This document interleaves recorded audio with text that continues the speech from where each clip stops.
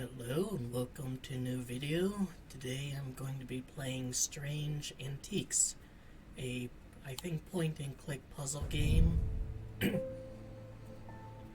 As a thaumaturer's apprentice, there is a lot to learn. Every object must be treated with care, and it's important to identify the harmful from the harmless, the potent from the mild. It was only supposed to be a temporary arrangement when Eli left the shop, Strange Antiques, in my hands. None of us knew that by then the pendulum was already swinging with a terrible certainty that could not be stopped. The ravens were an omen, a circling unkindness of black wings and cheerless cries that seemed even then to signal a start of a rising dread.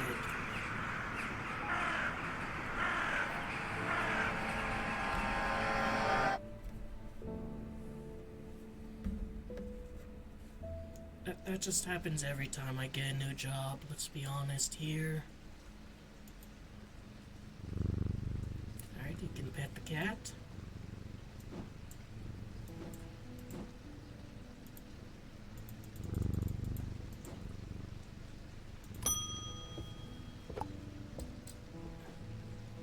I have been called away to assist in an urgent matter in Ravenglass. I must leave at once. I'm leaving the shop in your care, with some reluctance, I might add. Make use of my reference materials here. Take this. There's an index in the back that may be useful to you. If in doubt, study it carefully, and remember that there are powerful artifacts here. Under no circumstance should you seek entry into any locked doors, drawers, or cupboards. In fact, safest not to touch anything at all. I should be back in a few days.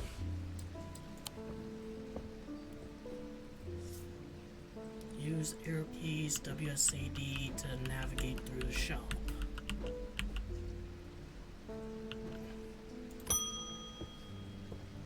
Thomas Pope. Congratulations! Today is the day you meet the great Thomas Pope. That's me. I'm a man of two wolves, fresh mountain air and a little white dog called Hamish.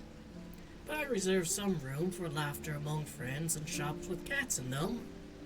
If you would be so kind, I'm looking for a replacement for my hunter's...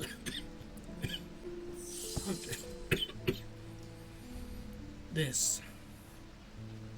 Hunter's boon. Let me check the...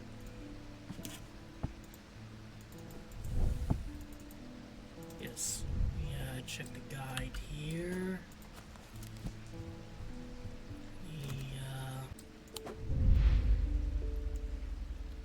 Eli White, or this is just a guide to who's who. Alright, I'll check that out later.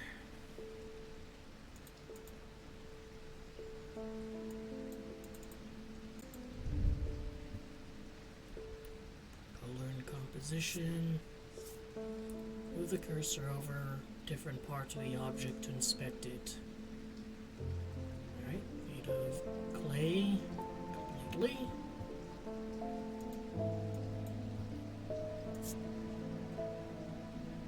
It's textured. No smell or sound. No remarks.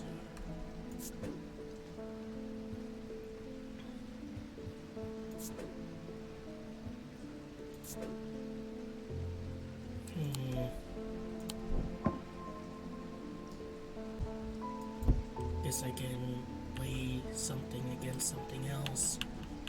I'm guessing that's why it doesn't want me getting into.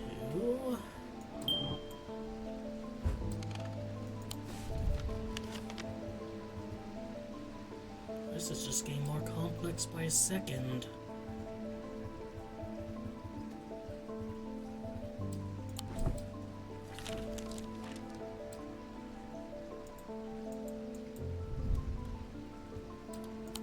Let's just put that away.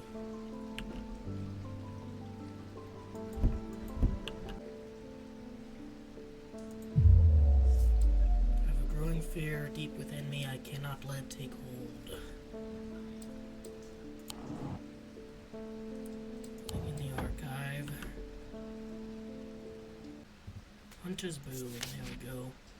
Hunter's Boon is a primitive item. They grant the power of the predator, enhancing perception and agility. They are made from trophies taken from slain beasts, with those from the deadliest predators being the most prized. They are simple items without embellishment. Alright, so slain beasts, predators being most prized, and they're simple items without embellishments. That's pretty embellished. What is this made of? Bone, yellowed white. Somewhat rough. Soft sound like serpent's whispers emanate from within. Alright, so that's a bit embellished, I'd say.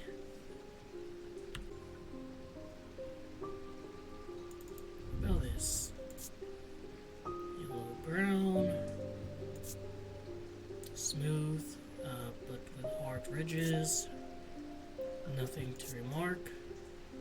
Gives me a sensation of power.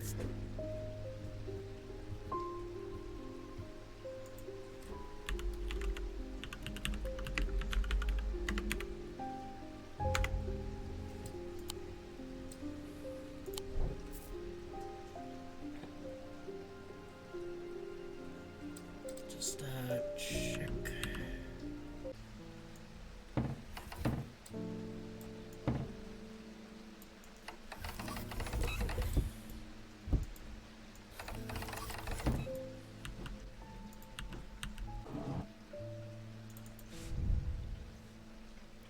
Fields. All atomic objects produce a field of sorts. Although invisible to naked eye, they can be observed by placing an object in the atomic lens. These fields are not fully understood, despite attempts to study them over the years.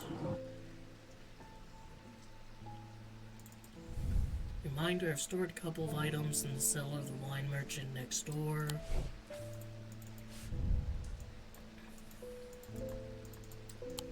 Guess that goes back. Let's see, anything else that can be done? You can interact with the candles, but I don't think he wants those.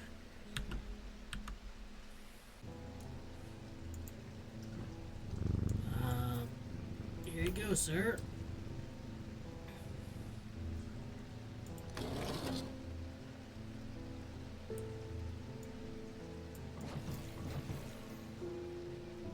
Alright, so I guess I'll have to change the phases of the moon for something at some point.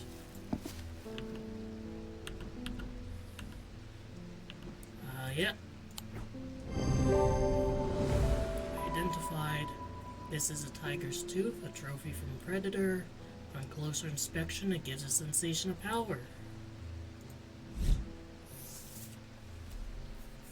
These carved totems, Selenic totem, these carved totems, more commonly known as moon hearts, can be imbued with a sentiment or feeling such as love or joy, and then held tightly to recall the same feeling.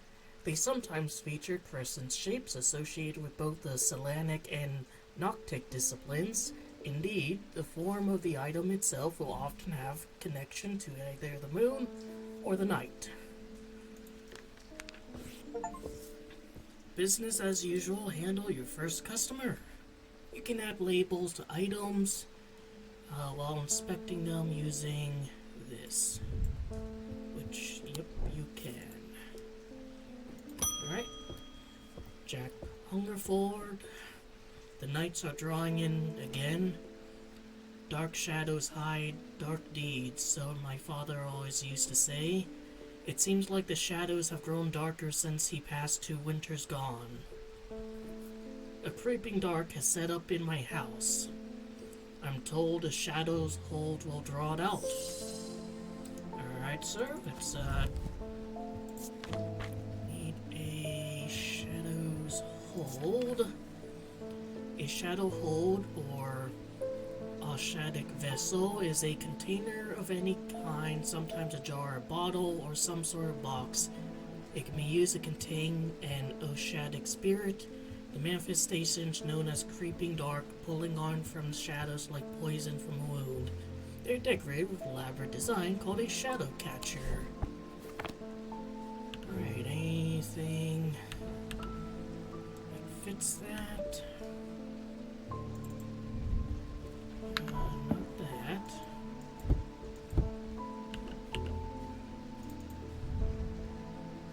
That. Just take one quick look. Alright, could be a bottle. It would be nice if you could, I don't know, like, you know, you could just have this in a corner or something, like an escape simulator. Alright, dark.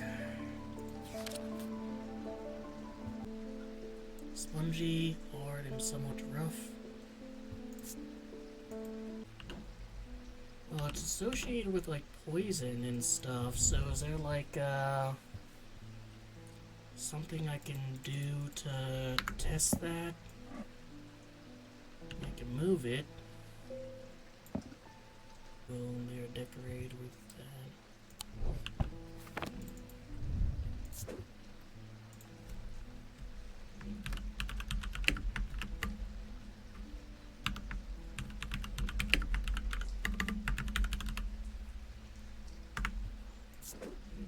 And icon. Do I need to have an icon?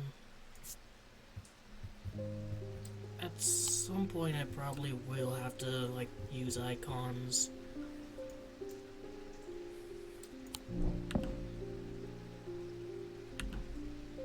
Just want to make sure there's nothing else that, like, I need to figure out. I'm just gonna try it out, you know? Here you go, dude. Identify the item's container of some kind. The design on the bottle is the same as the sketch. Sunbond. A sunbond is a small and lightweight, designed to be carried discreetly and made of non-precious metal of some kind, housing a gemstone of light. They carry the warmth and the light of the sun, a brightness that can pierce even the darkest gloom. There's an auto labeling option in the settings if adding labels by hand isn't your thing.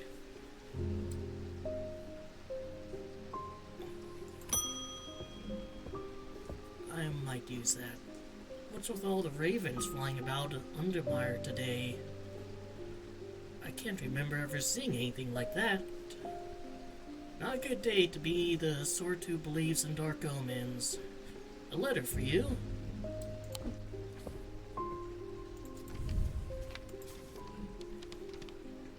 We discovered some papers in a hidden desk drawer in the boatyard last night. Mr. Jones almost threw them in the fire pit, but I asked to take a look at them first.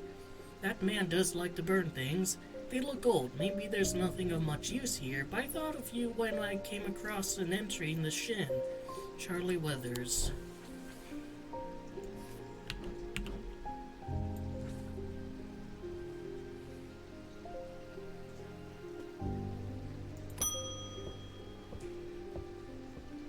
Stanley Hume.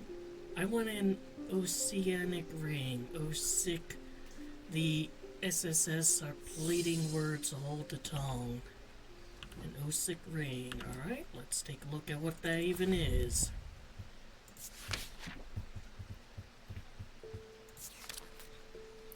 These somewhat macabre objects were originally made as offerings to the goddess Cochrane or Cocken, but the practice fell out of favor as belief waned. They are hard to come across now, but they are occasionally sought out for their ability to keep vermin at bay. Some say they can hear Cochrane's unearthly hiss when they hold the Osick ring to the ear. Alright, I'm looking for a ring that hisses.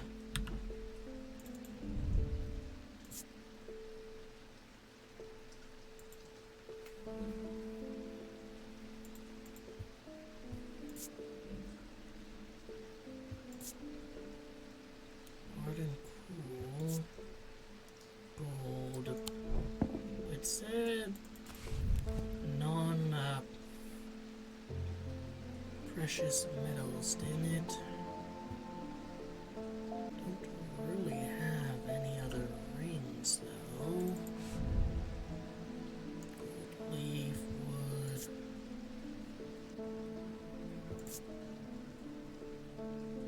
That's not a ring.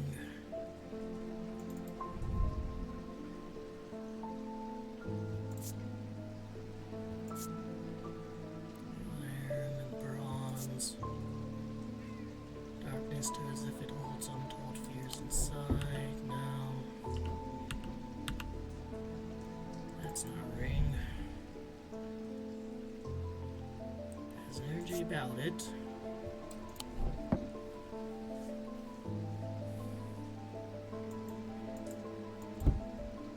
I think at some point I'm gonna have to like weigh something against that.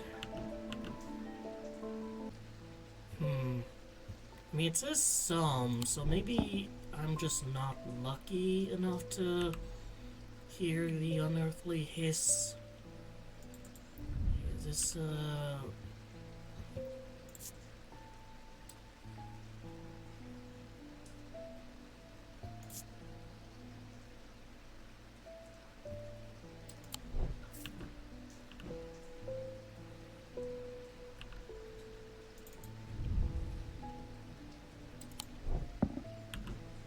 yeah, I think it's this one.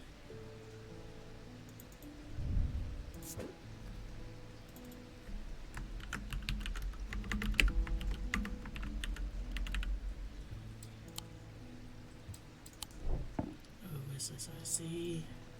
I mean, here you go, dude. That wasn't the item I'm looking for. I should slow down and think this more thoroughly. Alright, so I guess if I fuck up too many times, then, like, it gets bad.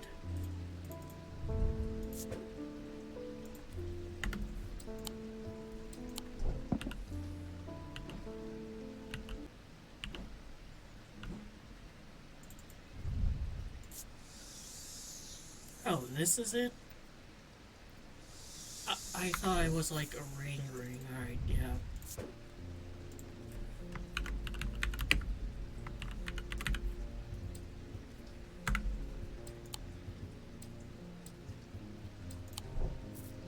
Let's just see if there's any other qualities. Not really. Here you go, dude. My bad. Identified, made of bone, this item satisfies the description macabre. Closer inspection confirms there's a hissing noise. I mean, this isn't macabre, it's attached to a dead corpse hand. Evocant. These stone items weigh the same as a man's heart, according to popular myth. The truth is a little less dramatic, but the weight of these items is nevertheless important and should not stray more than a hair from precisely 1 pound. They are placed on the chest of those in a coma to draw them out. Alright, not more than 1 pound. You should have warned me about, that. The behavior of these ravens is disturbing, to say the least. As a rule, they only come together to feed. Ravens are omnivores, carrion eaters mostly, but they'll take anything they can get your talons into, and they'll kill if necessary. I didn't plan on dropping in today, but there's something happening out there, and I'd like to know what.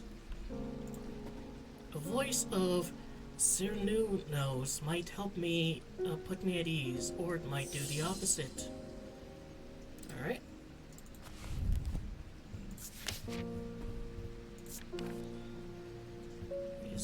Use refer to any bronze torque that has certain imbued properties.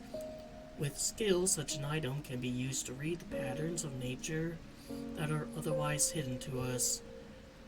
Sarah Nunos is a pagan god of the force of nature, typically depicted as a man with either antlers of a stag and often wearing or holding a torque.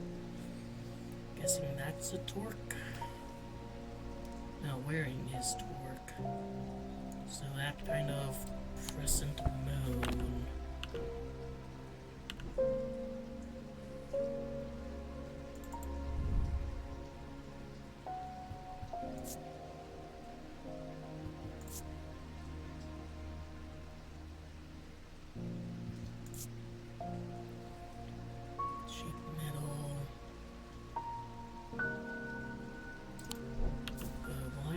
is something that's bronze.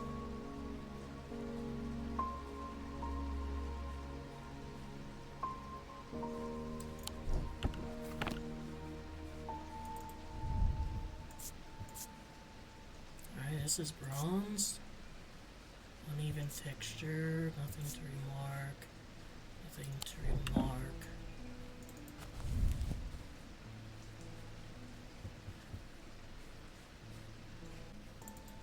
But, I mean, this is, made of bronze.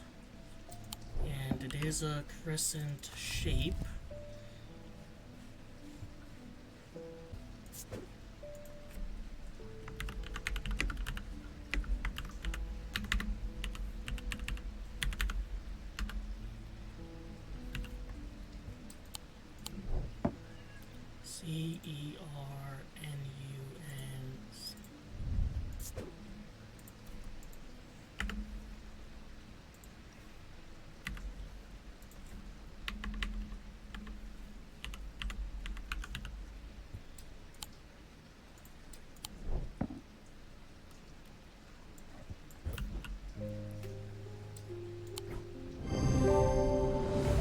Identified. This item made bronze. Similar looking item appears around the neck of where nose in the sketch. Oh, neck?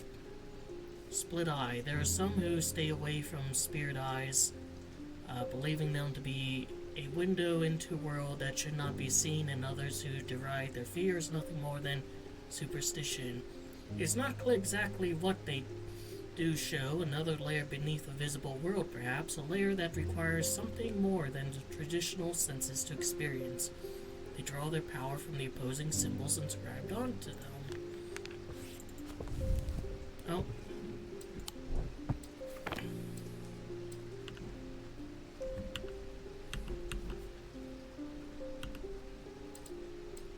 So, what if I just decide to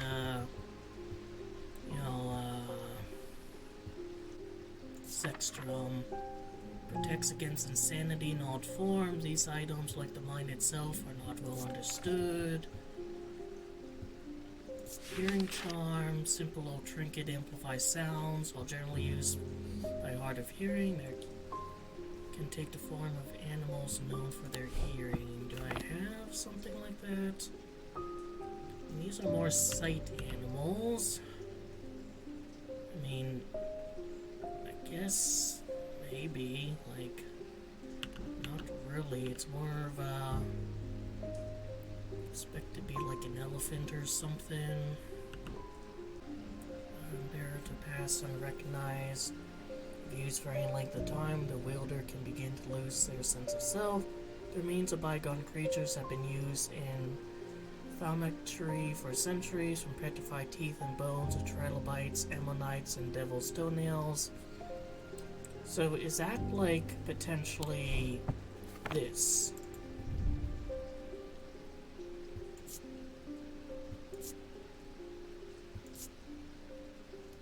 Oh, by feeling, yeah, that's this.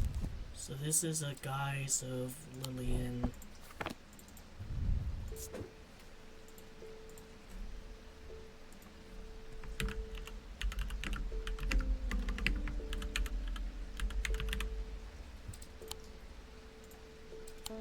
Make sure I got the right L-I-N.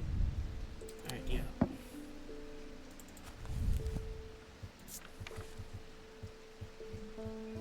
Alright, well, I think I should do this, like, as they come in.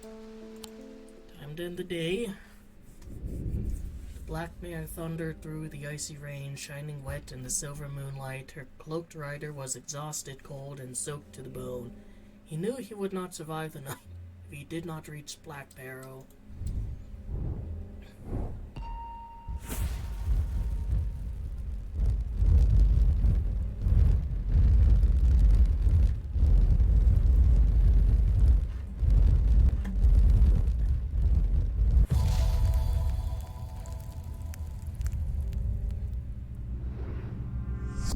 An escaped prisoner ran northwest. He hid in the first building he came to.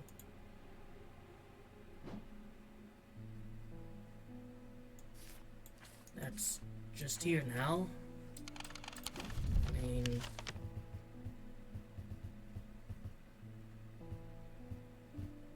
let's see, is there jail of sorts, prison, the old jail. It's 10. It ran northwest.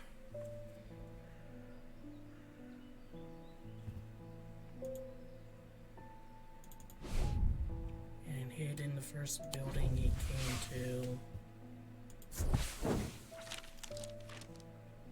I'm wasting my time here.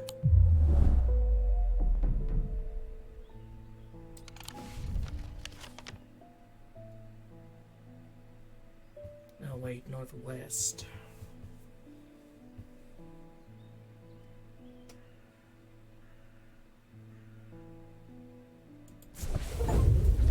Explorer solved the first clue card. The dilapidated warehouse is dark and imposing, and the struggling flame of my lantern does little to pierce its depths. I slowly search through its contents with a sense of despair, wondering if I'm even in the right place at all, when suddenly and unexpectedly I uncover something of value. More relieved than elated, I take the trinket back to the shop for further study and a warm drink. Item discovered. Alright, I'll put you there, I guess. Let's get our next customer. Ah, well, that's just perfect. Undermere, fizzling with fear over these ravens, and Thaumaturge have left his apprentice in charge. Sorry, my dear, that was rude. It was, you bitch. Pay no attention to me. I'm an old lady who got out of the wrong side of bed. These ravens have got under my skin, is all. Please do let Eli know that I was looking for him next time you see him, and pass on my thanks for letting me borrow his copy of Hermetic Symbology. What do you want, lady?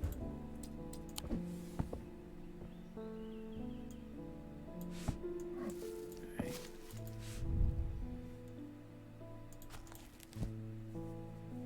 Alright, so that's what the symbols are. Calm, confusion, various elements.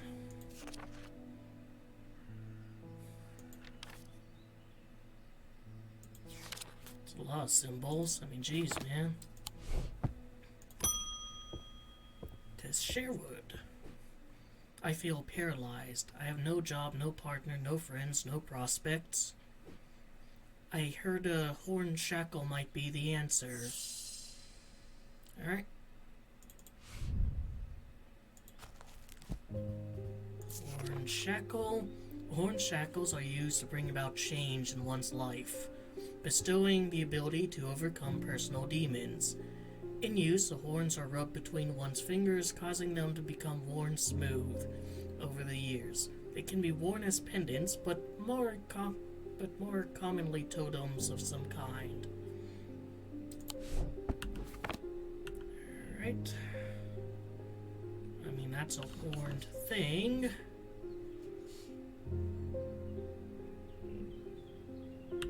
In life. Let's take a look here. Foreboding. Alright, versus Strands of Feeling Watched. Become smooth. So I don't think that one is it, because that's rigid.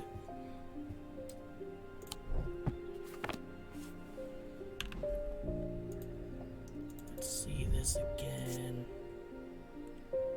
hard and somewhat rough.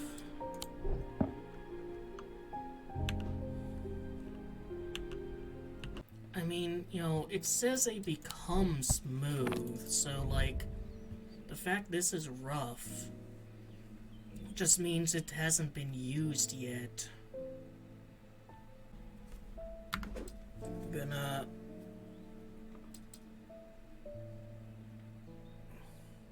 I'm gonna turn this on just so I don't have to fiddle around with that. And I'm gonna feed the cats.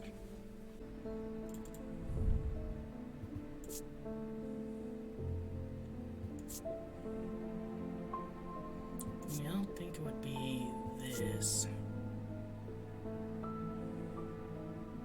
But maybe, polished. It's just as big as this. Can be worn as pendants, but they're usually a totem. This is like a totem.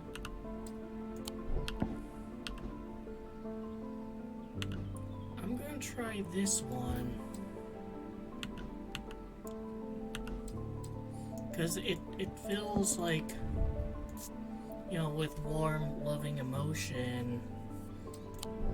And that, seems like something that can help people change in life and overcome their demons. No.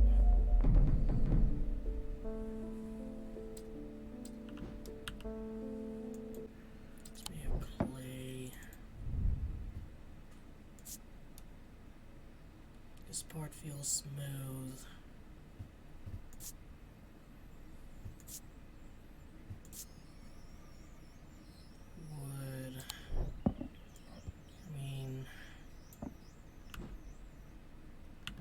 Could be it.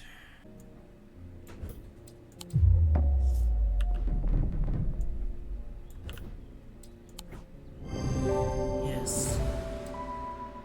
Item has horns.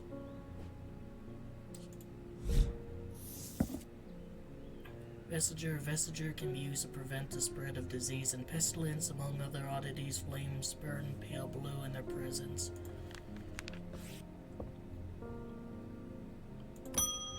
Kind of on my last legs here.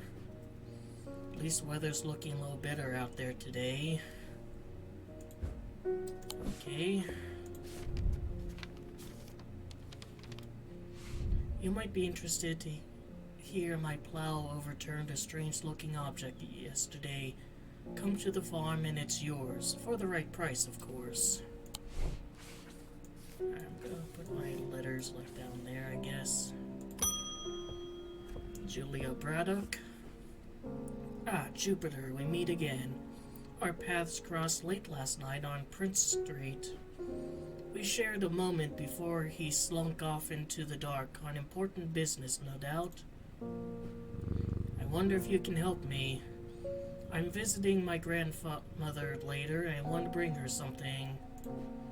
She lives all alone on the edge of town out on Clanbrook Road, and I don't always manage to get out there as often as I like. I thought maybe a moon heart would bring her some comfort.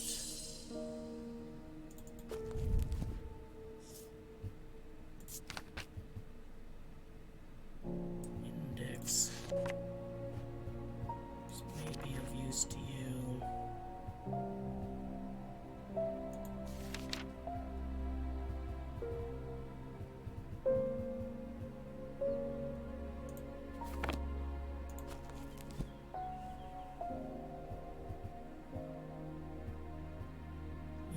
Is a Selenic totem. These carved totems, more commonly known as moon hearts, can be imbued with a sentiment or feeling such as love or joy, and they are held tightly to recall the same feeling.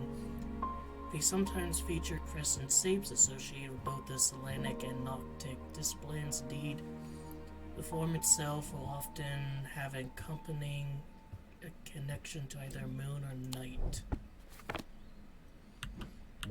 So something, well, this one has like a moon on it.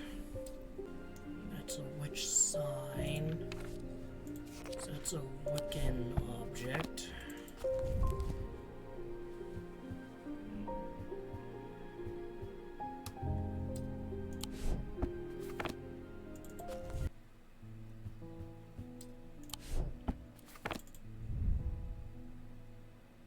This kind of has that.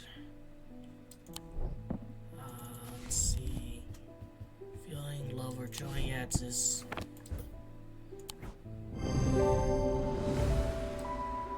It's carved totem. The owl associated with night bears a concealed crescent shape. Usings of the closer inspect tool tell me it imparts feelings of joy.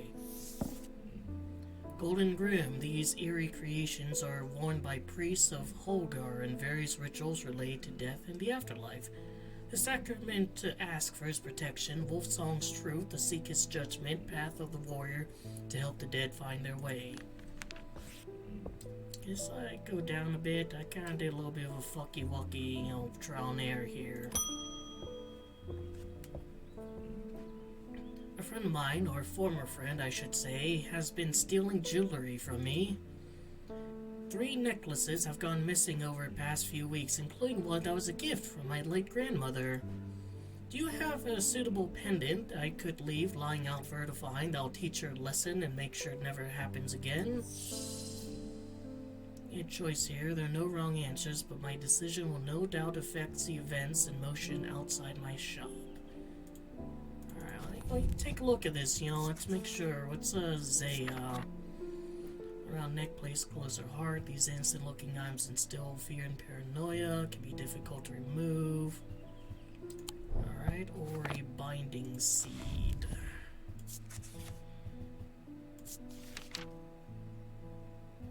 Next, winding path, sparrow. Binding seed is it amplifies feelings of guilt and shame. I think I want to do this,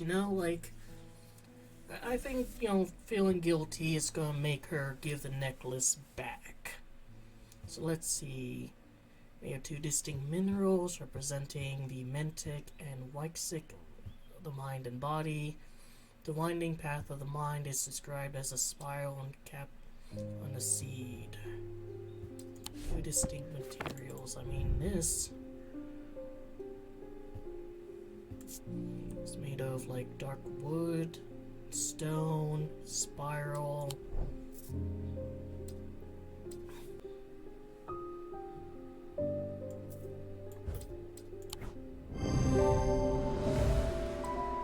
This item made of 2 materials, features a spiral surrounding a seed.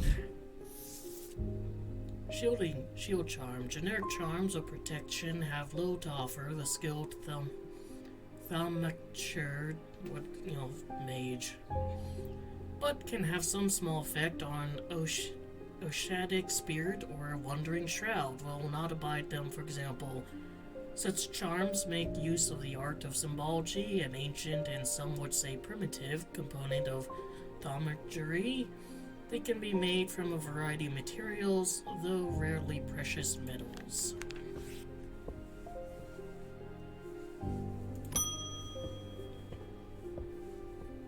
Hello, Emmett Burrows. They found a man now in that house where all them ravens were. I wish I hadn't seen, but I did. He was sheet white, but it was his eyes that were going to give me nightmares. All black they were. It was like he wasn't there anymore. I don't need to wait around for another sign. I'm taking my family to Sedberg, and I'll be taking a libula to see us safely through.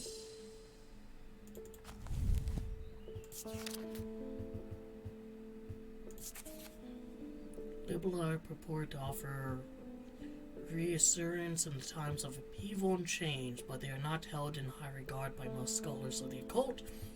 That being said, an imbued of wisdom shows that a libula is not merely decorative. There's power in symbology.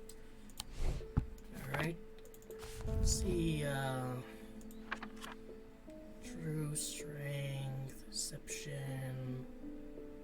Wisdom is kind of that 2-pronged crown. Anything with that on it? Not that. Not that. Not that.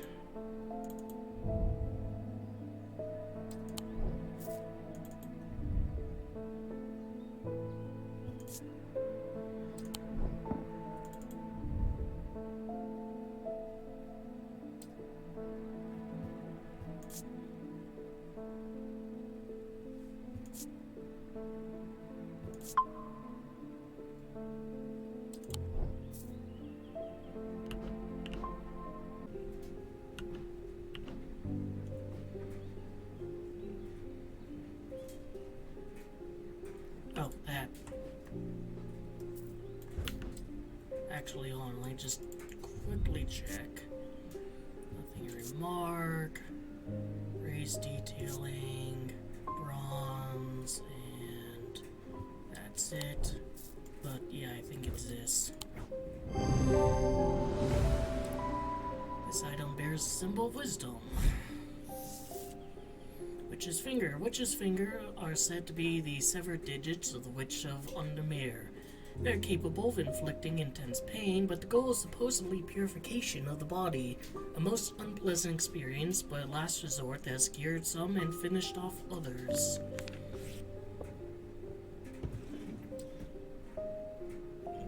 Guess we're closed. Day 2. A deep pain radiated down side of the rider's head, where he had sliced himself with a diverging hook, and his thoughts were scattered and torn. He could not see out his left eye.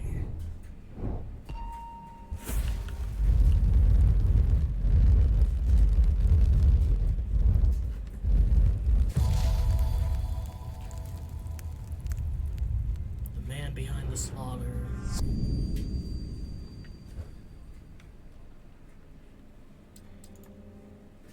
Alright, another map puzzle, perhaps? Yes, I think so. I think I'll need to identify this on the map.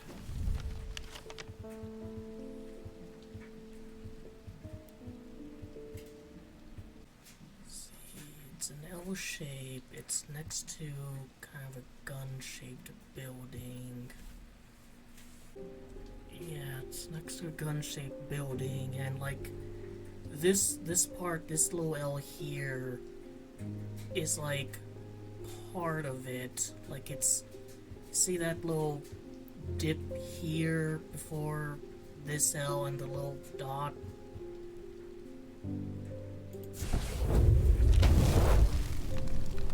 There's a narrow gap between two houses, and I spy a small wooden chest wedged firmly inside. Slowly a man shall work it loose, and when finally comes free, it shoots out onto the hard ground and snaps open, revealing its long hidden treasure.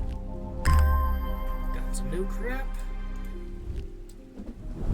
Alright, I'll put you up here, and you are gonna go there. Yeah, that's a nice little pendant area, I think.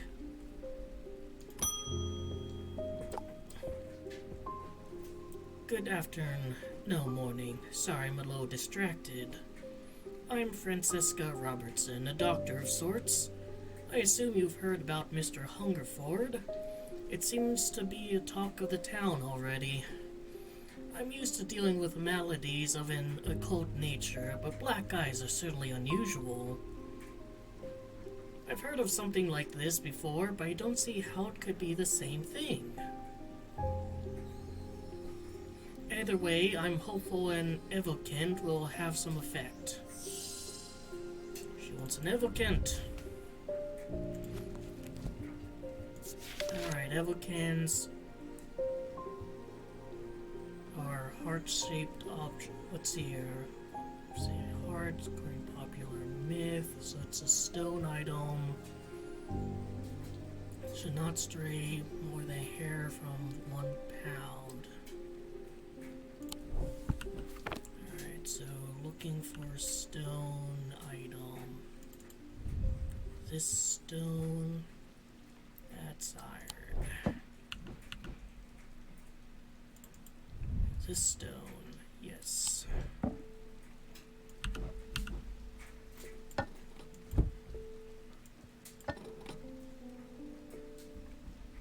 Weighs significantly less than that. What about you? That's, you know, pretty even. Myth, the truth is a little less dramatic. But what does the truth look like? He's like the same as 1 pound, pretty much. It's not gonna be you. I guess I can check. That's a little too heavy. I don't think it's a stone on that. That's important. Wait, let's... What are you made of? You're made of clay. Alright. Gonna try this. I made a stone, wearing an item, using my scale shows exactly 1 pound. So truth was a bit of a waste of time.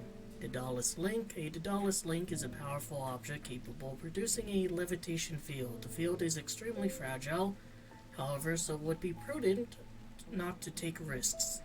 These items are surprisingly light in weight. Their designs vary, but they might point to some facet of flight. A feather or the wings of a bird or insect, for example. Man, boy, am I gonna be like asked to find some of these? Like, I think that one was something that was, you know, introduced after completing one. Don't have anything like that though. I had a quiet chat with Edmund Bishop in the Guilty Ram last night. He's always got an interesting story to tell, but last night he was different. I can tell he's worried, which has me worried too. I know it's not much, but I'd like a shield charm all the same. Alright. Let's take a look here. Shield charm. Generic charms are protection, have little to offer the skill Dominate, but can have a small effect. And Oshadic Spirit or Wandering Shroud will not abide them, for example. Such charm make use of the art of symbology and ancient. Alright, so protection is that, which I happen to have. Apprentice, identify 10 items. The pendant has a symbol of protection.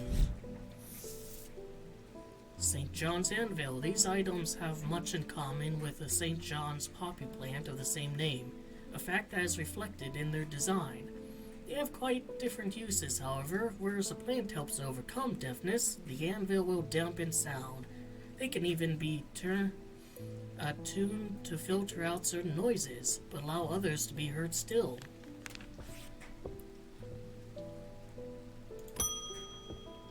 Hugh Langston. There's something I want to show you. I didn't like the look of it, so I left it where I found it. What if it's cursed? It was hanging behind an old shed, all overgrown with ivy. Let me draw a quick map for you.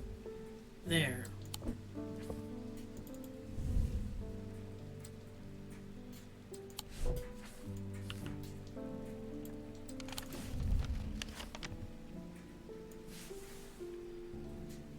Alright, so... Again, like... No, I mean, maybe it's this that's there, and this is... that.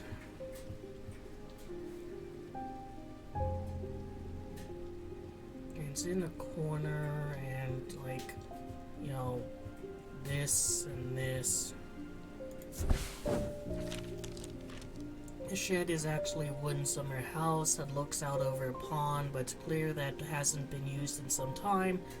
Thick brambles claw their way up over one side of the structure, and ivy covers the rest in a modded green cloak. I find what I'm looking for to the rear. Parts of the ivy have been torn away recently, revealing an amulet. Hanging from a rusted nail. Something else catches my eye. As I reach for it, I notice that there is another pendant hanging next to it, almost completely hidden by the ivy. Alright, got some new crap. I guess you can go there. You, I mean, kind of similar to that.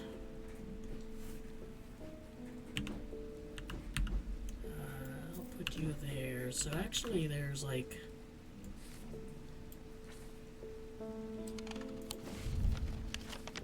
there's some other letter. Overturned strange looking object yesterday. Come to the farm and it's yours. Let's see. Strange Horticulture is like another game and that that this developer made. John Royston, 30 Royston Farm. John grins as I struggle to hide my obvious interest in the item he shows me. Any hope that he might not be fully aware of its value quickly evaporates after a lengthy negotiation. I reluctantly hand over the amount he originally asked for.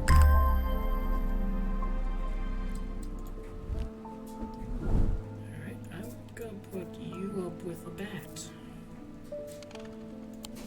Any other letters?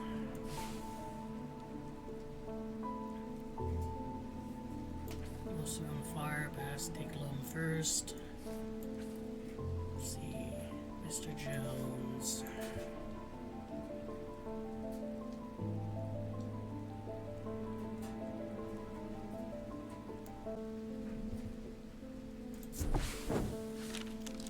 The yard's seen bare days. A mess of broken, rotten timbers covers most of the outdoor space, as in taken up by upturned boats, slowly being claimed by the weeds. In the middle of all this, a man looks up from repairing a small rowing boat. You must be from Strange Antiques. Antiquities. Whatever, Antiquities. My shop. Right, kitty? He says with a smile. He takes me to the dilapidated office where two metal buckets collect drips of brown water on a thin window pane. Rattles with every footstep. He pulls a sheaf of brown papers out of a desk drawer and places them gently in my hand. Sleep vessel. 6 points of a sleep vessel are said to represent 6 thalamic disciplines: Selenic, Druidic, Noctic, Diurnic, Wixic, and Mentic. They help people to stay awake beyond any natural limits by storing their fatigue. Over time, the repeated use, they become more and more difficult to handle, as though the undreamed nightmares within are beginning to seep out. Apparently, as an afterthought and somewhat reluctantly, the man gives me something else as I'm leaving. I have no use for it, he says. Don't even know what's for. And more crap. Looks like some kind of a protection thing, though. I recognize those runes. Anything else? Seen that. Seen that. Items in the cellar of the wine merchant next door. Alright, so I am here, 29, 7, 15.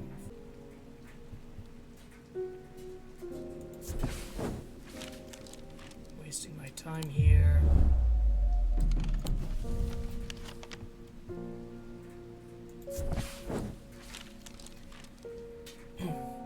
The proprietor, Miss Cramoire, begrudgingly grants me access to his cellar when I explain I'm from Strange Antiquities next door. Yes, well, take the law of them out of here, would you?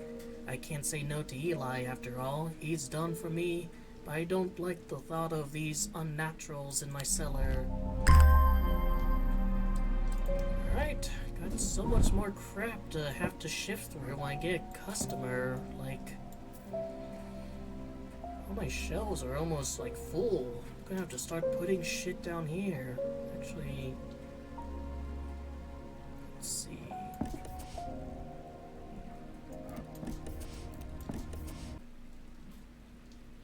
Oh, new customer. Verona Green. Eli's picked a bad time to leave Undermire. I've come from Hungerford House, where I've been helping Dr. Robertson and looking for any clues about what happened there. There wasn't much to go on. I did find a shattered Oshadic vessel, but whatever did this was no creeping dark.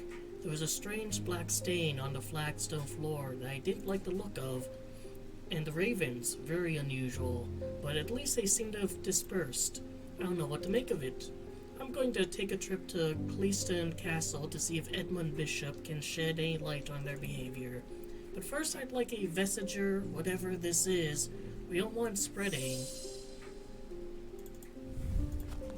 Alright. Let's see, vestiger. Views prevent the spread of disease and pestilence. Among other oddities, flames burn pale blue in their presence.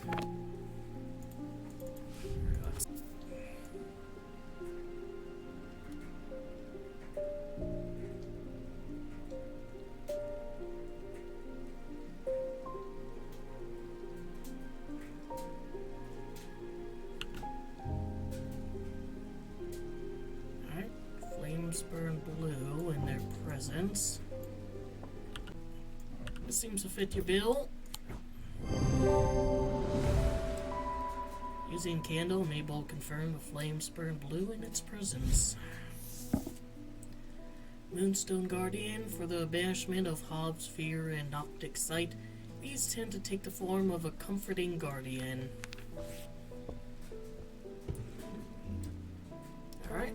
Another successful day, and actually, didn't fuck up too much. It was just that, map one, which it could have been, one or the other.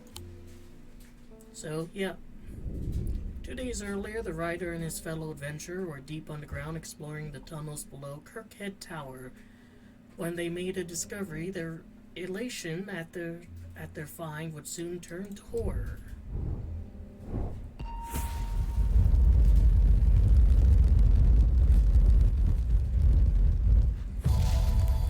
Move the mouse around, fiddle about.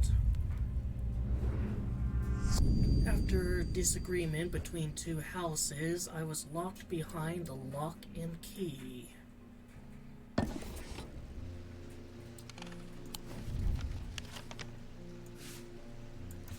so I think lock house 7. Between two houses. Was buried behind lock and key.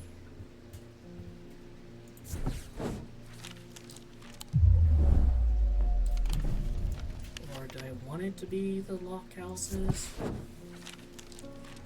Ivy strangles the iron gate, creaking loudly as it opens. Behind dust-covered windows, somebody watches me approach the old house. I tap the brass door, knocker, waiting for an answer that never comes.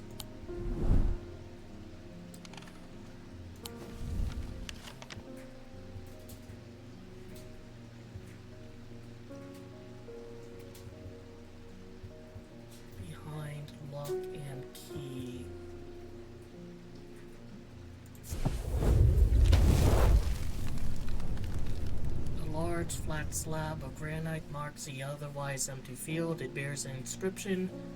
On this spot, in the year 1813, Arthur Key did shoot and kill the beloved horse of William Locke. Buried at the foot of the slab, I find an unlocked chest containing a handful of legal documents, as well as a pistol and another item that catches my attention. Alright, but can you pick up the pistol as well? I mean, you never know. So much shit now. Don't I, kitty?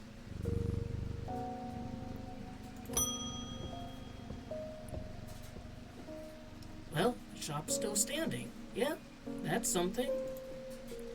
Say what you will about Undermere, but this town is never quiet for long. I leave for a few days and suddenly everyone's talking about ravens and curses. I'm gonna need to find Verona to get up to speed on what's going on. At least I didn't come away from Ravenglass empty-handed. I can always rely on Quiet Susan to unearth an interesting trinket or two. Okay. More crap. You don't wanna, maybe take over for a bit? I'm not a good person. I'm pushing away the only people I care about. There's that charm I chose. Help me do better, please. I have the chains, but I don't know how. What do you have that can help me banish my inner demons and make the changes stick this time? Alright, banish inner demons. Horn shackle, is that it?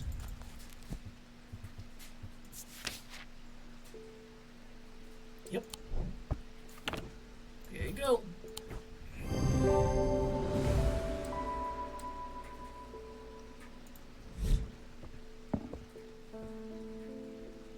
Alright, that was neat. I liked how you had to kind of like remember that you actually found an item like that.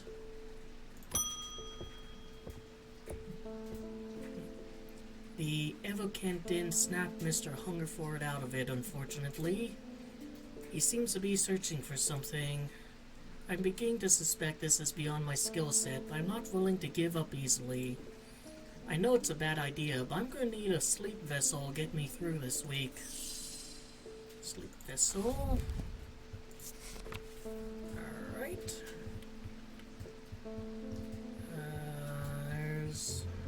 Here we go. The 6 points of a sleep vessel are said to represent the 6 thalamic disciplines: Shlemic, Dredic, Noctic, They will help people stay awake beyond any natural limits by storing their fatigue, and over time, repeated use becomes more and more difficult to handle. The undreamed nightmare within beginning to seep out. I need a sleep vessel.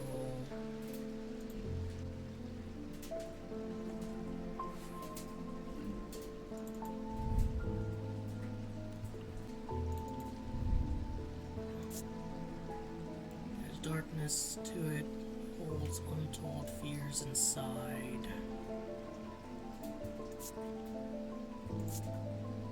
Somewhat painful, bronze and iron. In that one, it has 6, 1, 2, 3, 4, 5, 6 sides. My heart feels lighter.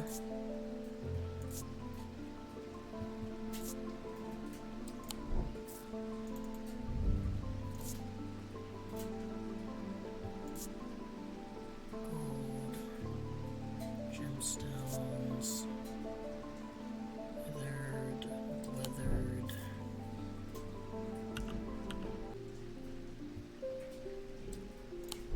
I mean, this seems to fit the bill. Yep, has 6 points, reveals darkness inside. Resonance compass. A resonance compass will point towards nearby resonant objects, the only object that can be detected in this way. Resonant objects are highly prized by both thaumaturers and those who collect occult curiosities. Gotta get my hand on one of them then. Lethoshia. Many years ago I owned a silent breath, but it was already old when I inherited it, and its power died soon after. It's about time I replaced it. Alright, let's take a look. Silent breath. There are those that consider the white heart a prize to be claimed, but there is no glory to be had from killing such a noble guardian of the forest. A silent breath contains a small token taken from living white stag, and while the stag lives, the item will retain its power, allowing the bearer to sense danger before it arrives.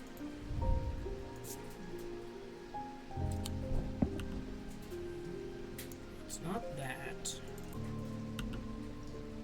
I'll try this, and then this.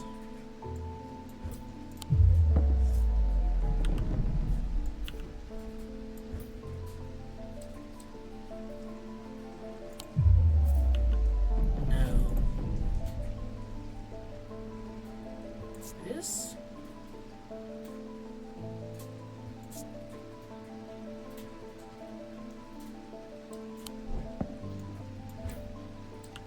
I can't afford to fuck up again though, that's the thing.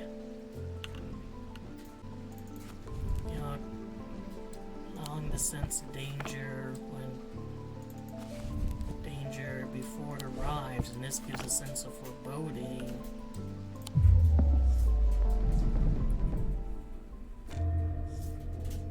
Deep fear has taken root. I must break its hold it has over me.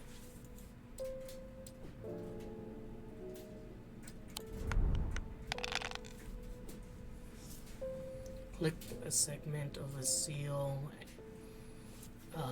and bank the dice to break it.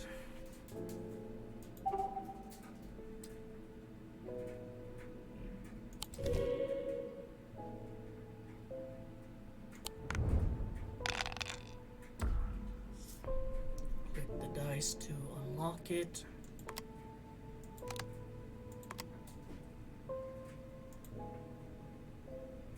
Or to lock it.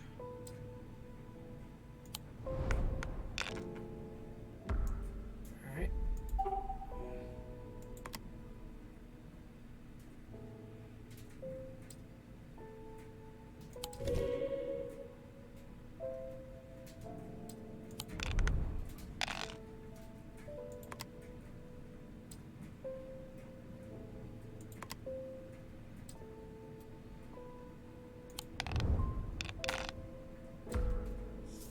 Stars can be any matching symbol.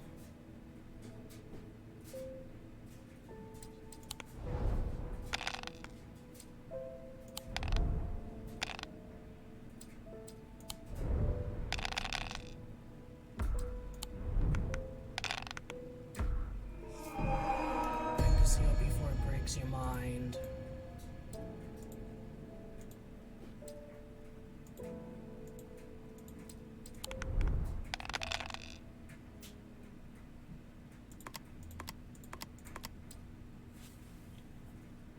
Alright, so I need this to be a snake.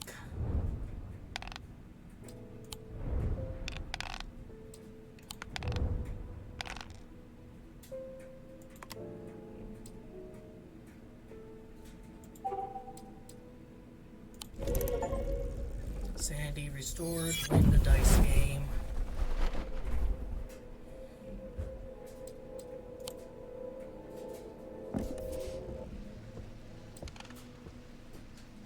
Many years ago, I owned Silent Breath, but it was already old.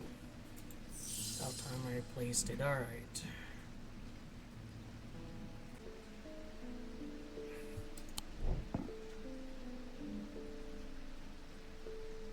I'll give it a try. Let's see, I'm looking for...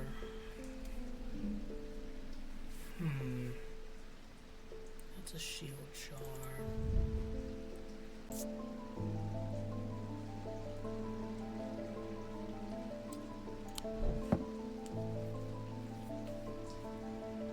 Wait. This has a hair in it. Yeah, it's this one.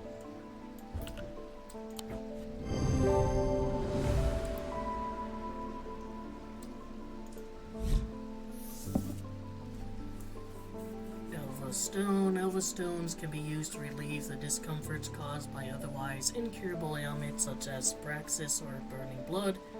The planetary metal used in the items is associated with the Selenic discipline, a connection that is also reflected in their design.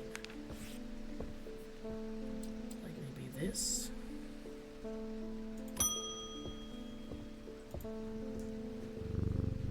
I've always wanted to try a Daedalus link.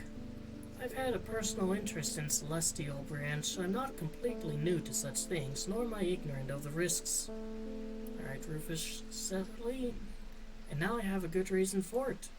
I need to take care of some roof repairs, and this would seem the safest way to approach it. Alright, so... Daedalus link... It's a powerful object, capable of producing levitation. The field is extremely fragile, however, so it would be prudent to take risks. These items are surprisingly light in weight. Their designs vary, but they tend to point to some facet of flight, a feather, or the wings of a bird. Alright, so they're surprisingly light. So... that's greater than half a pound. Alright, so that's not, like, light. But, let's see. Feather, wings of a bird or insect, for example.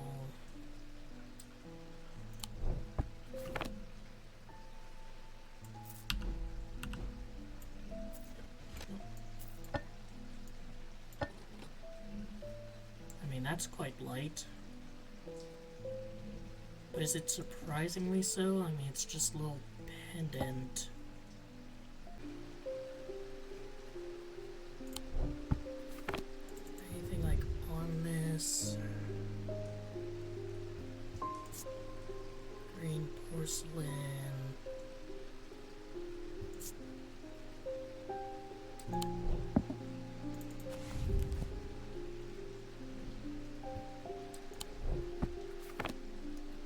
try this and then this.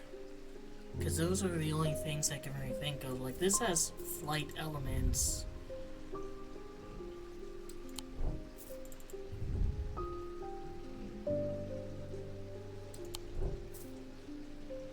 But it doesn't, like, mention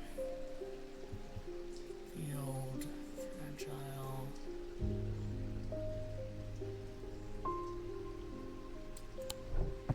The thing is, like, the smell smells like a rotten egg. Is there anything here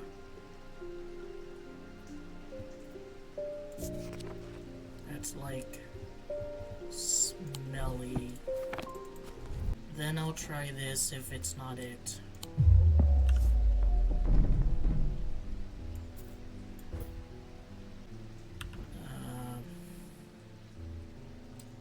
Let's ball.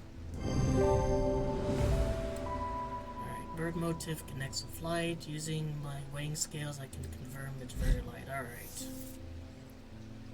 Acoustic purifier, small topaz gemstone known as the eye, is placed in a strong smelling liquid, usually some potent, barely spirit or vinegar. Small tokens such as rings or amulets perhaps emerge in liquid and left for a full cycle of the moon are cleansed of simple imbued curses, hexes of horrors. There's a limit to effectiveness of the process. Well, I mean, this doesn't like smell, of anything. Edmund Bishop. The Ravens are back, I see. Looks like it's going to be worse this time. After speaking to Verona, I've come to extend an open invitation to visit Liston Castle. My family has lived there for generations. I know there are artifacts that would be of use to you, gathering dust in corners. All I ask is that you stay out of the South Tower and the master bedroom, and run anything you find by me first, of course. Here's something to get you started. Walk past the main staircase and turn left. Follow that corridor down the end and go through the door to the left. There's a small plinth in the corner of that room with an item on it that you are welcome to. I never did like it anyways.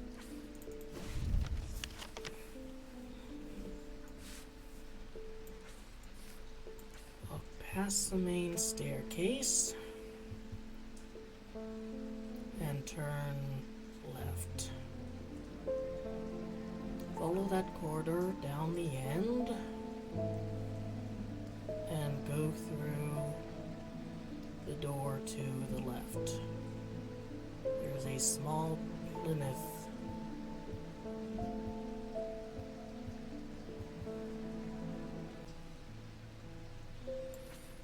Turn left, follow that corridor down to the end.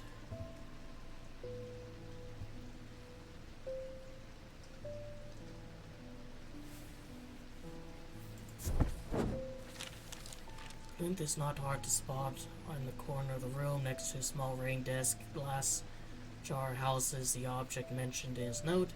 As I gather the item and turn to leave, my eye is drawn to a green book on the desk. The author's name is of particular interest. I pick it up and find Edmund on my way out, who encourages me to take it with me. I try to insist on paying for it at least, but he won't entertain the idea. Alright, now we have gemstones and we'll move one. I'm gonna go there, my little library. I should move you though. Move you up here. You can swing down there. And you, go in there.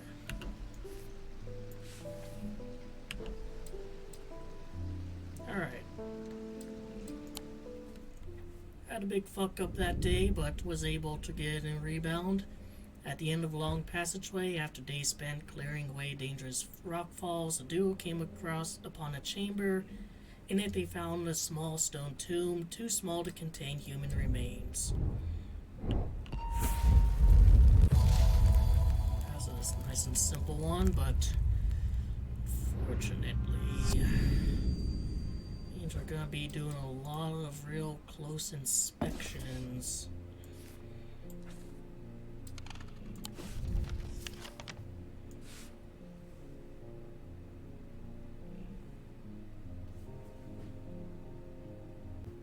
yet there's no thing here that's like, straight up. Is it for that, or is it for this?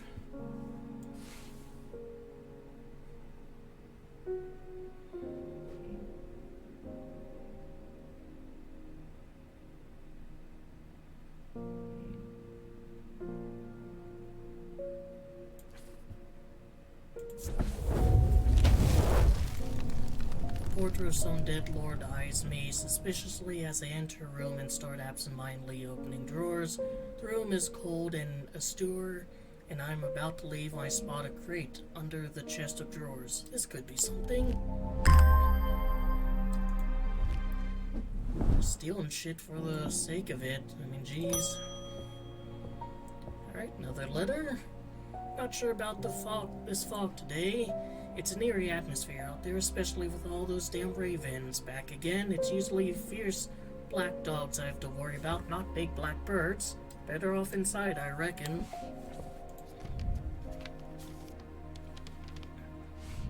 The triangle has intrigued me ever since I first heard about it as a young boy. What caused the pine trees to grow like that? Did someone plant them? I know you'll have at least heard of it, but did you know this? I calculated the exact center point and there's a small clearing there. It can't be a coincidence. What's more, there's a certain energy about it. Not entirely welcoming either. I wonder if you might take a look for yourself. Maybe I will. But not this one.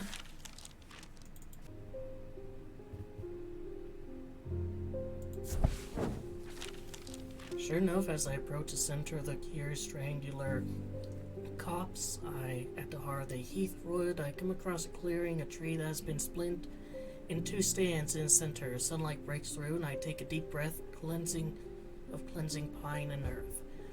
Almost immediately, I'm struck by a sense of ominous power, and my intuition tells me that there is something unusual here at the heart of the wood. I examine the broken tree and notice some strange markings carved into a trunk. Heart beating faster, I spot something else embedded in the wood. 3 pendants arranged in a triangle shape. Oh, fuck me, man. Like, even more shit?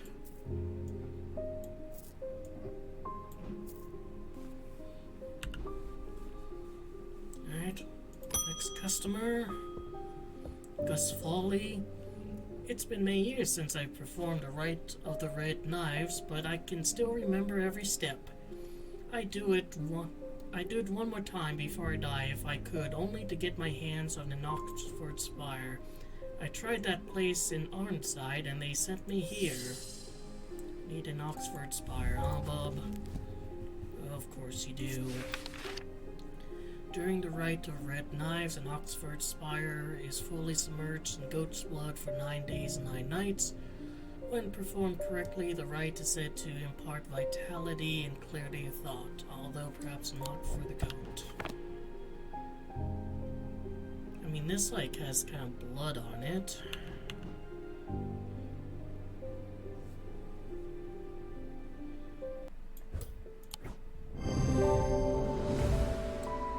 Two of the points of the item are visible in the sketch. Closer inspection reveals dried blood, suggesting this item has been submerged in blood. Alright, there you go. Amphibian Talon, the League of the Amphibian Heart, uses these items as part of its grim initiation rite. They guard their secrets closely, but it's said that they worship the ancient nameless gods, communing with them via the broken path. Acolytes must press the tip of a talon hard against their cheekbone to a point of drawing blood. They perform this act nightly for 49 days, 7 sevens, after which the scar will forever mark them. So I'll need to find something else with blood on it. It's okay, kitty. It's just, Eli White. I need to go away for a few days again. The Order of the Black Veil will have the information I'm looking for. They seek to understand the world beyond death, drinking an elixir that sinks them into a deep trance. If I'm right, they may be able to shed some light on these events. The only problem is, I burned that bridge long ago. Could you hand me a guise of Lillian? I won't be. It won't be the first time I've used it to get over their hatred of me. Isn't that something I kind of like figured out myself?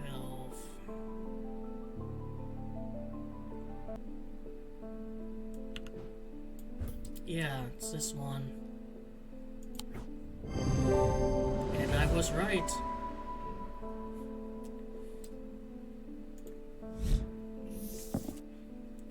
Really glad I didn't, like, blow it, in front of my boss there. Tenebrand Cloak. Upon activation, a Tenebrand Cloak can create a sphere of enshrouding darkness that will cloak all within its reach. A single stone sand bronze gives power to these totems. Hey, why don't you label some of these, dude? Rebecca Rose. Hello. Oh, is that a cat? That very well is. My eyes may have completely gone now, but it's good to know I still have my cat senses. I do hope I'm in the right place. My daughter's told me about a shop that specializes in unusual items. My life's joy has always been painting. Without that in my life, I'm afraid I'm a bit of a loss.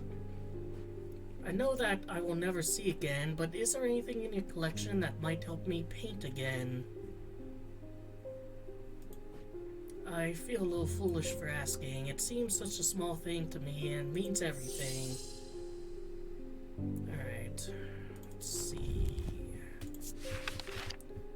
In the Rise Remnant, use a form of synesthesia where colors and tones, lights and shadows can be felt through touch. They are sometimes used by those who work in low light conditions, such as miners. I mean, maybe, or Spirit Eye.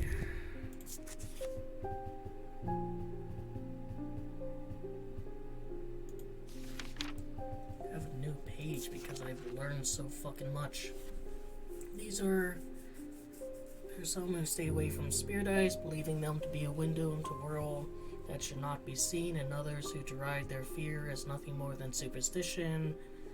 Not clear what they show. Another layer beneath a visible world. A layer that requires something more than traditional senses to experience. I think we'll be going for the Rise Remnant. I think that's... Spirit Eye sounds like something a little bit too hardcore for her.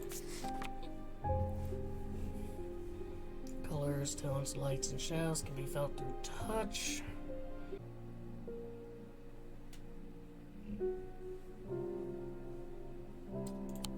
Don't have any. Oh.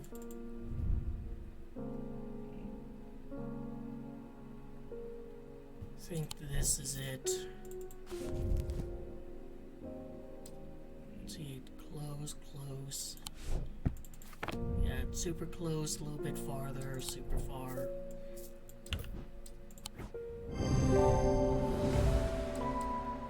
Gemstones are arranged in constellation. Scythian charm. Older Scythian charms are carved out of wood, but the more powerful designs make use of planetary metals. No two are identical. They are used by horticulturalists to encourage stubborn plants to thrive. They change with the weather, usually quite cold, but warm and tingly to the touch while it's raining.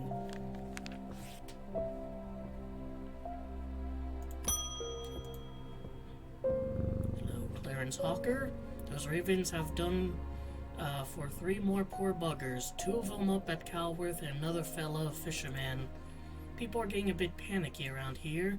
Nothing natural about folk turning up with eyes all black like that. And now this fog, too. With the nights drawing in and me working late, I refuse to walk down Holbrook Road without so much a lantern. I had something nice and bright in mind. He wants a sun bond. Alright.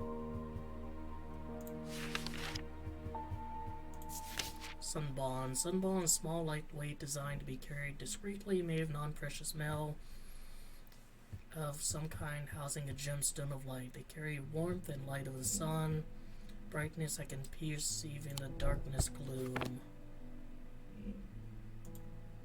Well, that's gold, so that's, I think, a precious metal.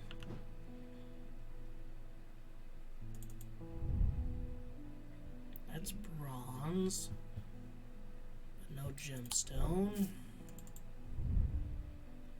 Gemstone, bronze. That could be it. Dark green gemstone. Actually, I should check out the gemstones. Sunstone, fire and light, heat and life. So I have kind of an orange, yellow one.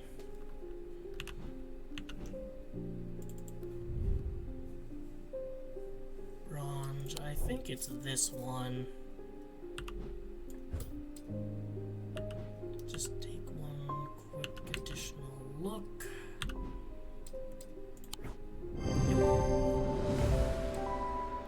Has an amber gemstone made of bronze, non-precious metal, and that's warm. Here you go, dude. The Cyrene ward, made from basilic scales, a material known to endure intense heat. These unusual objects can permit the bearer to withstand fire and flame and remain unharmed. They do not, however, offer protection against the deadly basilisk itself.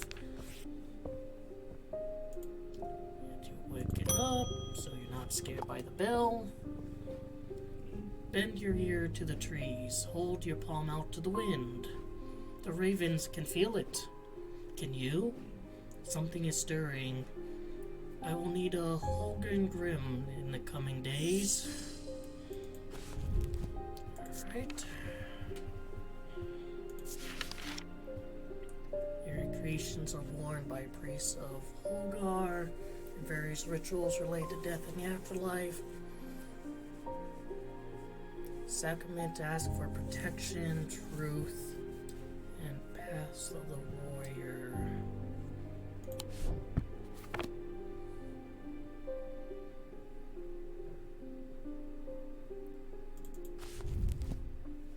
Let's see.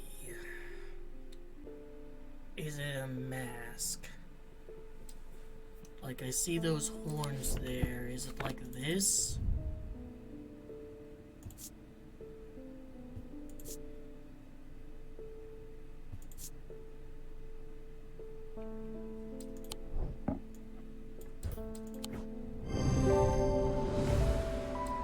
Mask is an eerie item that can be worn. Sketch shows a priest wearing the mask with their back to us. Yeah, that's it.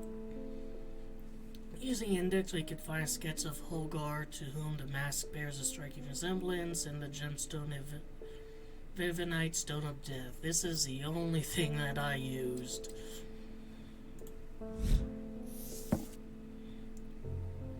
Lead Heart. These items depict the god Cernunnos in his non-human form. They are heavier than they look due to a core of lead hidden in by a more modest exterior. They are said to kindle romantic interest and are sometimes given as wedding gifts.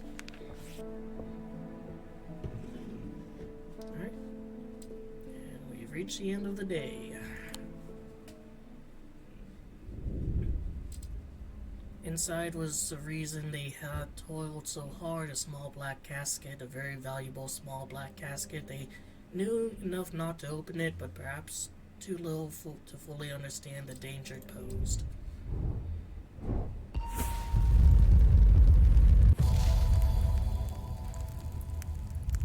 Stairs. Up the stairs, left and left again. Second on the right is where I spend each night. Alright.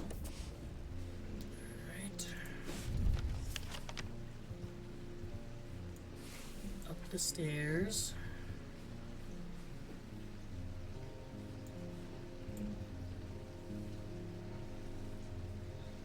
Second, up the stairs, left, then left again, up the stairs, left, then left again, second on the right. place where I spend each night. So you go up the stairs, go left, then left again, second on the right. The bedroom looks like it hasn't been used for some time. A thin layer of dust coats the furnishings, and cobwebs decorate every corner. Pulling back the thin curtain lets some light in, but more importantly, they reveal a macabre item that has been hiding in the windowsill all this time. Alright, well, you can go next to... where's that other macabre item? Where is it?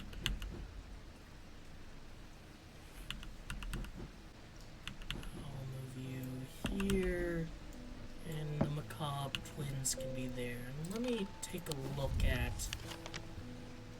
I'm trying to remember, where's the last... The last one I think was here, wasn't it? You know, go down the staircase. And then, yes, I think the answer room is always going to be one that has, like, a symbol on it. So, like, this isn't going to be a room, or this isn't going to be one, but the library, or this one here.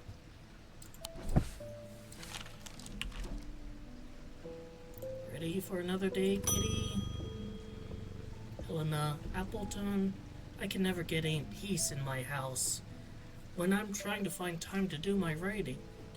I've tried beeswax, but that makes my ears sore, and besides, I can still hear the shouting and banging at all hours.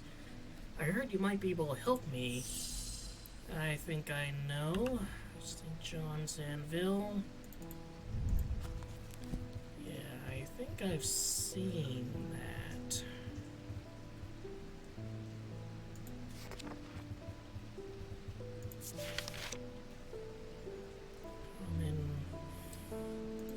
Something that dampens sound. There's something that, like, you know, loudens sound.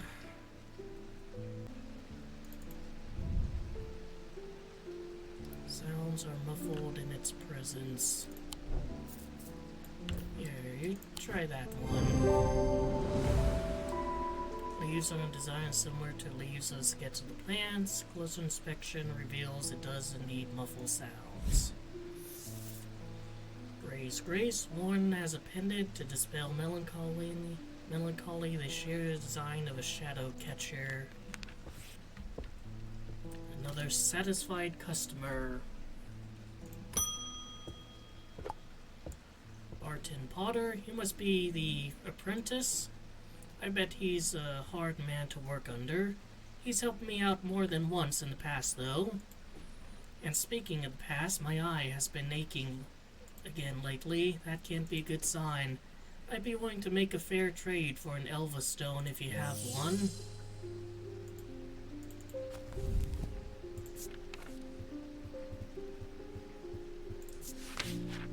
Elva stones can be used to relieve discomfort caused by otherwise incurable illness.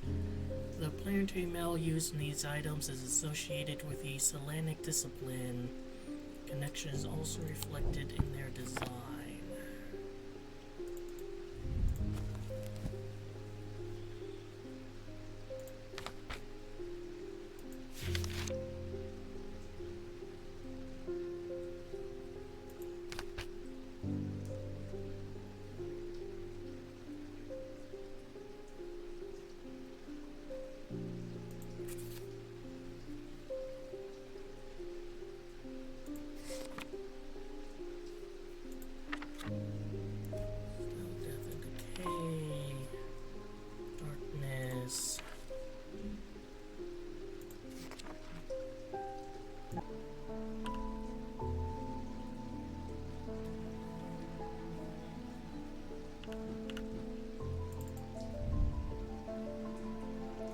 Gemstone.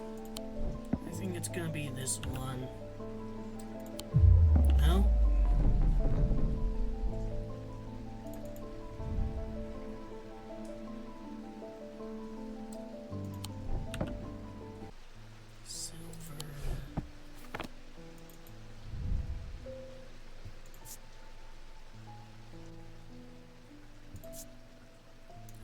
think it's this one.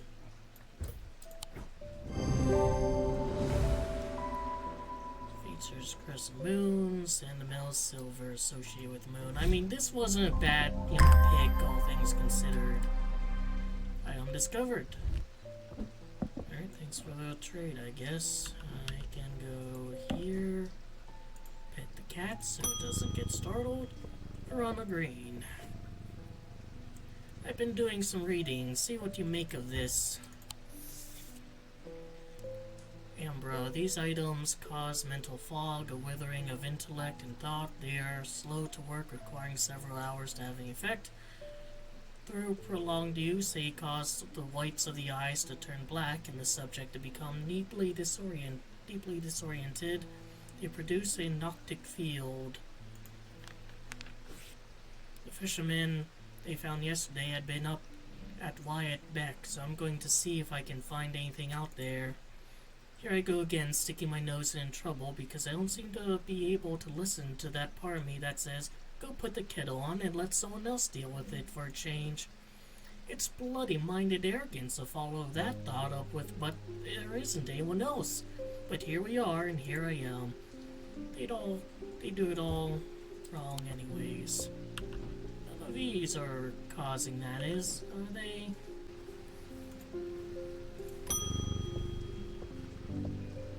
Francis Mason, I've been wearing a pendant that I found in the library and does something to me. It gives me an appetite for reading that I cannot control. I was lost in the library for 3 days without eating or sleeping before I managed to take the pendant off and escape. It is rather pretty though. Someone told me I need a Cussack purifier and this place is to get one. I mean, maybe you should give me the pendant, In 3 days, you're damn near dead. A small topaz gemstone known as the Eye is placed in a strong-smelling liquid, usually some potent barley, spirit, or vinegar. Small tokens such as rings, amulets, perhaps submerged in liquid and let the full cycle of the moon are cleansed, and simple imbued curses of hexes. Alright, topaz gemstone.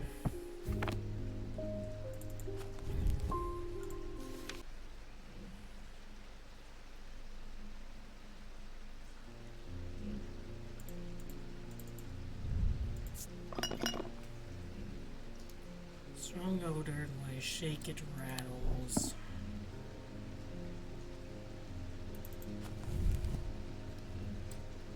Stored in small liquid. Alright, I think that's a vinegar.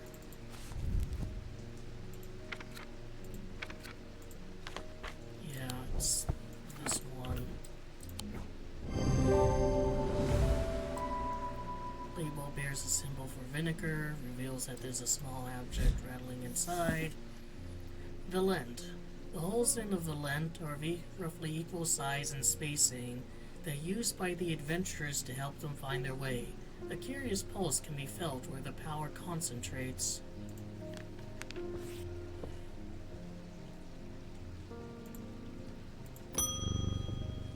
Simone Green? I've been working on something that you might find interesting. Did you know that nobody knows who built Strange Antiques? It's very old, perhaps the oldest building in Undermere, according to some accounts.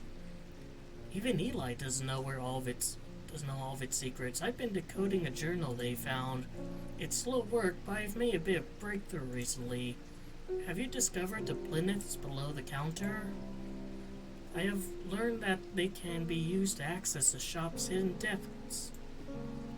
And this journal holds some of the keys. Here's something I discovered late last night. Let's see what you make of it. Alcove key, horn shackle,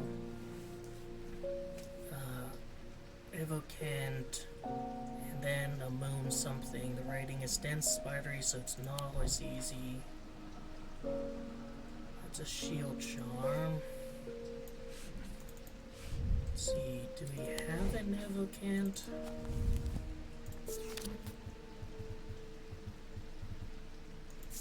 Yes.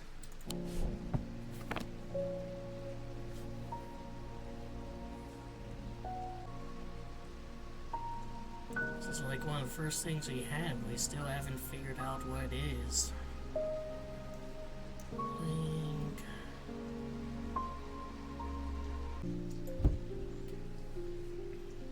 Oh, here. So Nevocant, Horn Shackle.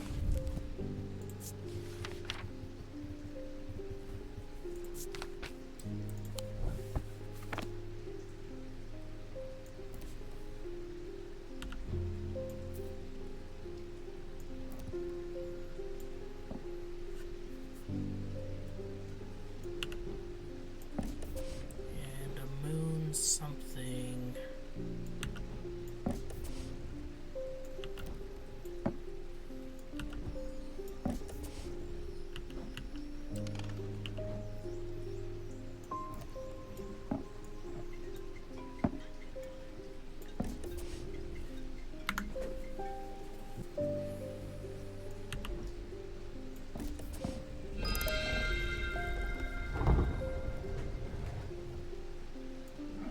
Alright, even more shit.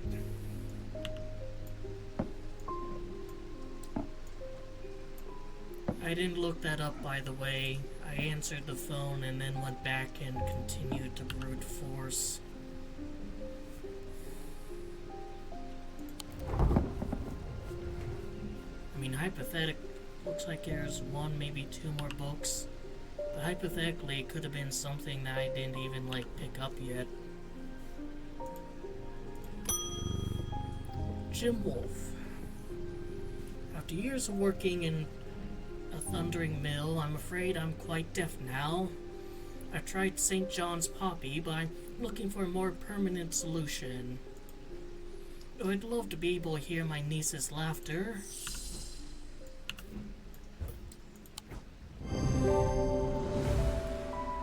This pendant is shape of a bat. Closer inspection confirms it enhances hearing. I was ready for that one. Veiled Fen. A veiled fen is a brightly colored in the light, but it clouds over after a short period in total darkness. They can be used to command attention from individuals or small groups of people. Public speakers sometimes use them as a substitute for charisma. Alright, that's the end of that day.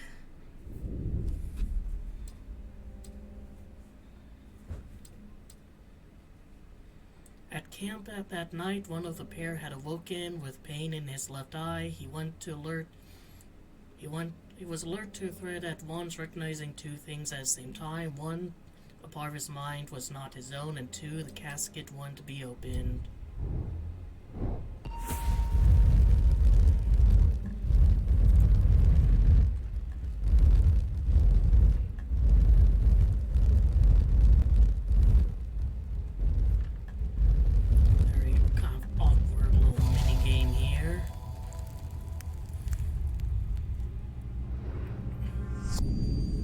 Maiden in the tower points away. I'm buried among the trees. Alright, let's check here.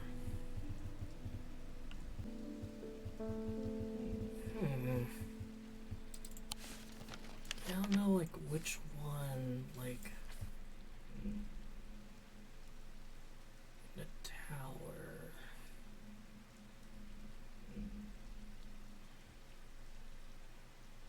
Alfred's Tower is the only tower.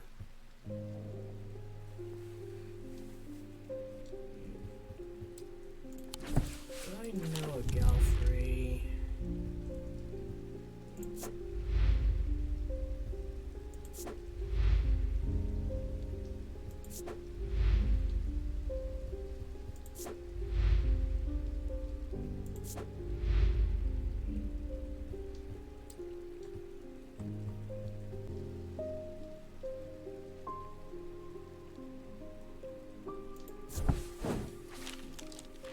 Climb the narrow winding stairs to the top of the tower and I'm rewarded with a view across the lake on the mirror. I'm not alone in the tower. Standing in the center of the circular platform is a statue of a young woman, the maiden. Her outstretched arm points due east across the rooftop of Undermere and beyond. Alright, so that was easier, like, you know, than it was supposed to be. Kind of.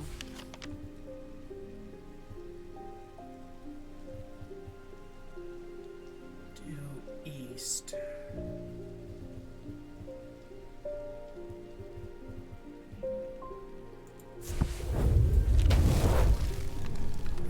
What I'm looking for in a small cavity carved into a sturdy oak tree. I look around, half expecting to see someone, but there's no one there. I take my prize and leave, feeling my mood lifted by a smell of a damp moss and a gentle rush of wind through the treetops.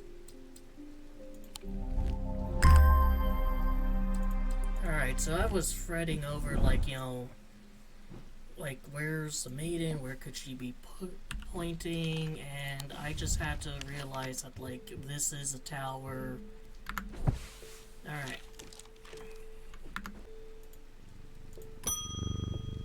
Verona Green.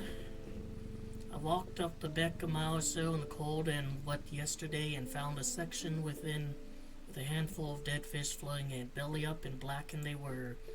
I'm not sure what to make of it, but I don't like it. I'm on my way to Calgarth Hall now. I spoke to Dr. Robertson earlier, and she said the two women they found are still in the same state as the others, in a trance, eyes all black. Before I go in, Bryant asked me to drop this off. When we were kids, we used to explore an abandoned house and on a lakefront. We'd take a boat out to the northern tip of Naylor Island and row across from there. You know the one I'm talking about, second from the left in row 4. I found myself outside store 3 days ago, went inside, and for old time's sake, wish I hadn't always had an ominous feel to it. It has taken me the last 3 days to summon the courage to write this letter, but I think you better see it for yourself out there. Alright, I guess I will. Still know what this is for. Second from the left in row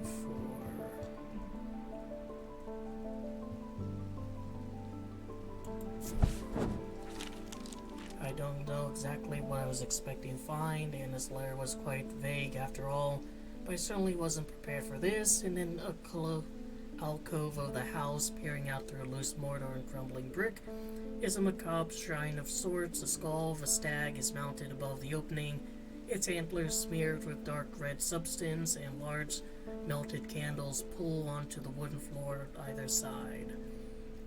In the center of the altar, there's a small iron chest, rust infused to the floor. It's clear that it's been there for a long time. I do not see any hinges or keyholes, any way of opening it at all, but after a while I notice an inscription that simply says, "I open to the voice."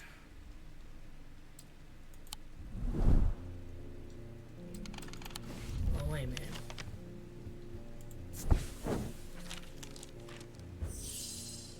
Open to the voice.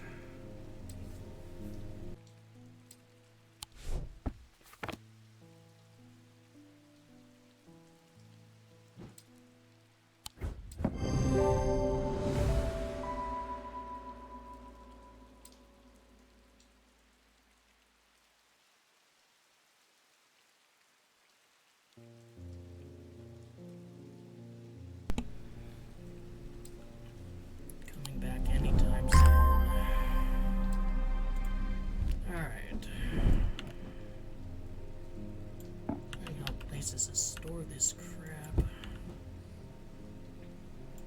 Alright, it's been quite a few hours of playing. Is there any way of save?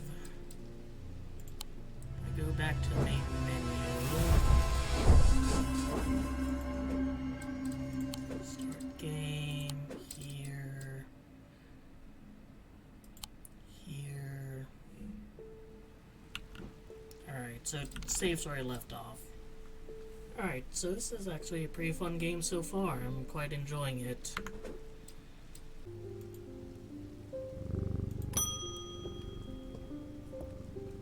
Lester Crowley. I apologize if this inquisition is an imposition to your disposition.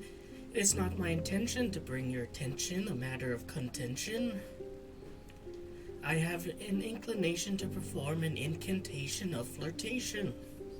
For your part, a leaden heart of the thalamic art. Lead heart. Alright, let's take a look. These items depict a god,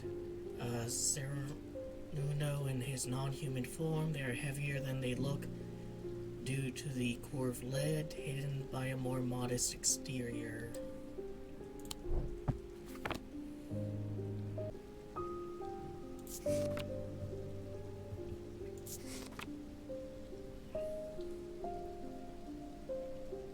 Well, here's him in his human form, but in his non-human form could be this.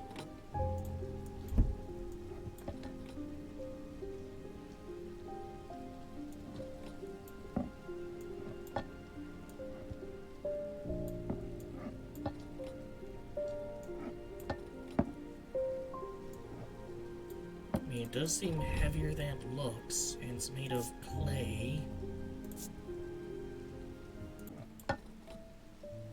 Yeah, so another clay object is like way lighter than 2 pounds, so this thing is way heavier. I'm gonna guess it's this.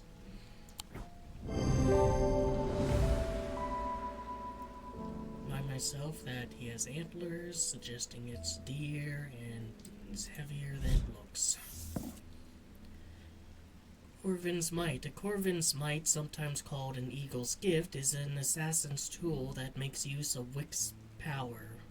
When the warrior queen, Corvin, was surrounded and close to defeat, a gift came to her from an unlikely source, with it she turned the tide of battle, and legend of the Bloody Queen was born. Actually, is there anything to explore? Angus Eaton. Oh, you're not Eli or Eli. I'm returning an item he asked me to repair. The mechanism was mangled, but I replaced all the springs and given it a clean. Good as new. Okay. Item discovered.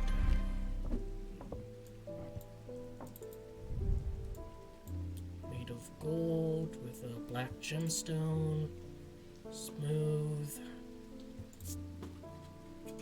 No sound or smell, doesn't do anything to my psyche.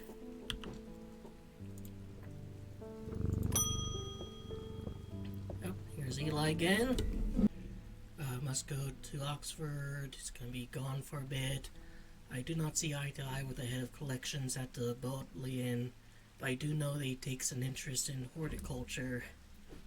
Well then go to Strange Horticulture, not Strange Antiquities, dude. I will take him a Slytherin charm to smooth things over. Alright, this is your store, dude. This is your store. You should be able to come back here and grab it. Making me do all the fucking work. Let's see. Scythian charm. Older Scythian charms are carved out wood, but the more powerful designs make use of planetary metals. No two are identical. They're used by horticulturalists to encourage stubborn plants to thrive. They change with the weather, usually quite cold, but warm and tingly to the touch while it's raining. Well, it's raining now. This is made of wood. Not... it's a color, not the... element. Gold, silver. I'll try it. No. Like, I don't know what else it could be but, like, this stuff, because these aren't identical to each other.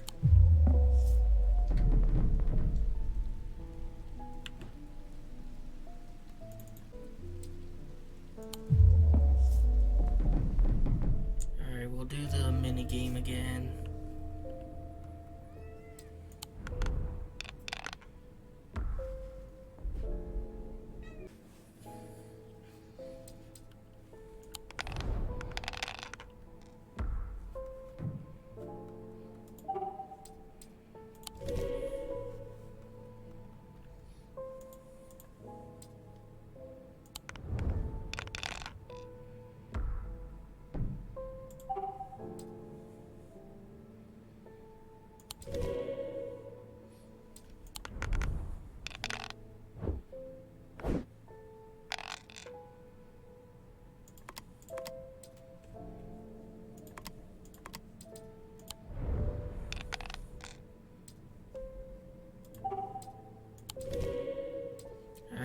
just need one moon.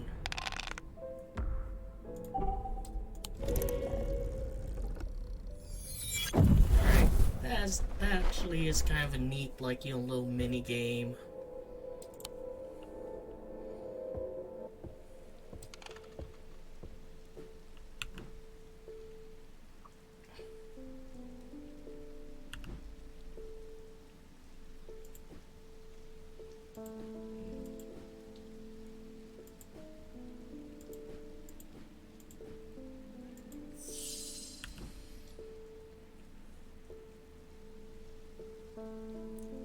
Change. Gonna try this last one. Just be, you know, process of elimination.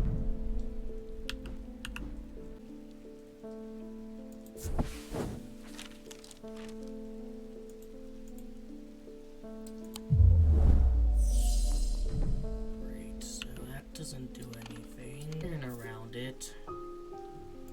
Fuck it, we ball.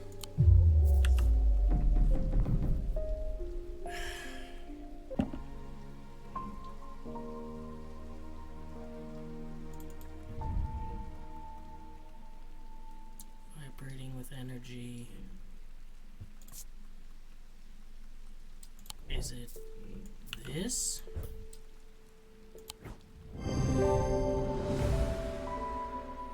We have gold and silver. Leaves hint at the horticultural use of the item. Close inspection.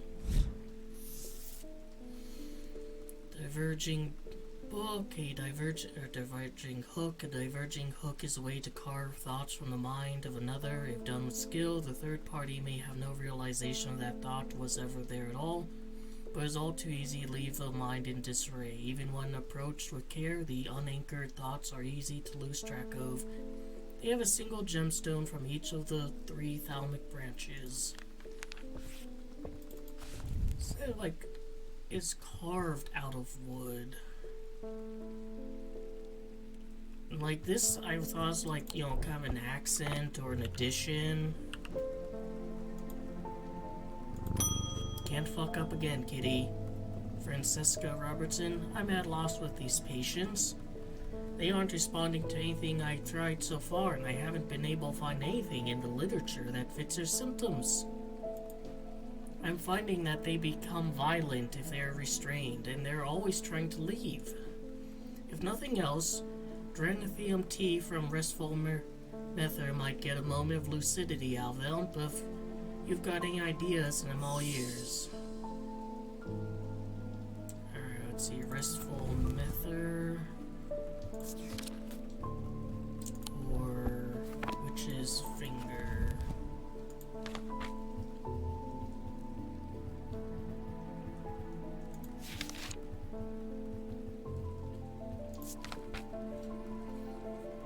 Mether is a thaumerge linked to the inner mind. A hot tea made from Duranthium plant is drunk from them. Oh god, all these cups take on different properties. The type of mether, this is particular type, can be used as a meditative state, bypass the rush and clutter of consciousness, promoting clarity of thought. Or would I like to do the Witch's Finger? Digital, the Witch of Undamere.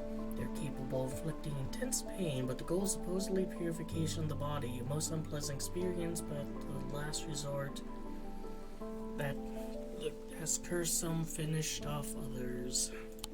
So that's probably the finger. I'll give her the restful shit. That one's dark green.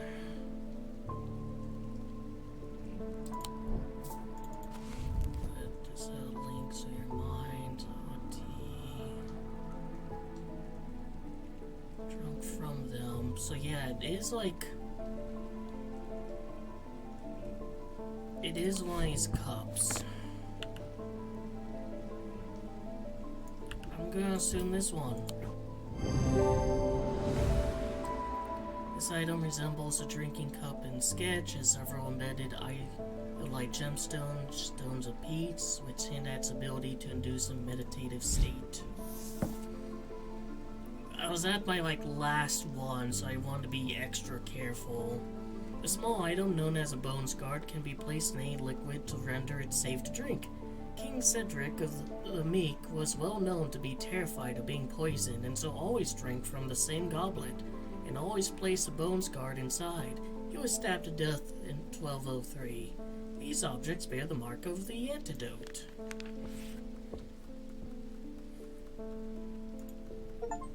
Achievement unlocked. Feline priorities. Pet Jupiter 30 times. Rebecca Rose. I've come to thank you for sharing the wonder of the Ares remnant with me. I was just looking at that, actually. It has changed my life. I'm still getting to grips with it, but already I'm feeling my way back to painting again. Thank you. Okay. And that's the end of the day. He knew what he had to do. Without hesitating, he took hold of his diverging hook and used it to cut away the infected part of his mind before it could spread and consume him entirely.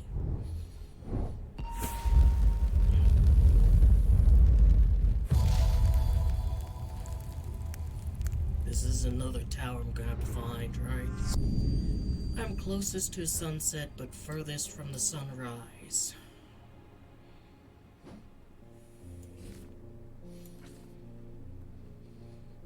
Alright, well, there's north.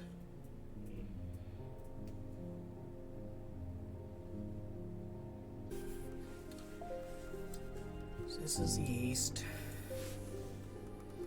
Closest to a sunset.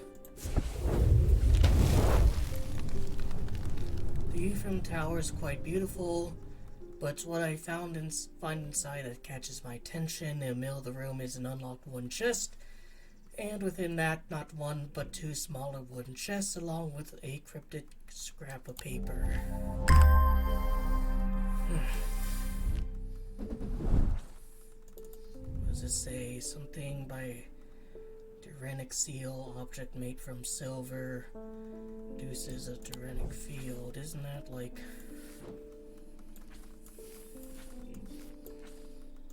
And we have bronze, purple gemstone.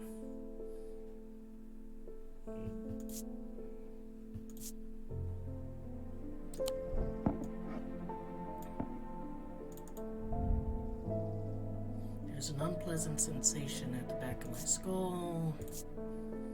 Polished, smooth wood. Gold leaf.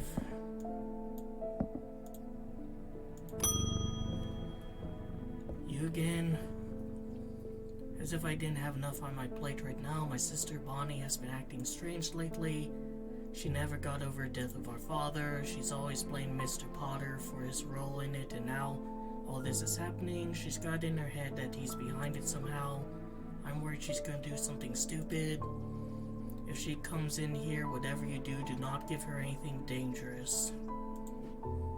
I want you to give her a keepsake to let her know that she is still loved. I've seen people gifting one another wooden totems, but I don't know what they're called.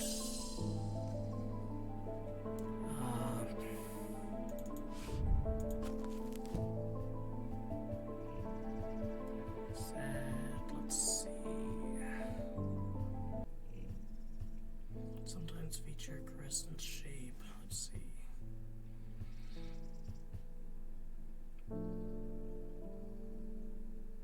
I mean, that seems like a good one. Is a horn shackle totem.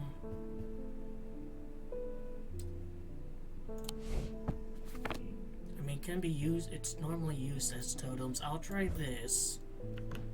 And if it's not that, I'll try this.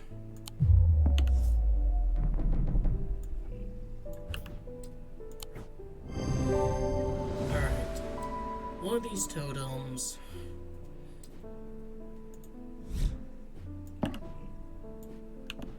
Unfortunately, I have some bad news to share. Jack Hungerford has not responded well to the Dramthian tea. If anything, he appears to sunk deeper into a trance. I daren't try anything else in case I make things worse. Maybe I should have used the fingers. Verona Green. Those silly sods at Calgarth Hall wouldn't let me in to look around. It seems I've upset the little lord who lives up some point in the past.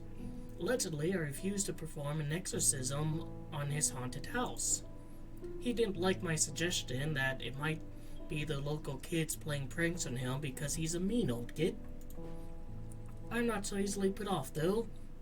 Do you have a Tenebrand cloak I could use this evening?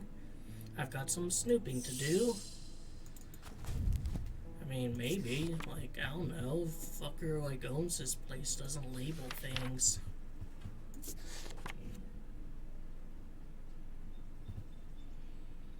A Spirit Darkness. A single stone and bronze give power to these totems. Bronze, green gemstone. Really, not that one? Makes me think it's this. Nope. Well, looks like we're playing dice again.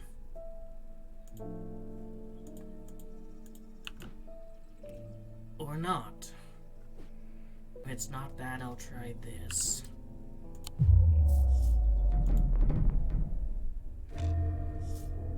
It's getting harder every time.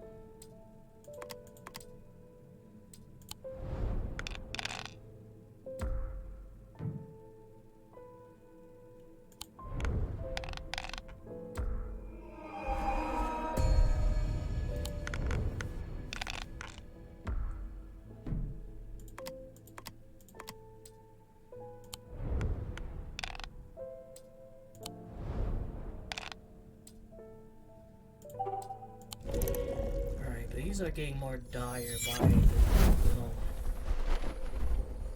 every screw up.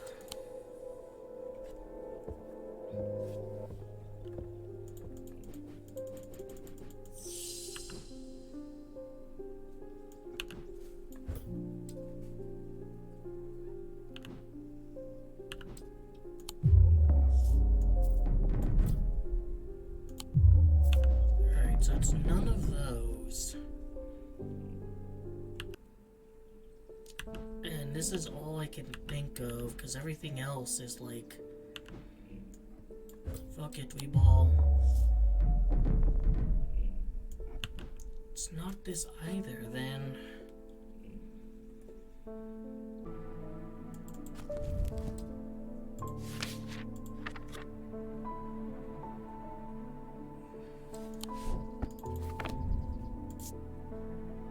Purple, just purple. Stone of containment, yeah. What about that little symbol down there?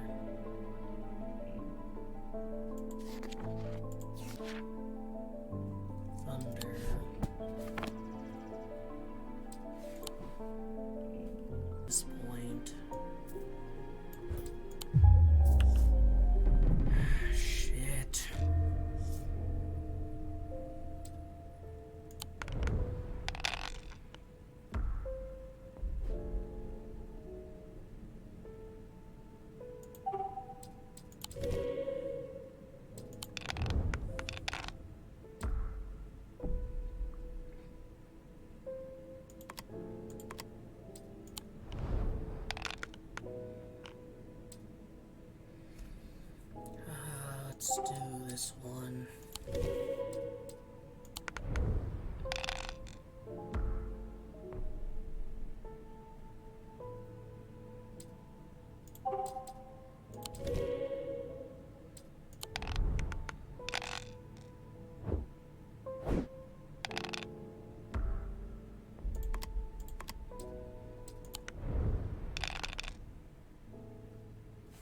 Definitely want to do this one. I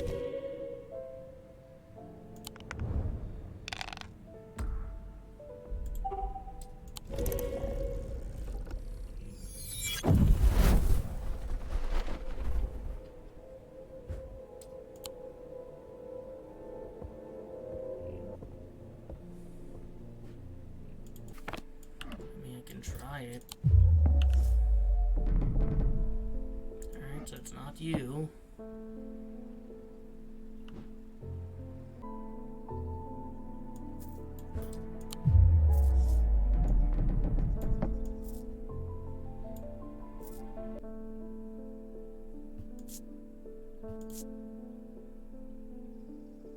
Is this it?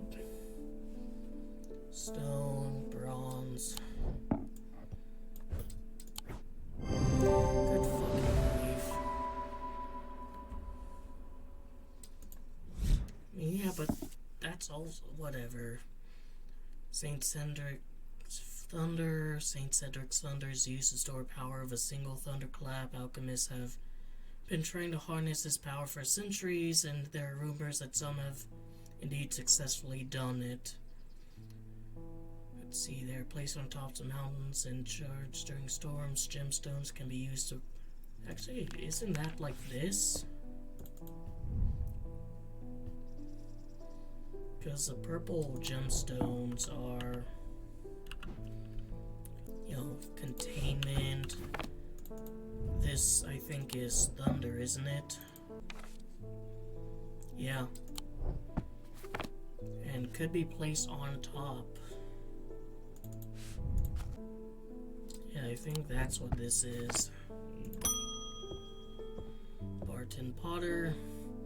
I bumped into Eli at the station yesterday before he left for Oxford. His train was late, so we had a brief chat, and he suddenly remembered something he wanted to tell you. I told him I'd pass on the message. In other news, I got a little something for you if you're interested.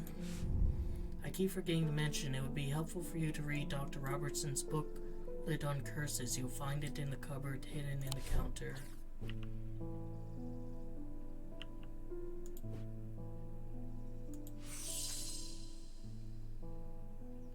Can you repeat that?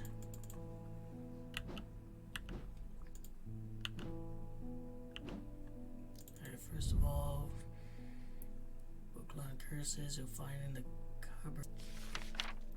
The holes in a valent are of roughly equal size and spacing. They're used by adventurers to help them find their way. A curious pulse can be felt or powers concentrate.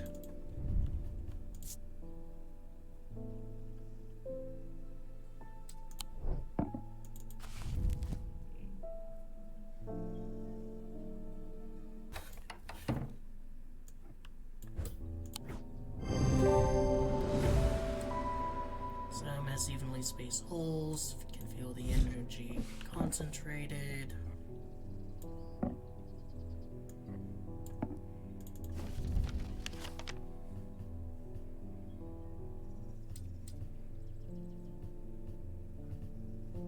See, I missed what he said, so...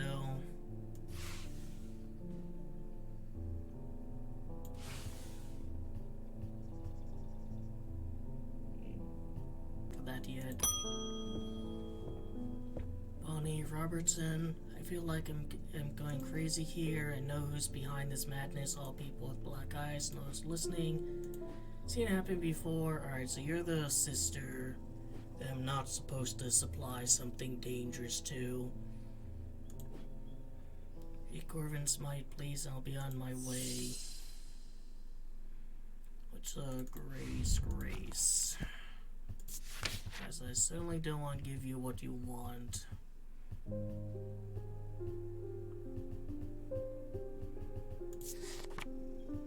One pendant. pendant to dispel melancholy.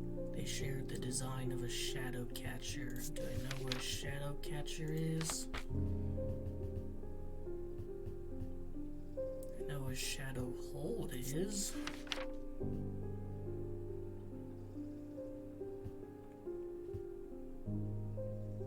Oh, and the design of a shadow catcher.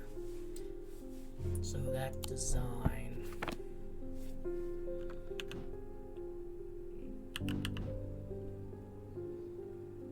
So where's that bottle? Gonna move you here. In that design.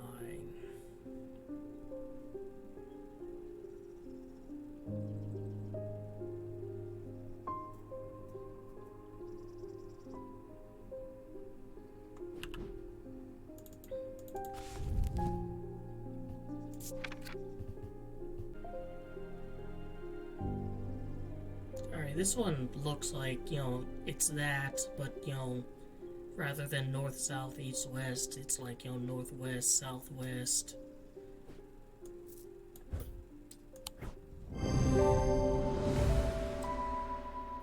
Can find shadow catcher design. Close inspector reveals that it does dispel melancholy. Spirit vault. A spirit vault, also known as a four-voted chamber, is a receptacle used to store a wandering shroud. The interior is lined with a paste made from sulfur, hence its nickname. They are not considered dangerous, and shrouds tend to be benign, but on occasion they do not take kindly to being restrained. A faint vibration of the receptacle can be felt when a shroud is held within. Used with sulfur, like this. Smells like a raw egg, so I think that's a spirit vessel. This isn't some depression that be cared with your little trinkets. I will get hold of Corvin's might. Well, so your depression can't be healed by my trinkets, but like this whole thing you're after can? Alright, yeah, whatever, lady. Fuck off.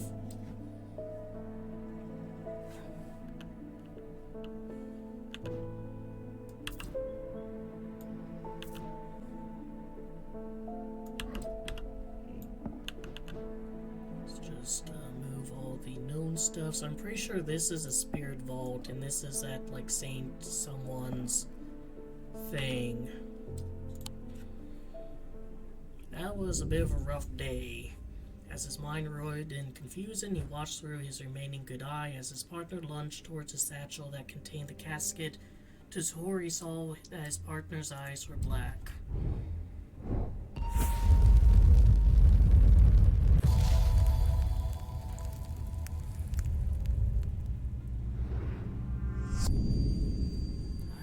We are looking for that exact gravestone.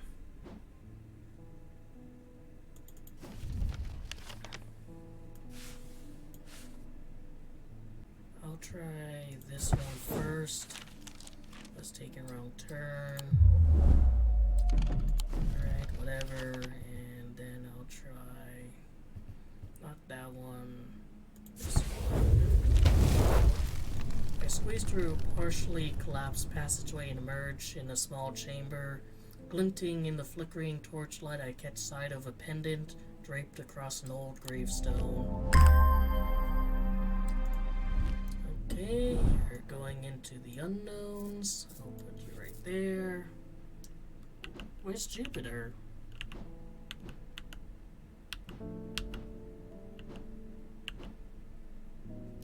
Where's my cat? I still need to find this. Alright, since my cat's missing, I'm gonna... Can't place it there either. I can't, like, have a surrogate cat.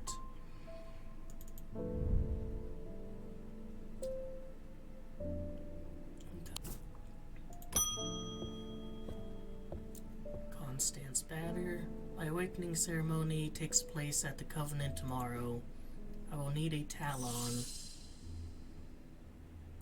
Amphibian talon. Is that gonna be like the fingers? The League of the Infizian Heart use these items as part of its grim initiation rite. They guard their secrets closely, but said that they worship the ancient nameless gods, communing with them via the broken path. Acolytes must press the tip of a talon hard against their cheekbone to the point of drawing blood. They perform this act, for 49 days. Alright, I can see it's two, like, here you go, Snake Boy.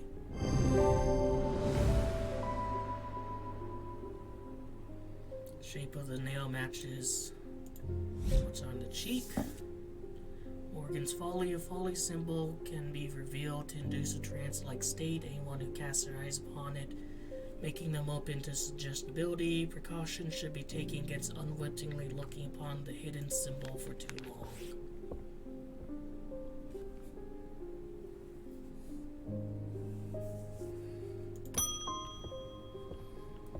Simone Green. Oh, where's Jupiter today? That's my question. I always look forward to coming in to say hello to him. I've been working my way through a journal, but it's heavy going. I keep coming back to this series of sketches. Does this mean anything to you? Could it relate to Blintz? Swirl to Blintz.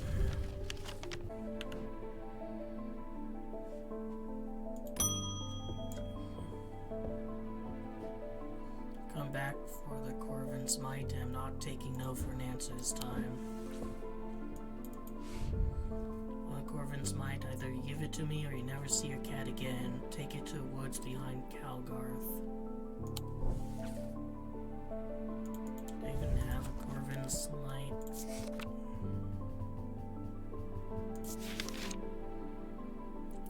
Evil's Gift is an assassin tool, makes use of Wixic power. When the warrior queen Corvin was rounded close to defeat, gift came to her from an unlikely source. With it, she turned the tide of battle. These objects pay homage to the beloved queen's gift. I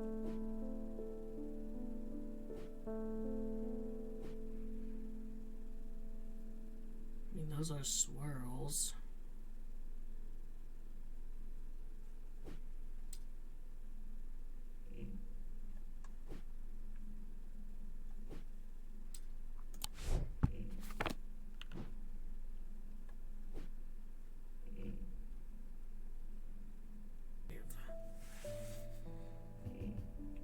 So here,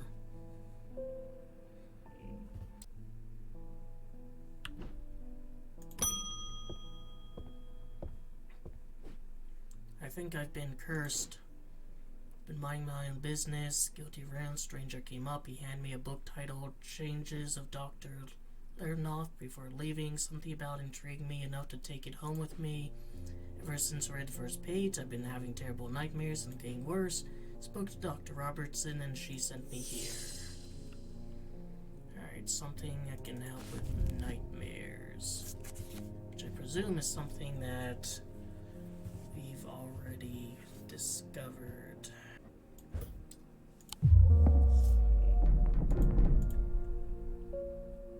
Oh, I can scroll up. Alright, I get. It's not the item I was looking for. Please go away. Like, it seems I need a book of curses, which I get by unlocking this, but nothing that I have in my, like, for whatever reason, this doesn't work.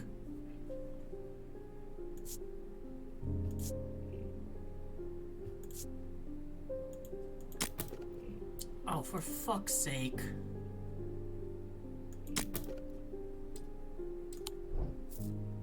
Side, down.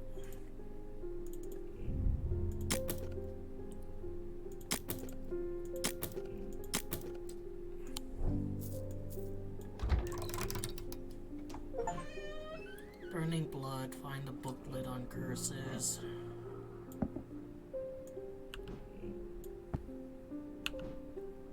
What the fuck is this?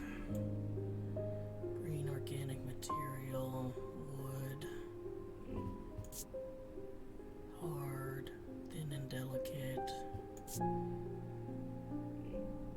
one's hollow when tapped.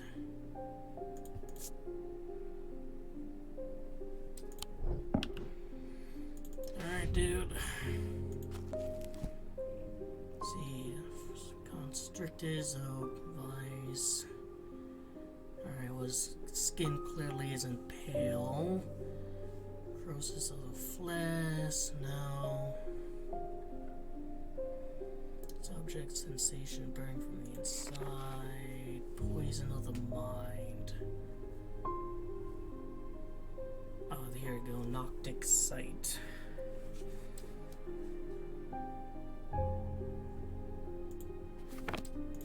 Alright, so what covers Noctic sight?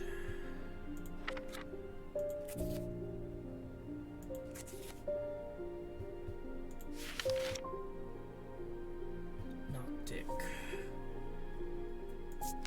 Ambra.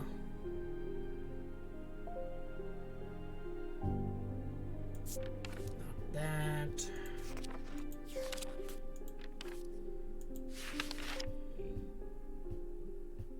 Selenic totem.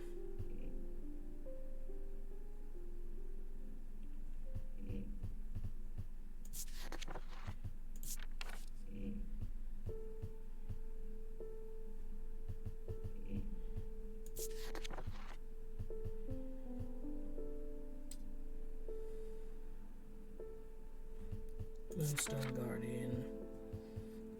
There's Obsphere new. Let's take the form of a comforting guardian.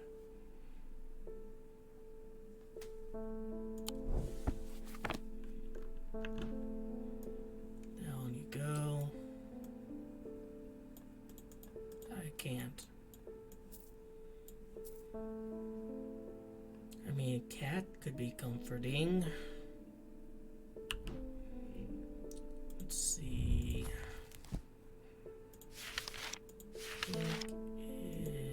Is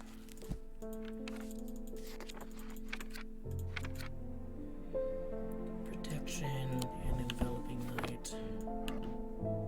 Try this, dude.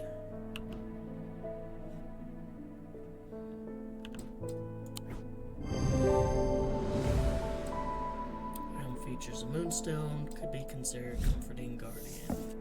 So that's interesting, because usually those ones are ones that, like, we've already discovered. Ascus, and Ascus allows the bearer to breathe underwater. The sensation is said to be most unusual since it requires one to not breathe at all. Those that use an Ascus for extended periods sometimes forget to breathe once they're back on dry land and subsequently pass out. The core of the item is cold to touch, but the rings, sometimes called a halo, stays warm. Unbound. Lift a curse. I mean, this could be it, actually. You know, whatever. Verona Green. There's not much that can unsell me these days, but I found something at Calgirth Hall that I think I had. Cellar where they found those two poor girls. I came across a bubbling black mist that was oozing from the rock itself at Calgirth Hall. Sickness is underwear, it's in earth. It's in the earth and water and spreading. I suppose it falls to me to find out where it's coming from. If it's underground, then underground's where I'll start, see if I can't find anything in the catacombs. Realize I've been a little careless, I've been getting headaches. Won't go into catacombs without a sex drum. She wants a sex drum.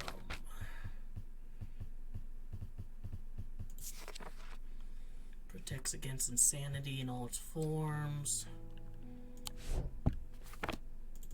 And let's see. Morgan's insanity.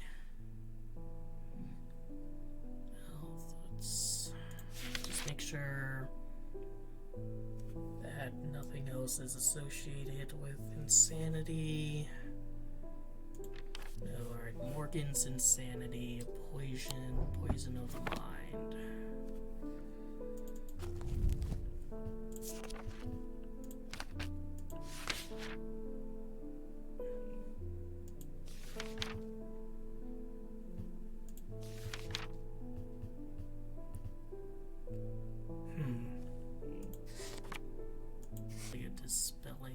insanity.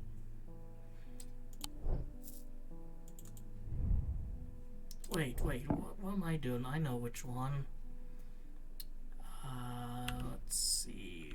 Where is it? This. Protection against insanity.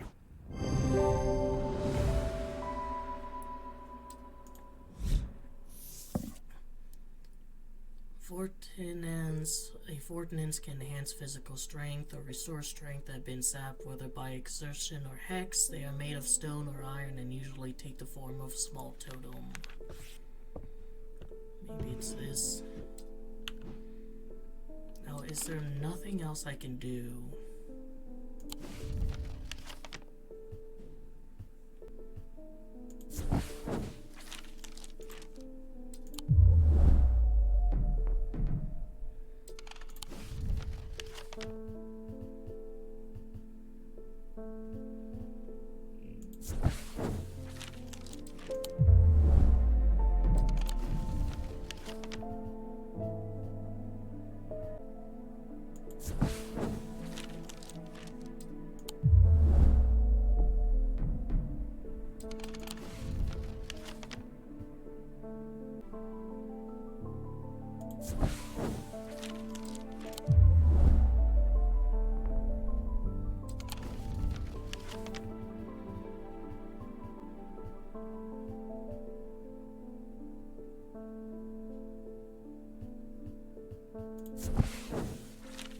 Vaults are blocked by a large iron door. No. Realize that had been automatically sealed. That's not much help. It's not clear. Not clear what I need to open it with.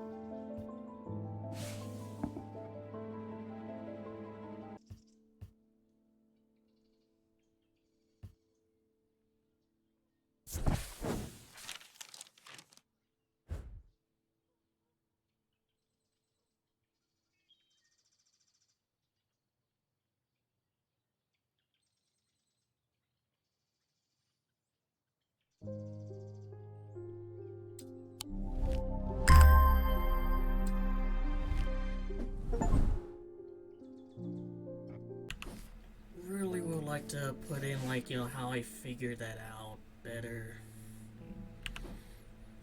Alright. New day, new customer. And actually a new one. I can't say too much, but it's fallen to me to carry a secret that people would kill for, that people have killed for.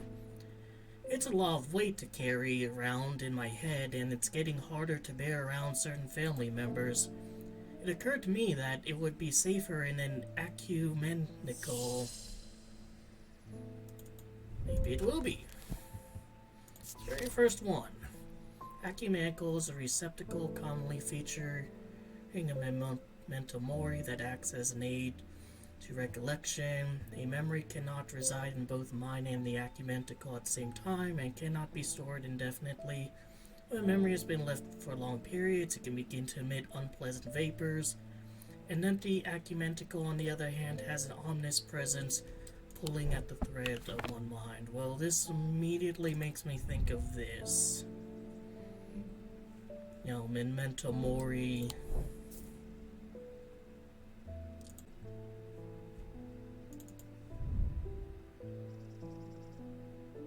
I mean, this could also be one since it's a skull. I think it might be this. Nope. Alright, let's try this. Or actually, oh, it's this one. An hourglass. Alright. Shadow Anchor. Shadow Anchor is sometimes used in the presence of shadow casting, the art of projecting one's presence outside the body. Without an anchor, minds have been known to become lost. Shadow Anchor designs can vary greatly. Some prefer pendants, whereas others prefer to clutch a totem in their hand. Some make use of symbology, where others use gemstones. They will always produce a field from the individual branch, however. Symbology, gemstones. I wonder if it's finally gonna be this. Another fucking letter, huh? Followers at Hoga have been marching through a street with their crazed priest at their head. Not long ago, that sort of behavior wouldn't have been tolerated. Now there are people joining in. In answer to your question, yes, it is possible to catch your wandering shroud. To the north of town, if you follow the little stream up through the woods, you'll come out of the hilltop that was clearly of some ancient significance. It's not uncommon to see wandering shrouds there. Be patient, be still, they will come. Alright, let's head on over.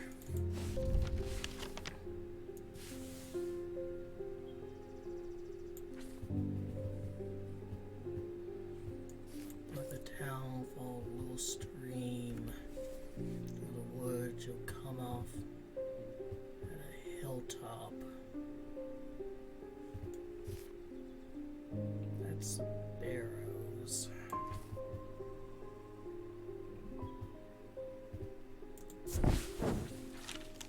After a pleasant walk along the beck, I reach a series of grassy mounds. The barrows, whoever buried them must have been important in their time. Need to collect what I've come for. It will need to be repaired, and you will need this.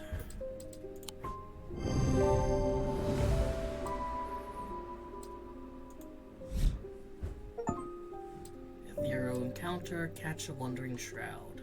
I sit and wait quietly and patiently, not certain exactly what I'm looking for. For some time nothing happens, and then long after my mind has drifted toward a warm fire and hearty supper, I notice a movement in the corner of my eye. A strange thin mist has formed near one of the barrows.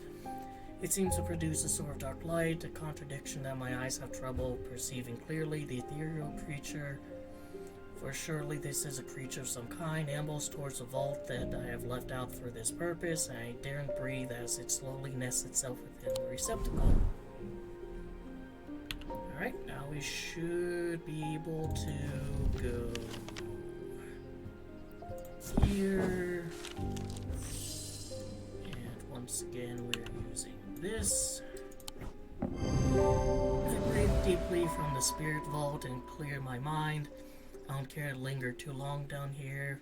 I forge on until I reach the unmistakable Hall of Shields. The stone sarcophagus sits on a raised position, portion of rock in the center of the cavern. I hold the torch close to better see the inscription on the side of the tomb. It reads, "The sun's light will reveal my gift."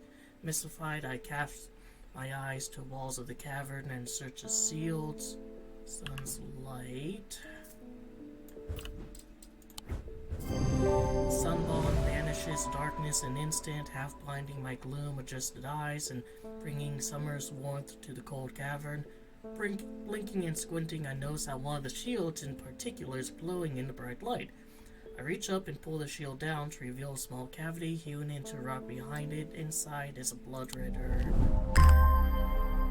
Alright, that was a cool little mini-game. A little bit more complex than some of the other ones, since you had to do 2 items instead of 1, and you had to, like, prepare an item, which you can see there's steam coming off of this, so it has a spirit inside. You again? I got thinking after I left earlier. Transferring this secret to an acumental only adds extra steps. Yes, it's safer than walking around with it in my head, but I wouldn't know where to find it. Well, I really need a truth conduit so that I can deceive them into thinking I know nothing at all.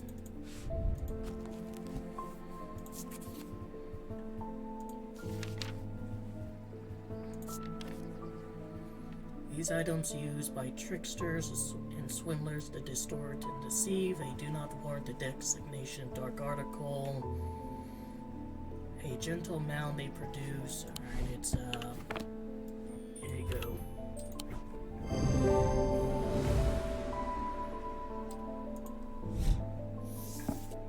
Abrasive Mether. This type of mether is used to purge unwanted memories. As with any procedure that can alter mind, it should be used sparingly and considerately. Methers are typically used in communal ceremonies designed to be easily passed from person to person.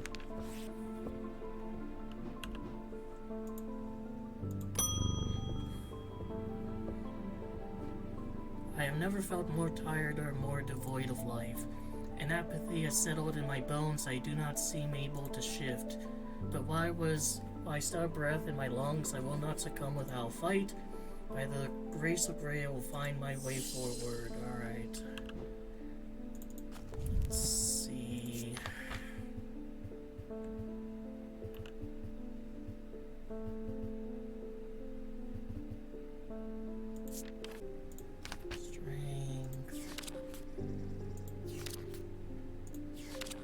A pendant to dispel melancholy.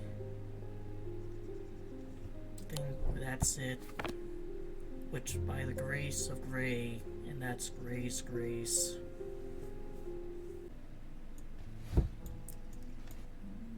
Here I go.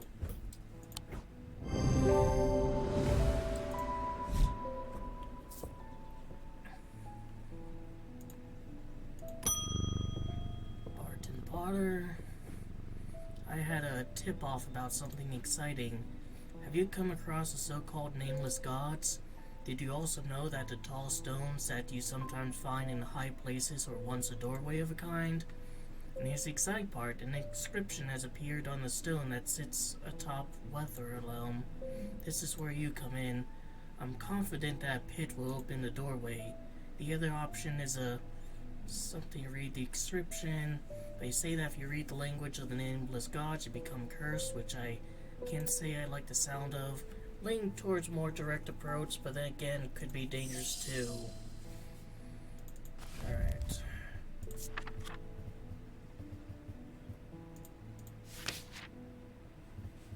So, pit. Sun, death, darkness, and dreadic. These energies balance in such a way the objects do not produce a recognizable thalamic field or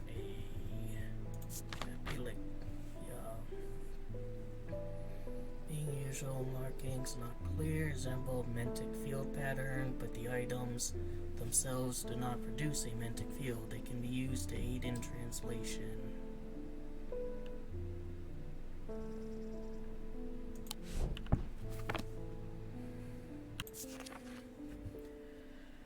Three different elements that make up the pit allegedly represents the earth, the sun, and death, or darkness, the dreadic, the diurnic, and the noctic. They balance in a way that the objects do not produce a thalamic field. Three different elements that make up the pit allegedly represents the earth, the sun, and death, and darkness. Not produce a recognizable thalamic field. Well, that's recognizable, but is the wavy one considered not recognizable?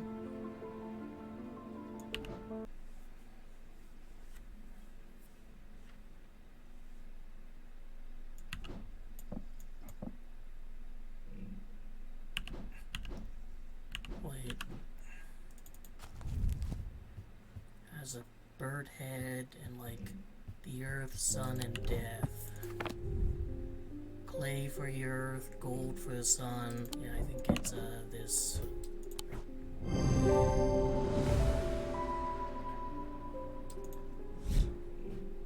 Thank you. Hope this works. Here's a token of my appreciation, something for you to ponder over.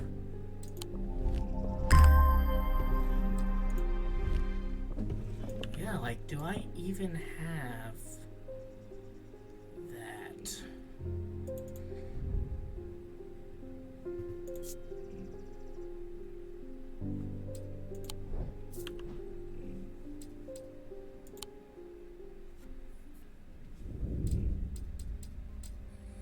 With the dreams of earning his fortune long banished from mind, the man brought the casket to a trusted friend, the curator of the museum in Undermere. Together they looked for answers.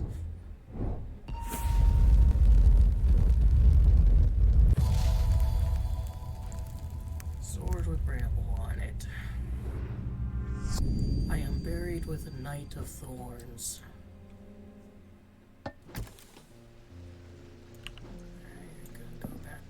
You're actually gonna go over here because you're known about. And let's see, Knight of Thorns. That was Shimmer.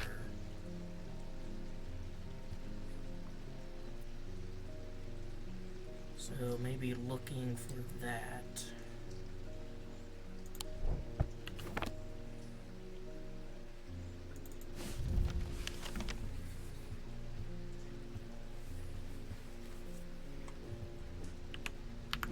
Hold on. Shimmer's chest, but didn't save him from being slave. 1356. Let's see. 14, 15, 17, 17, 16, 1356. The tomb of the Knight of Thorns resides alongside an ossuary filled with the unknown dead from the Battle of Sutherfell. It is an unpleasant place, and I do not intend to linger in. Happily, I am able to find the item I came for without any difficulty, and quickly leave and don't look back until now this bright day once more.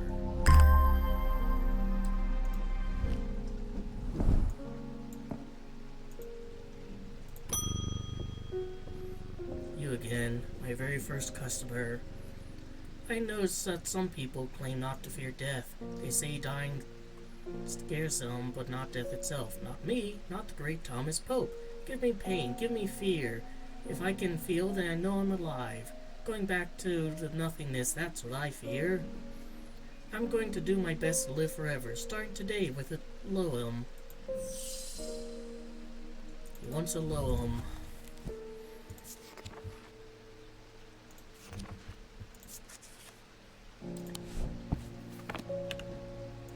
Here you go, homie. Really?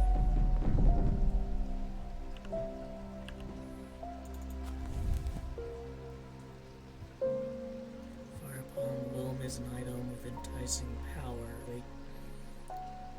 They can reverse the signs of aging.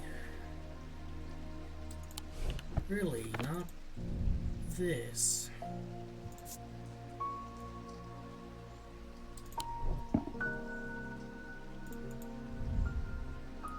This perhaps? I mean, it has kind of a spiral on Jupiter there. No. I'm kind of running out of hands here, man. This is my last hand. Which actually, hold on a second. What am I doing? Jupiter has a symbol. Yeah, 10. Yeah, it's this one.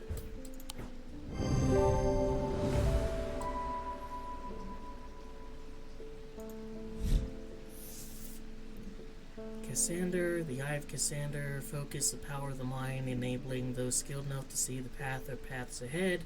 These items do not produce a mentic field as one might expect, but rather a more mysterious selenic. Care should always be taken with any object of prophecy, and these are no different. Many have been seduced or driven mad by paths shown to them, and have been led to ruin.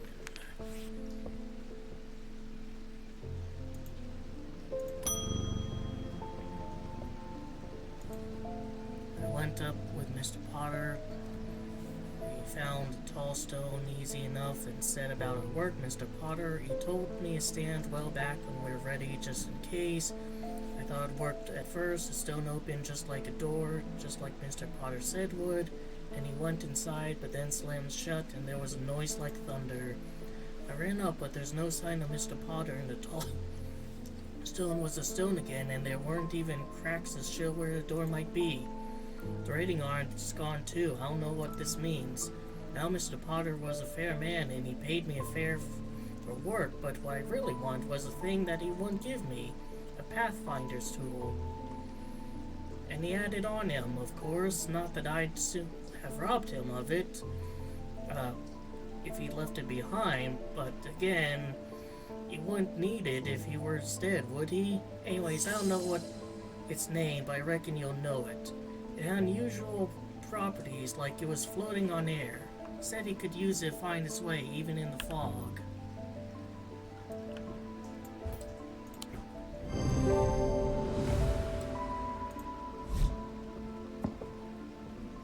Why not just come to me first, man?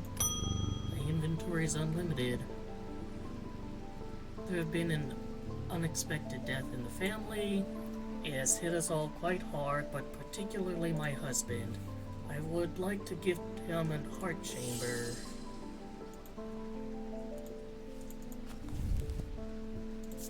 What a surprise. Yeah, whatever, man.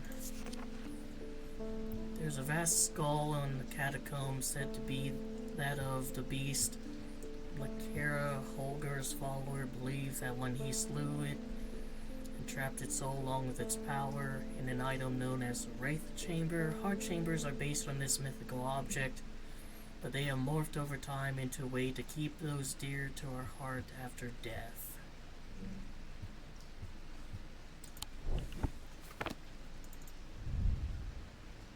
I mean, this means like blessings, doesn't it? Sketch of Holgar. Alright, well, I mean, sure, that as well. Psychic Charm, a powerful item that offers hope in times of worry, protection in times of darkness, and wisdom in times of uncertainty. It wields the power of the Maiden, the Mother, and the Crone, the Wiccan triple goddess. And this is a Wiccan symbol. There's not really any kind of female adjacent looking things here anyways. Just flying through his customers though. Did you ever work out what Bishop Square thingy was? I suddenly remembered this note I found some time ago, and it occurred to me that might be related. I almost threw it away, but it intrigued me, so I held on to it. I haven't a clue what it means. Now you're gonna make me answer. Blessings in spring, risings in autumn.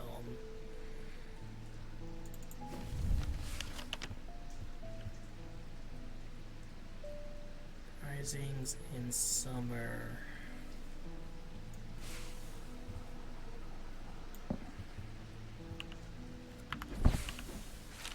Let's see, is there something that's blessings?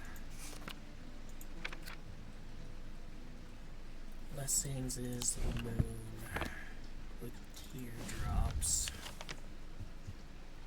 Is there a moon with teardrops? Yes. Blessings in spring.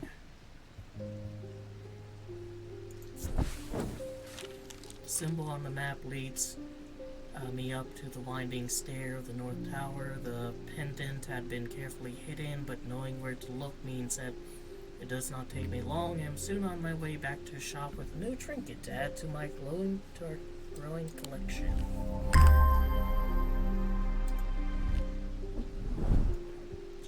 More crap and more crap. So that's solved. This still isn't. What is risings? Like, none of these symbols indicate rising. Oh, triple goddess. Maybe that's the one.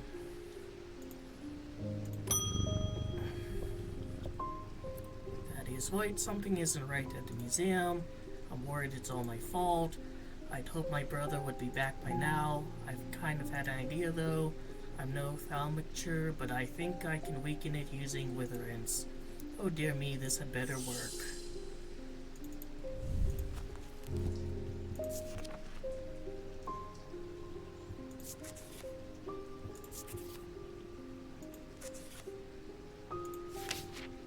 Are we going to fill up this one too? So many items. A witherance is the inverse of a fortinance and is sometimes put to more malicious use. These can be crafted from stone, but like fortinance, wood is more commonly used. Alright, well, is there a picture of fortinance? Enhance physical strength. Alright, well, let me see what a fortinance looks like, and then I can kind of work backwards. Here we go, fortinance.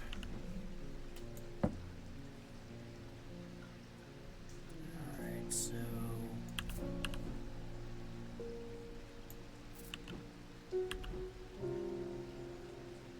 I'm gonna do a little bit more work of reorganizing. So that's a fortinance. So anything that says weakness. Weakness is that kind of upside down triangle. Here you go.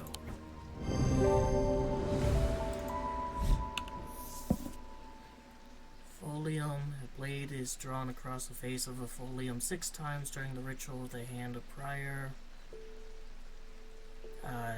Dreyer huntsmen and those wanting to prove themselves to perform this ritual before seeking out a basilisk of folium blade. It's the only known way to pierce its attack armor. Alright. You two are basically brothers, so you're gonna hang out next to each other.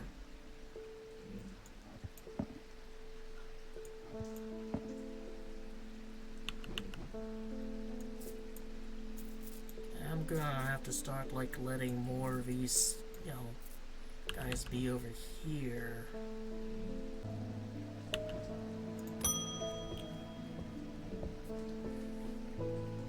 Mind is severed, need, nether.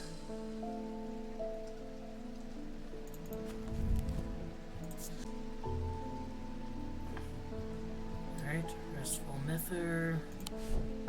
I believe it was this one. No. Mind is severed. Abrasive nether. Memories, a ultra mind, it should be used sparingly.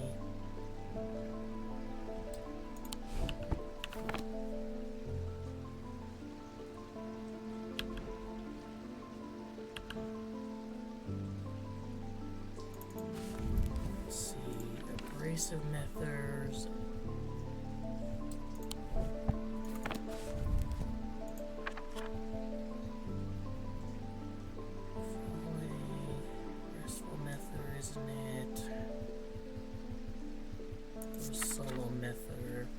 These types of method is considered most powerful. It permits a drinker to forge pathways in mind to recall that which has been forgotten and repair that which has been broken. Produce a stronger thalamic field.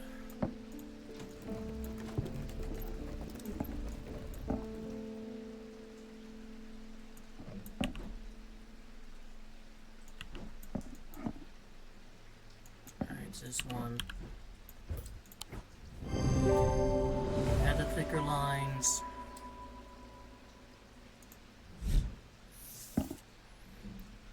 Wait. Phoenix core. Despite the name, these simple-looking items do not produce a Weixic field. They belong to the diurnal branch. They cause freezing effects in the body, earning their nickname Medusa Stones. Fortunately, this effect is not permanent.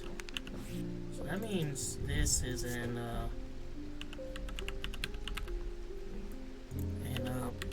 abrasive nether.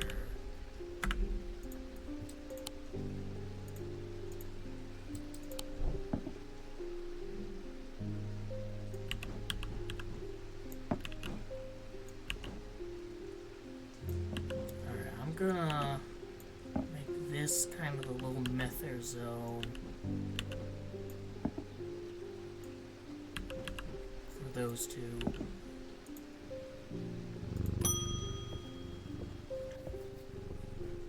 I discovered something by means of the thalamic needle. The woman who tried to swim across the lake was compelled to do so by some invisible force. She was looking for something, and whatever it is, it's right there in Undermere. That's not all. I've decided to experiment with the Ambra. While I was under its spell, I heard whispers. Something was calling to me, and it left me feeling terribly afraid. This must be what's keeping my patients in their trance-like state. I've never used Godwin's siren before, but it occurred to me that I might be able to use it to drown out the whispers.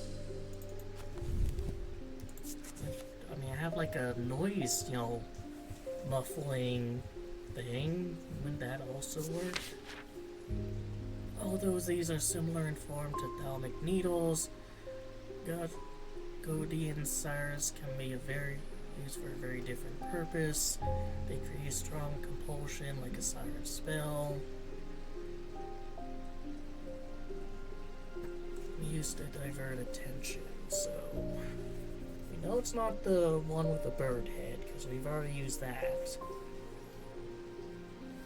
He's a skull with horns. There's a two-headed ram. There's a little wooden guy.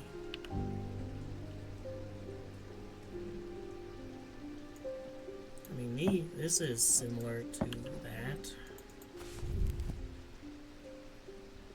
Although, look, wood and then something there, so I think it's this.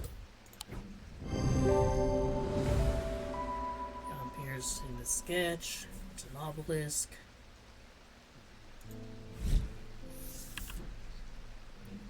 Carrick's candle. These items produce invisible light that peels back the years, allowing a glimpse into the past. The effect is often murky and blurred out, but it works passably on stationary objects. These are marked by depiction of a candle upon their surface. No, I don't think I have that. If I did, I mean, what would I use it on? Maybe the candles themselves, they'll show them being taller? Who knows?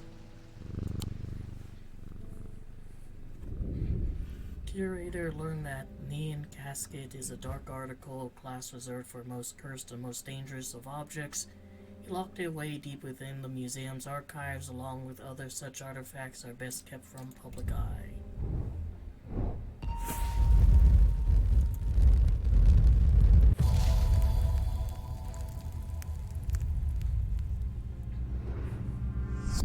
I am under the barn where the axe meets a tree.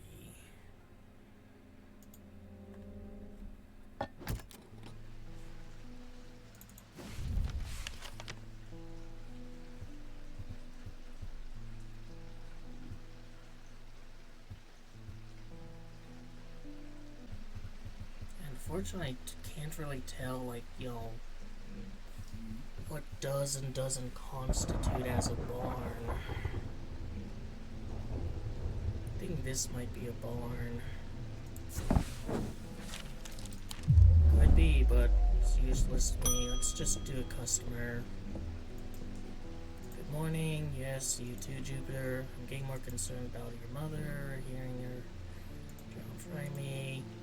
She always does. This time turns a clue, it leads to another hidden part.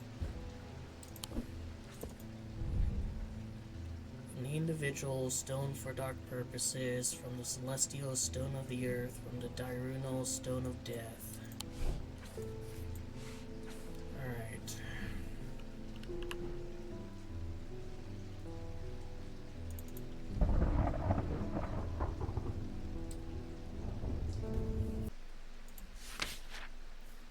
Stone for dark purposes. I mean, this one counts. Stone of the earth.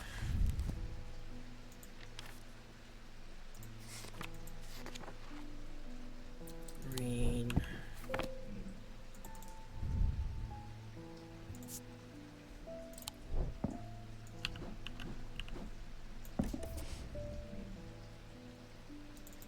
And stone of death.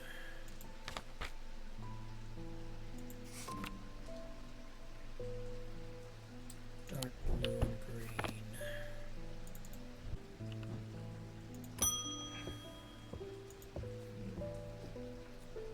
Thank you for the meter. Seen in the yawning deep. I have seen beauty beyond comprehending mind. Price is steep, I pay gladly. My shadow anchor broken, must replace.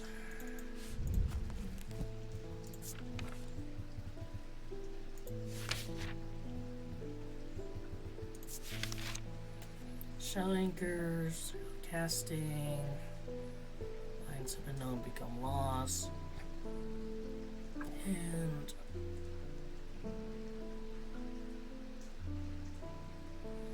each design can vary greatly. Some prefer pendants, whereas others prefer to clutch a totem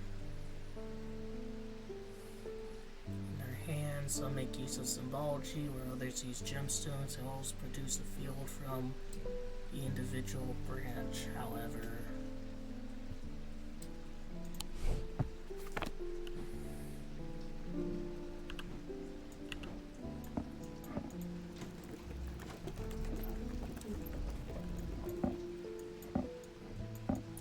It's not a Mentic one. Yeah. So that's different than that.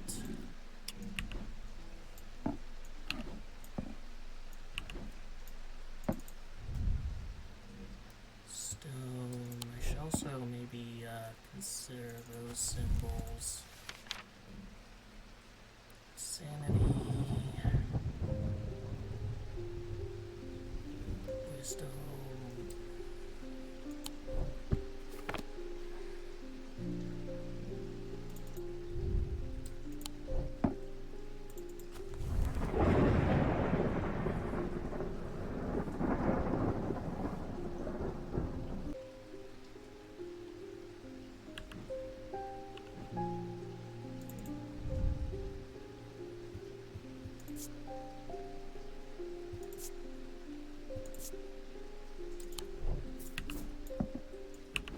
Try this one.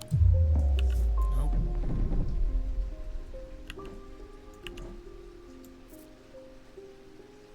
Alright.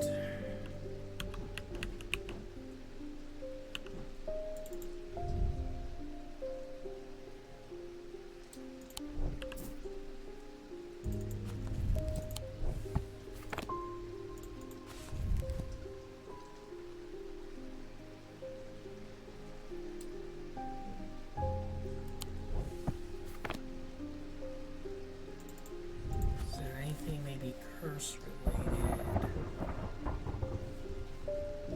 Choking, scarring.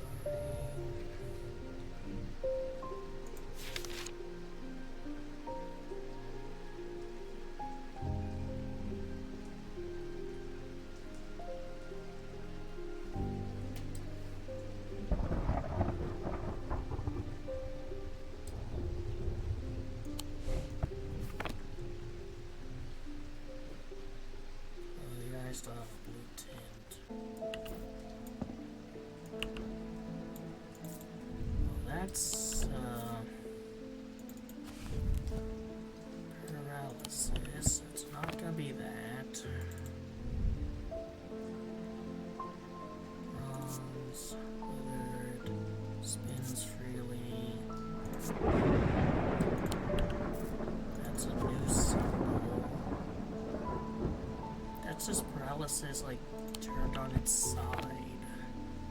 So that's probably something that helps with paralysis.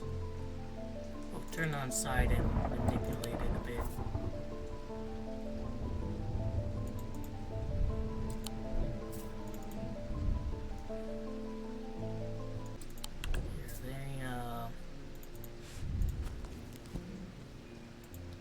Gemstones are mantic. Blue, dark green, blue and dark green.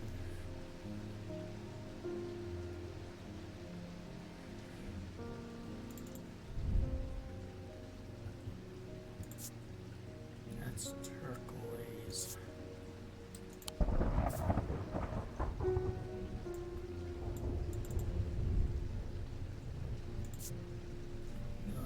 Blue. It's made of gold. Let's try this one. Yeah.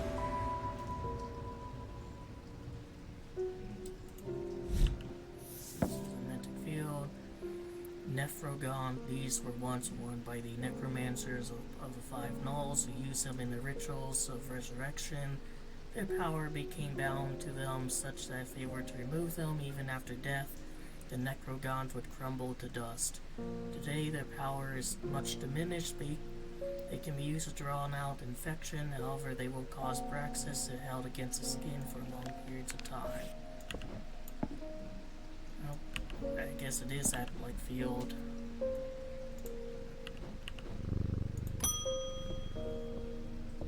You again, you have shown yourself to be a useful ally in these worrisome times. Keep one eye on the lake in the coming days. When blackened eye seeks the casket waters turn to midnight, perform the sacrament and have faith in Holgar. The sacrament is a baptism ceremony in which one's life is pledged to warrior god Holgar. It is performed by a blood priest within a stone circle. In spring, a charm of green growth. In summer, a pedant of the yellow sun. In autumn, an instrument of red night. In winter, a totem of blue fire.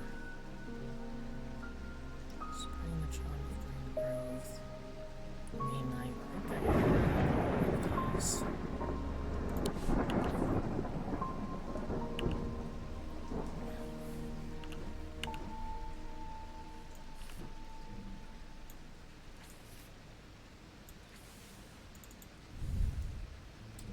I still need to find that last one.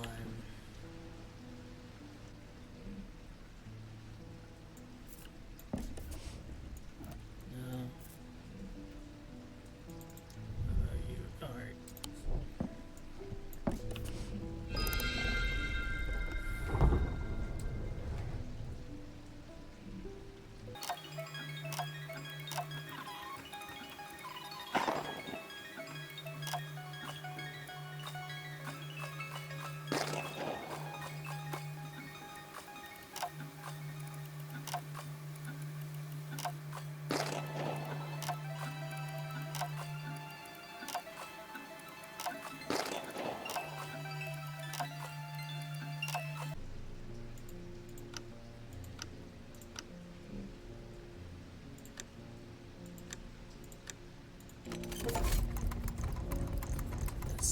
Sanctum up in a vault.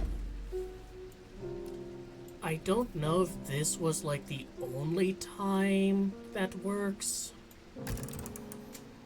Though that was the one before it goes a bit screwy, so I don't know if you're supposed to do this, and then this, and then this. I get Rage with energy. Alright.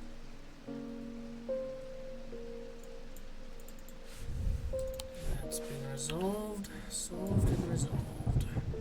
This hasn't, and it's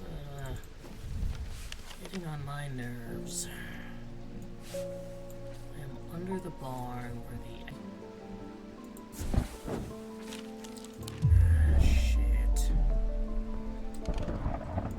just do the rest of the day correctly and end up going around trip and on back.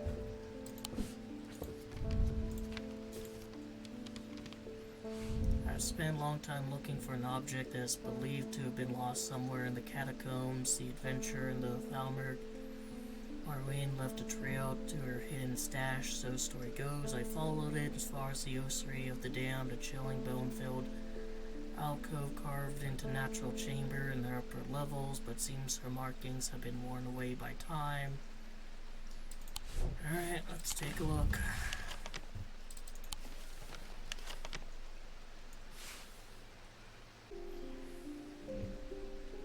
Chilling bone-filled alcove. Fuck me, man. Just give me a regular customer, please.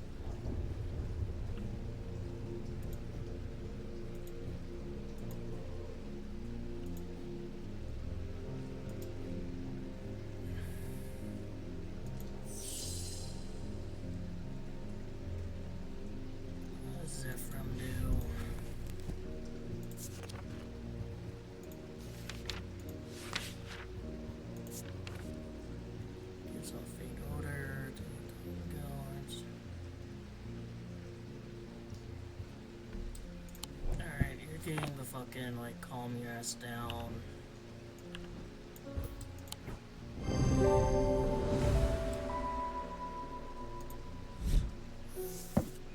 Grist for the ritual of the broken path. The grist is heated slowly over a flame to have full effect. It must be held in an ungloved hand until the ritual is complete. No matter how hot it gets, the ritual should not be performed by those who have not studied the waxing art. It is common to suffer burns. But when done correctly, it should not be painful. And we're at the end of the day. So I can now focus on this shit. I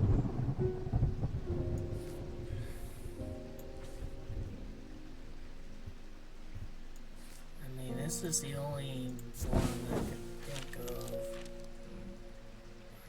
Faded. By the time I reach the ossuary, I can no longer make them at all. Fortunately, I've always one excuse to use a Carrick's candle. Do I have a Carrick's candle? Nope. This produce invisible light that peels back the years, allowing a glimpse into the past. The effect is often murky and blurred. It works passively on stationary objects and marked by a depiction of a candle on their surface.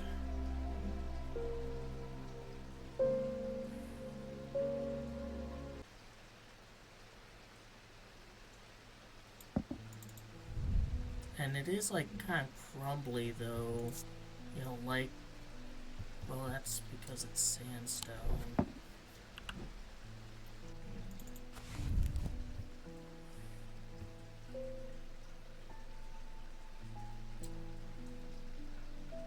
Murky and blurred, but it works on stationary objects.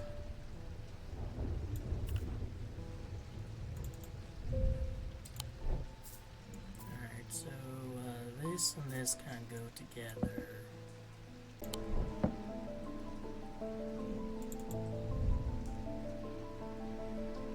I mean, is it like this is fire or something? Let's try this.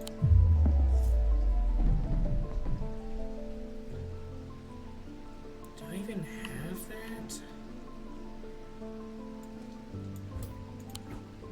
Alright, so what was this? Symbol flame is rendered above symbol wax. I follow trail in an excited hurry, tripping and stumbling as the candle distorts the heights of the floor until I come to the end. Small boulder rolling aside, I reach behind and reclaim the lost treasure.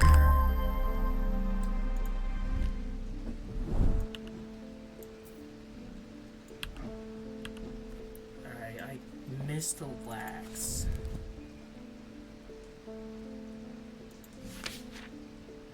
Yeah, wax.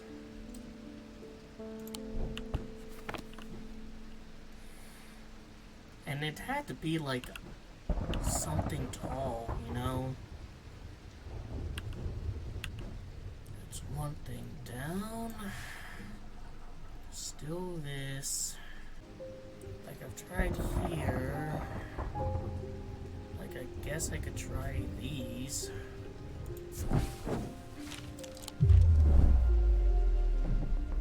Oh, time to do a minigame.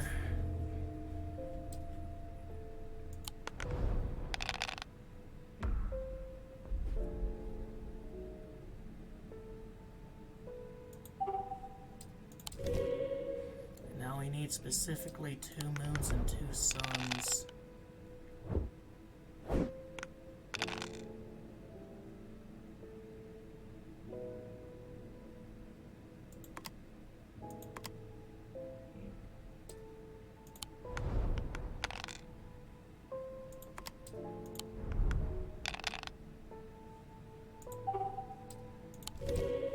Alright, that's the hardest one.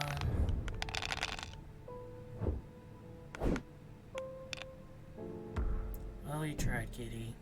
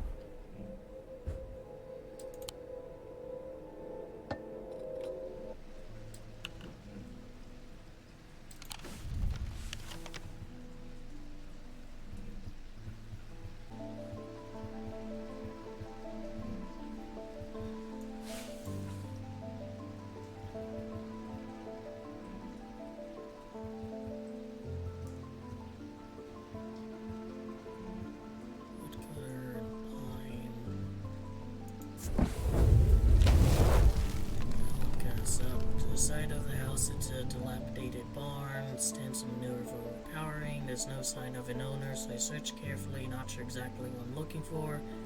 Suddenly I spy a flash of blue, a bottle. This is it. No joy. No shit. Going to end the day.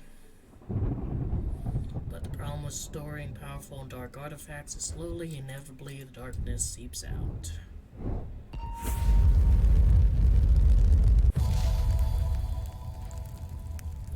ball of yarn.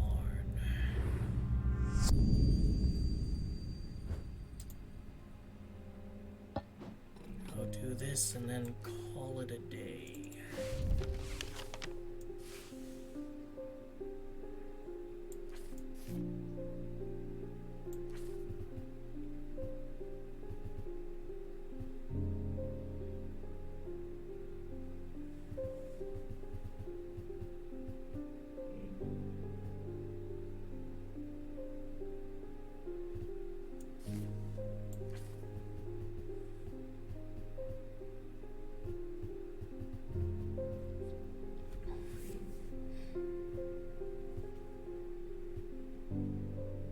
Is it that, or maybe it's like, yeah, like here, then goes down, then up, then down. It goes down, dip. Inhaling deeply from the spirit vault to stave off the madness of the depths, I make my way carefully down the crumbling passageway past the king crypts. Placed carelessly on top of the tomb was a collection of clay pots, some lie in pieces, but most are whole. At first the collection seems unremarkable, but one in particular stands out, and I take it back up to the surface to take a closer look.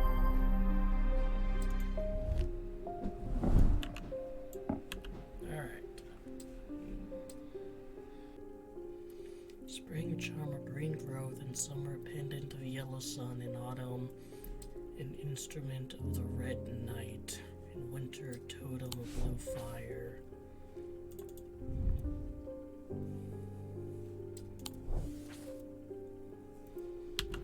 I mean, there's this.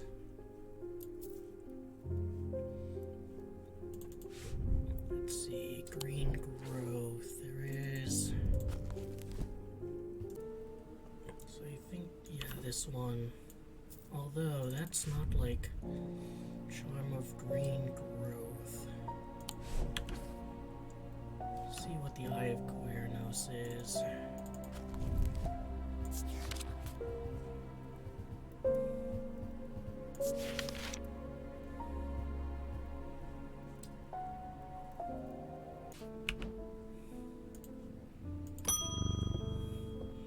Marion Lancaster.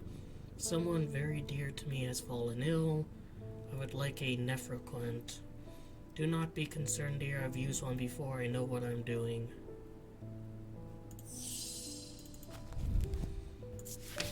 Needs a Nephroquint.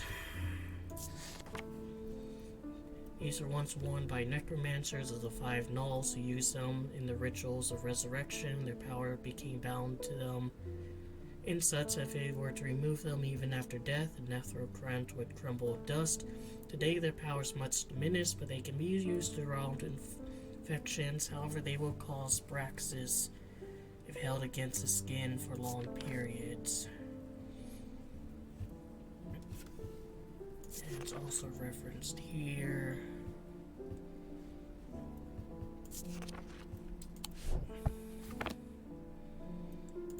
And is praxis a curse? Yes. Feel pain, but scarring has no cure. Well, what does an eloquent stone? I mean, that has Selenic imagery, and this one has Selenic imagery. But let's look at the symbols and see if there's anything that's like, you know, death, paralysis, poison, weakness.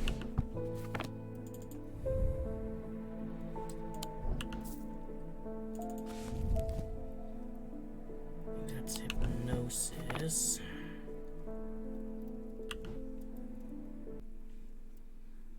One by necromancers.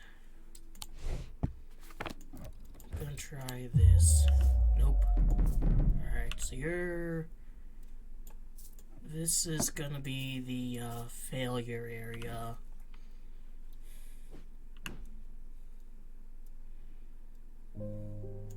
Now it says warn, so I don't think it's gonna be this.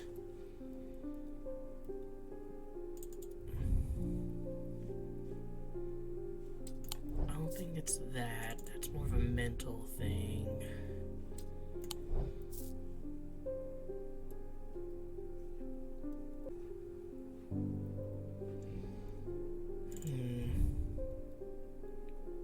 Maybe this, because it has sort of the reverse of it. Nope.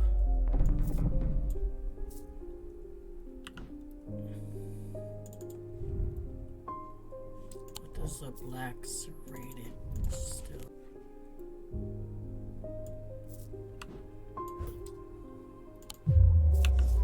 No.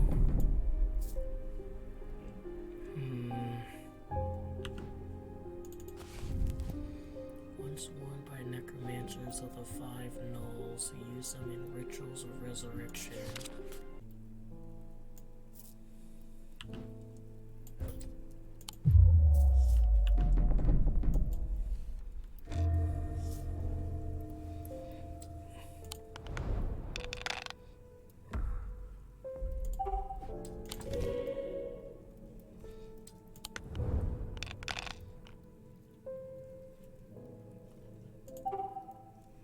Good, actually, I'm gonna try to get that 3.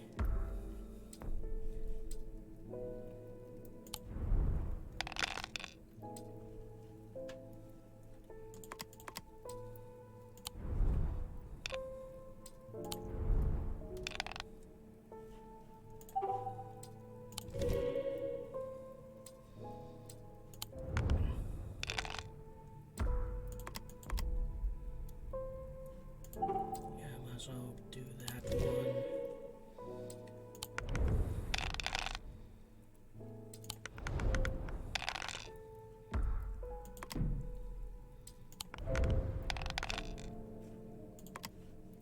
I'm gonna bank just because I don't want that to go too high.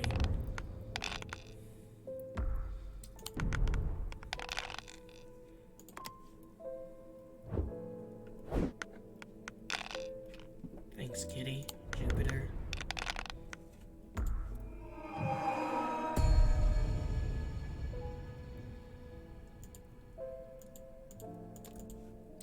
Really won't let me...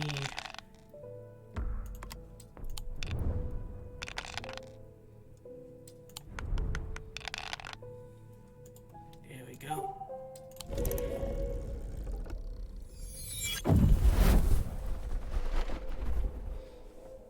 Now that one down there was filled up, so...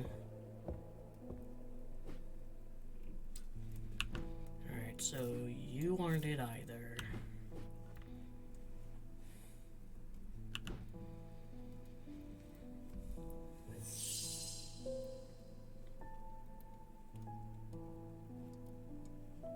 I kind of want to get all the pendants that,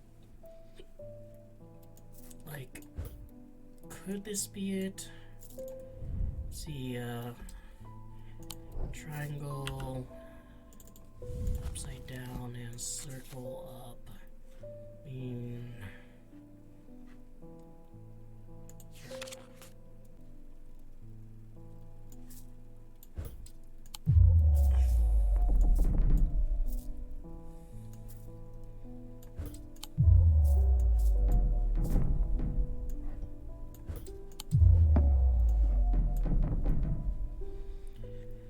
Alright, quite a few of these aren't going to be it. Like, and I'm starting to wonder, do I even have it? Like, this is all kind of weather, temperature and stuff. This is, these.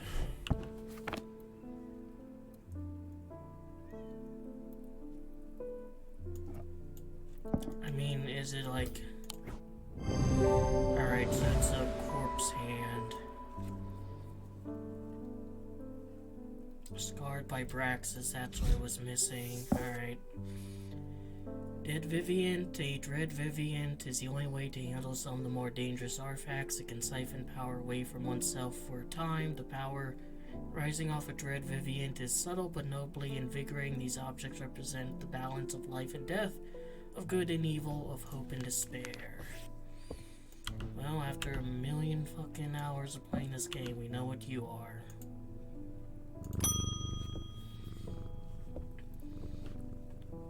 Please do pay us a visit. We have some items that we're confident will be of interest to you.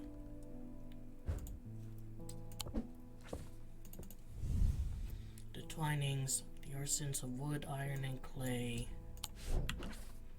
I might as well head over now. I mean... I think that's an actual, like, name spot. Yep, 15. Man who dropped off his card introduced himself as the owner of the Twinings, an unusual sprawling series of grotto-like rooms filled with handcrafted carpentry, ironmongery, and pottery. He leads me past wooden chairs and strange iron contraptions to a room unlike the others. This one's filled with small trinkets, ornaments, and jars of various sizes, containing ominous-looking liquids and organic materials. I know it might not look like much, but there are some items of value among the junk here, says the man. Take your time and let me know if you find something interesting. 2 hours later, I have indeed unearthed something very interesting that I'm keen to take back to the shop for further investigation.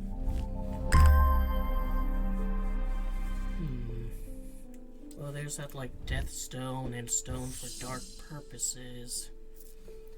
As I'm leaving with my haul, when a man shouts at me from across the street, as I look around annoyed and notice my horror, the man's eyes are as black as coal. He rushes toward me and stumble backwards, fumbling with a strap in my satchel, trying to grab an item to stop him, and it's a Wexic cord. explorers haven't discovered yet. Despite the name, these simple-looking elms do not produce a Wixic feel. They belong to the diurnal branch. They can cause a freezing effect on the body, earning them nickname Medusa Stones. Fortunately, this effect is not permanent. Diurnal. Alright, what do those look like?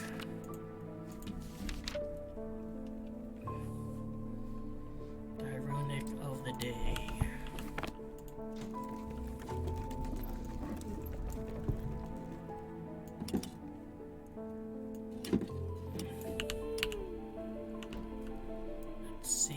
Just hold on, strange man with black eyes rushing towards me as I figure out where all this crap goes. Alright, so that's diurnal.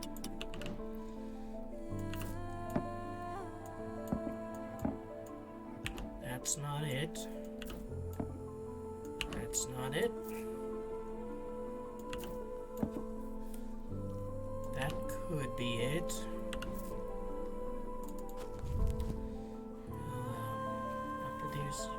Diurnal, they cause a freezing effect on the body. Maybe it's this. Nope, not you. Just to check real quick on that. Freezing effect.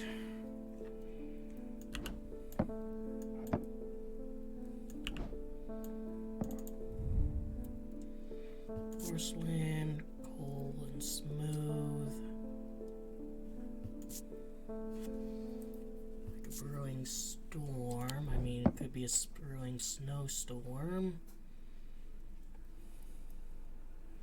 Stones. No, really?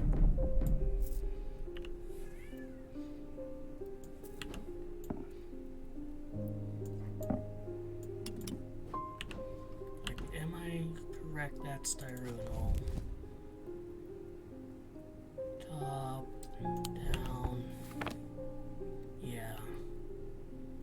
This also just has, like, all of the kind of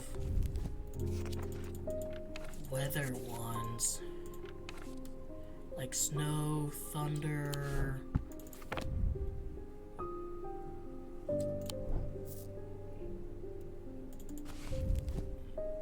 fog, storm.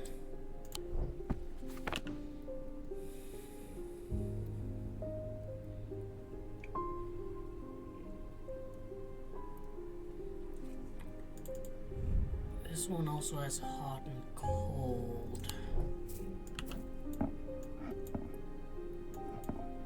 That doesn't produce a diurnal field. I think I'll try this, and then if it's not it, we'll do the dice game. Then I'll try this and this.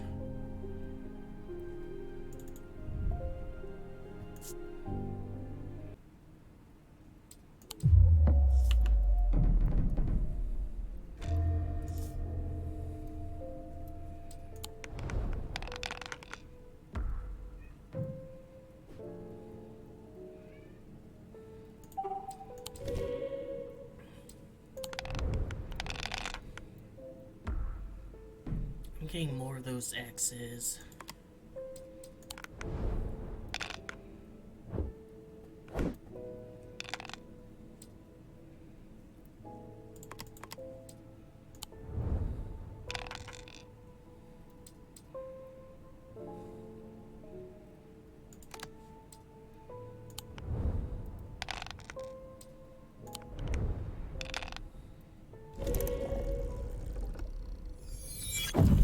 Like, if you get all of them the same, then game's like, fuck it, you win.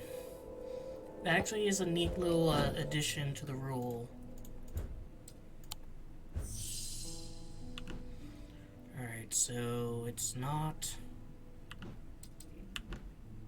Where did I... Alright, you're down there. Alright, so you're gonna go on the...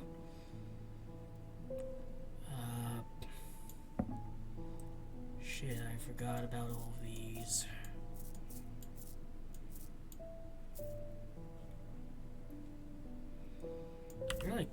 paralysis, so maybe you're freezing. Symbols of paralysis, and I didn't check that, but...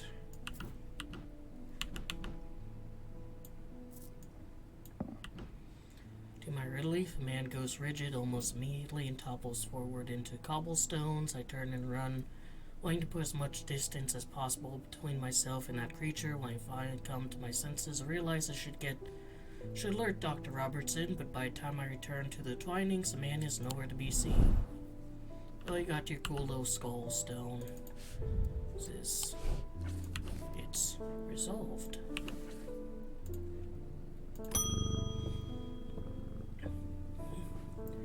Something bad is about to happen.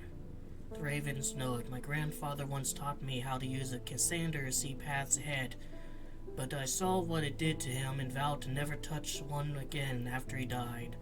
But this gnawing worry of what's coming has become too much for me. Once a Cassander, he finally gave in, as they always do. The eyes of Cassander focus on power of the mind, enabling those skilled enough to see the path or paths ahead. These items do not produce a mantic field as one might expect, but rather a more mysterious Solanic. Alright, let's get a Solanic field down here.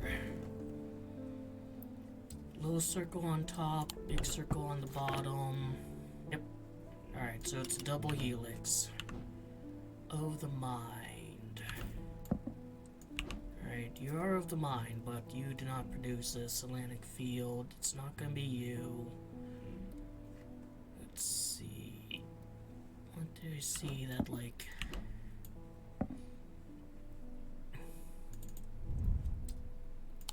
It's more temperature.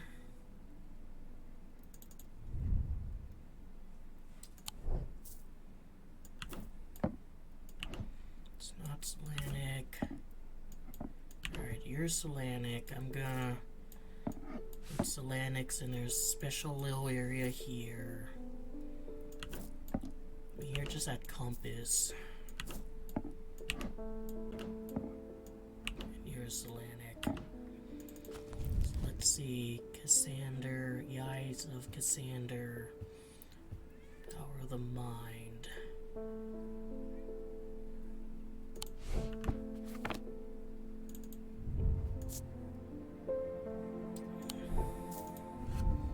This one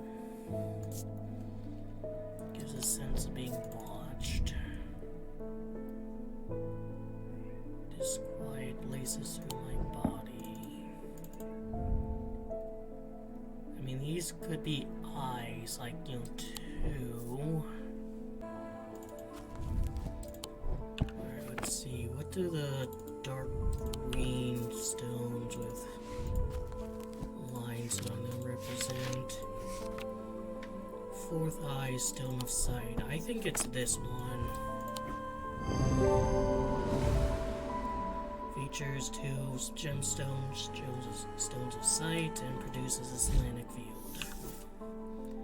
Weaving edge. A weaving edge is used to enter red night, a bloodthirsty state of mind. Tradition dictates handles should be made from the wood of a great oak. Alright, so whatever that one.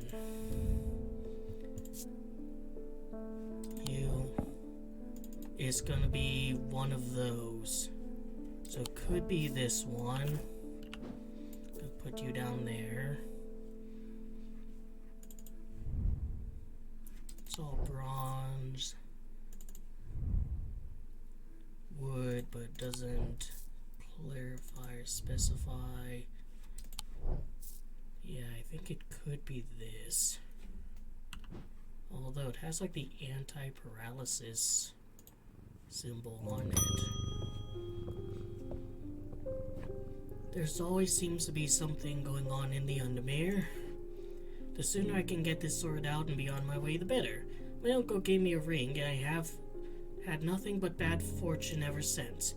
I'm starting to think it might be cursed. Is there a way to uncurse it?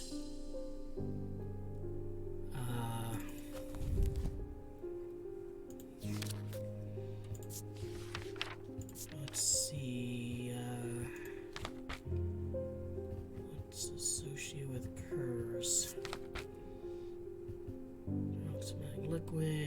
All tokens such as rings and amulets and liquid left for a full cycle moon or cleanse of. Alright, you need a caustic purifier, sir. Let's see. It's a shadow hold.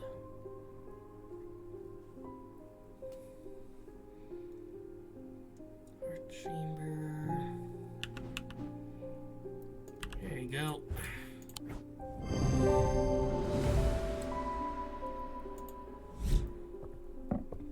Just put that ring in there for moon cycle, you'll be all good. I've been researching ancient customs, particularly those related to thaumaturgy, and I am fascinated by the use of objects in ritual ceremonies. Are you able to get your hands on a gris? I would be very interested in studying it further. I mean, maybe, I don't know. The asshole who actually owns this place doesn't label anything. For ritual, the broken path, a gris is heated slowly over a flame. To have full effect, it must be held in an ungloved hand until ritual is complete. The ritual will not be performed by those who have not studied the waxic arts. Common suffer burns. When done correctly, it should not be painful. Alright, maybe of the body. The one high. Big one kind of medium.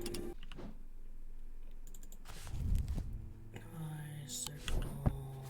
Yeah, that's it. Alright, so it's the wavy ones.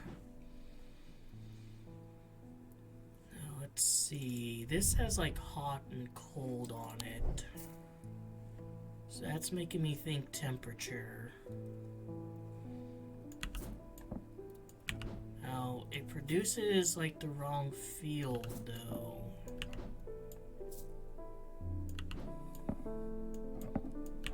Could be this. Anything here that's kind of associated with snakes. This has snakes on it. Alright, so it's not you.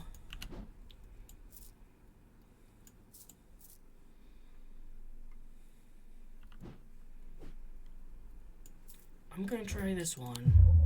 Nope.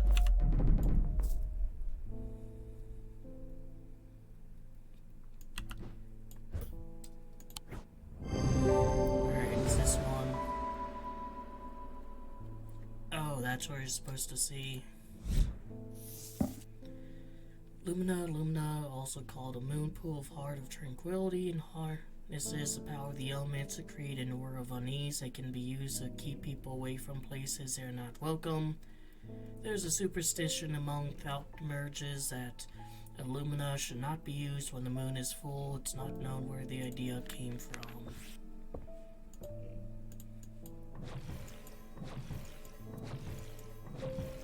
Just get that ready for when I'll need it.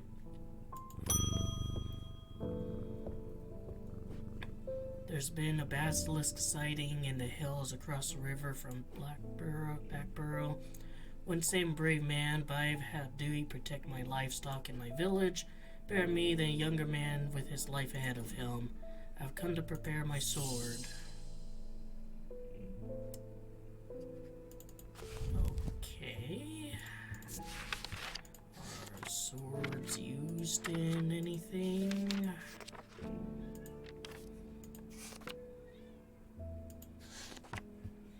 Storm.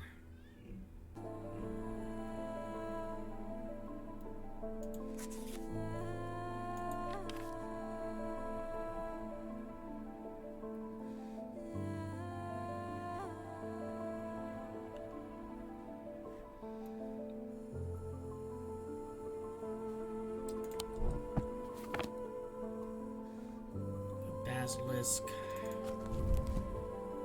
Blade is drawn across the face of a folium 6 times during the ritual day and prior. Prayer huntsmen, those willing to prove themselves, perform this ritual before seeking out the basilisk, as the folium blade is the only known way to pierce its thick armor.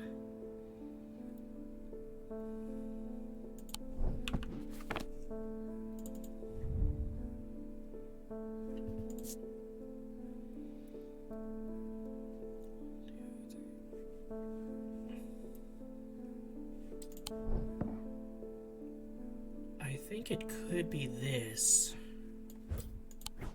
Because, like, yeah, because those were, like, you know, where roofs, where a blade was. And you need that in order to fight a basilisk.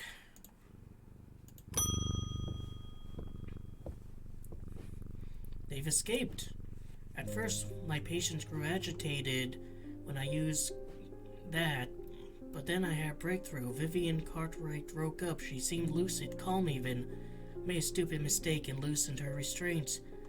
I don't know what happened, whether the siren stopped working or perhaps it never worked and she tricked me, but almost immediately she changed back and turned violent. Before I knew it, she had managed to free the others. We tried to stop them, but they fought their way out of the hospital. I have no idea where they've gone. I mean, not my problem, lady. Probably something I'll have to figure out later. It's end of the day. The penultimate day, almost perceptibly, the casket began to absorb the crepuscular power that had leached into stone and the earth of its lightless tomb. Alright, going to be going to the catacombs again.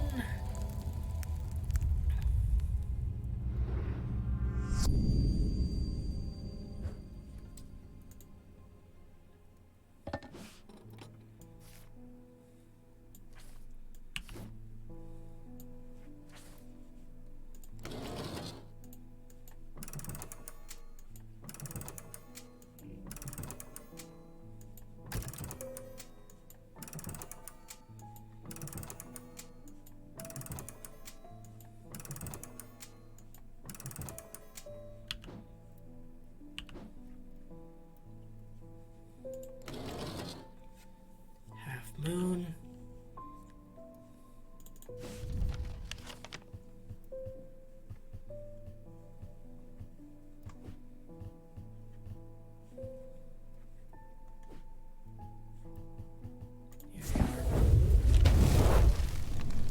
The air is stifling in the darkness, and the claustrophobia of the tunnels almost overwhelm me.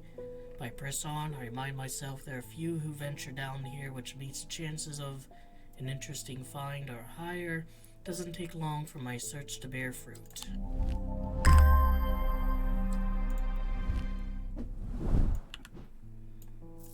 What wood are you made of?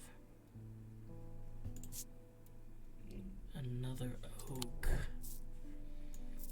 Alright, I'm gonna put the two kind of oak ones together. And this can be like the failed one.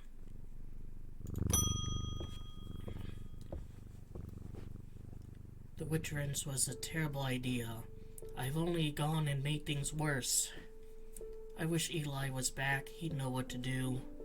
Some years ago, a friend brought an item to me, a black casket. I learned that was a dark article.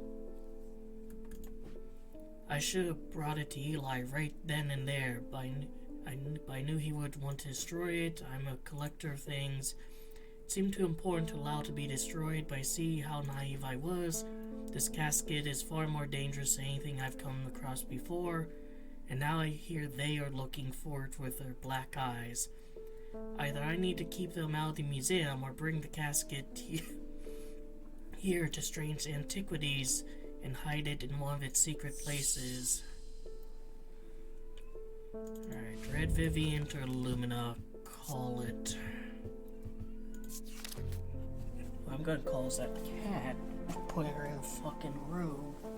She won't. Life and death, good and evil, hope and despair. Or Illumina.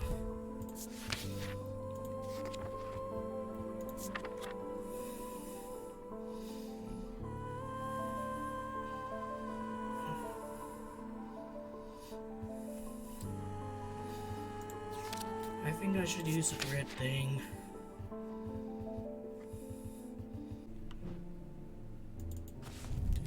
Green represent stone of earth and nature.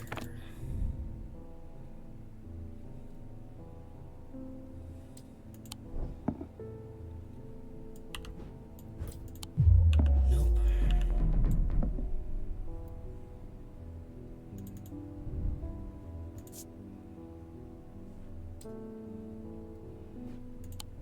this is like, opposites.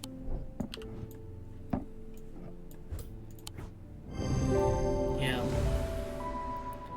There's symbol of ailments. Light of Corcoran. Despite the appearances, Noctic items have no connection to the League of Amphibian Heart. They are objects considerable power that can turn darkness to light, fear to joy.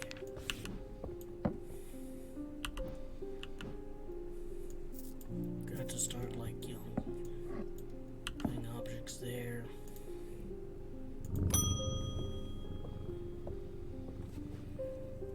Uneasy, quiet in town today. There aren't many people out and about. I'm heading straight home as soon as I'm done with my deliveries. I've recently come into possession of a number of texts on the subject of arcane artifacts. You're welcome to them if they're any use to you. If I don't hear from you, then I'll donate them to the library across the street.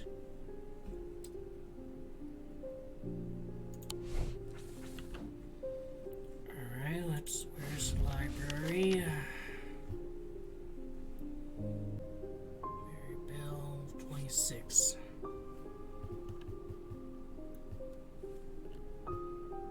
Across the street. So this one. Some of the scrolls look promising, but they're written in the Dradic script, and my understanding is too rudimentary to make use of them. If Rhonda was around, I'm sure she could translate them, but she isn't, and I can't, so I know what I will need.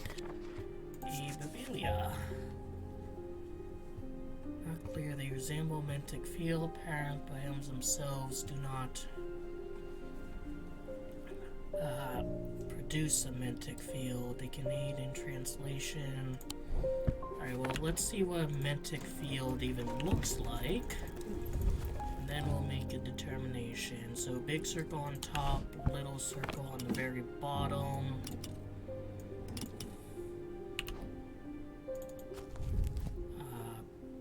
Big triangle. Alright, so kind of flower. Anything here that resembles a flower. This? No. I mean, it resembles a Mentic Field.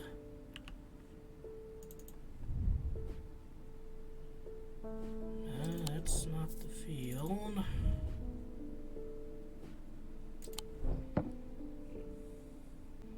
This, I think, that kind of looks like it. Nope.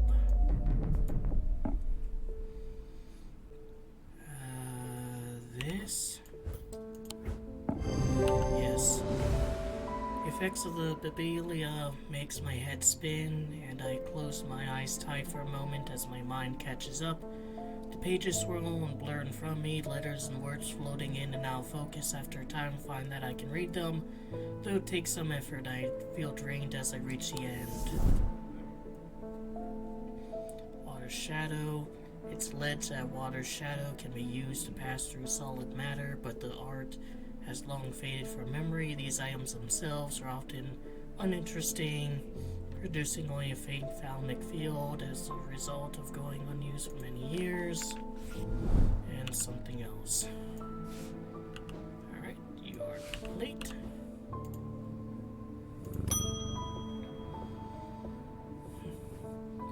With all that's been happening in Undermere, I picked the worst week to lose my Brightic charm. I hope you have one that I can replace it with.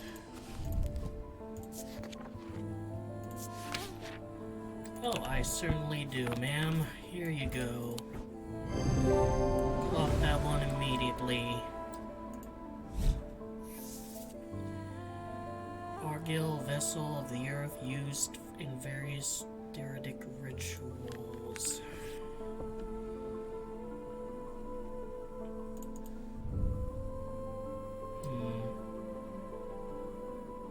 Have that, I have that, I have that. I know one, and like, one of these two is the night one. I'm sorry I did not intend to be away for so long. I trust the shop has not been too much trouble to look after in my absence. I've learned a lot from my time in Oxford. There is a powerful dark article here in Undermere called a Needland Gasket, and now you're telling me that my foolish half-wit of a brother has it in the museum at this whole time? I know how to destroy it, but it's not going to be easy. Whatever happens, it must not be opened. We'll need to create a pillar of Caloris. From what I gather, such a feat has not been attempted in over 500 years. I just hope there's enough time to prepare. Afraid I can't stay, but I'll be back as soon as I can. Pillar of Caloris is a powerful blast of energy that can consume the darkness. Safest way to destroy powerful dark particles. It can be produced at a place of significant thalamic convergence. Strength and weakness, light and darkness, line the opposing powers at opposing compass points. With Cochrane's light, the strong will be made weak and the dark will be made light. I can go there.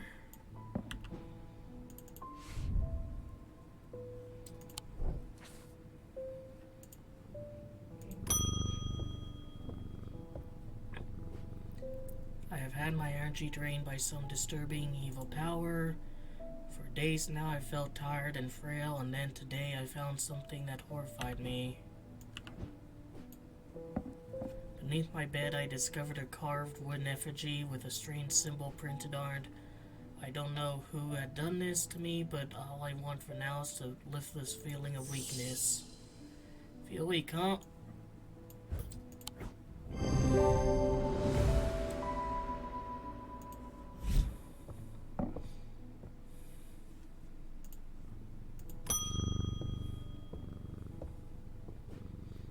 Like a blood bick. The nameless ones are restless. I'm ready to hear their voice. I just recently got one of those. At least a page unlocked. It was once thought that these objects could be used to commune with the dead, but it is now widely believed such a thing is not possible. It's not known where the strange voices that emanate from a blood beck originate, but there are some who believe they are the voices of the nameless gods. One of these was producing chance.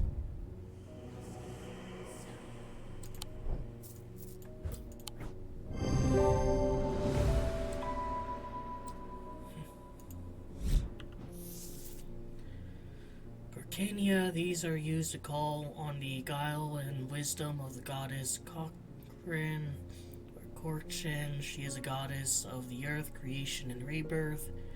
It is maintained by some that these are not objects of power, but exude an imposing aura that is hard to explain. Alright, nothing left to do. Thaddeus runs along the dark corridor, his eyes wide with terror. He clutches the largest remaining shard of the shattered lumina in his hand. I didn't give you a fucking lumina, dude. He only has one thought in his head. He must not allow his pursuers to reach the casket. He will draw them to the armory. It's his only hope. His heart sinks as he rounds the corner. No. 3 more black-eyed assailants are coming from the other direction. He's trapped. His final thoughts are consumed by fear. There's nothing stopping them now. The casket will be opened. It's all his fault. It festered and pulsated until it could no longer be contained. Some part of it reached out from the darkness, creating eyes so that it might find itself, and hands so it might open itself. The casket wanted to be opened.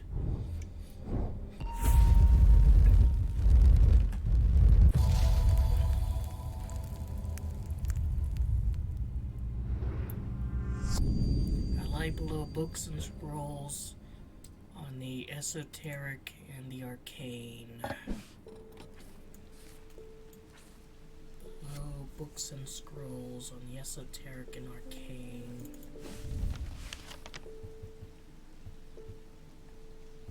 Oh, that's a book, but there's nothing really below.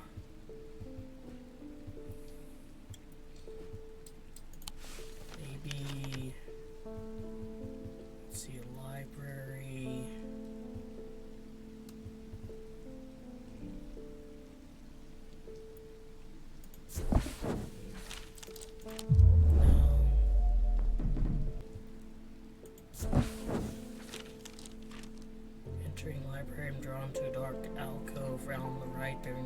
Esoterica and Arcania. I'm sure there's much to learn here.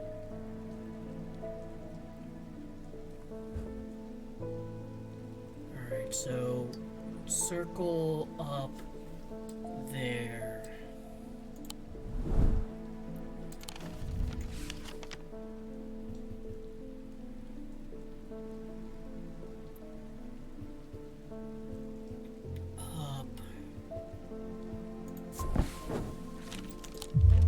Really?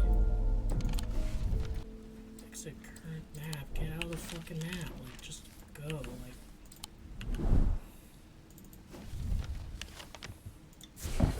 There. Solve all the blue cards. As I open a door, I'm hit by the musty smell of damp. This room hasn't been entered for some time.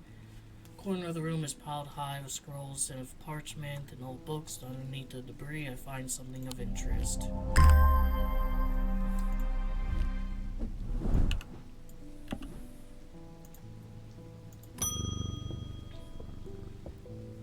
Oh, you're still alive.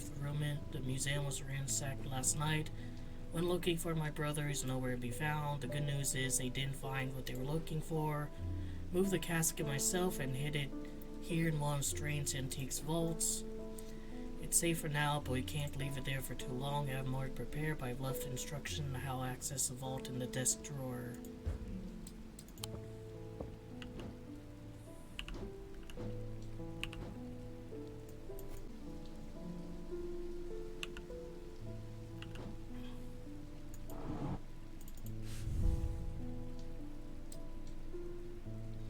Candle gives off no light, and anchors never touch the ocean. So this. So candle. Finger not of flesh.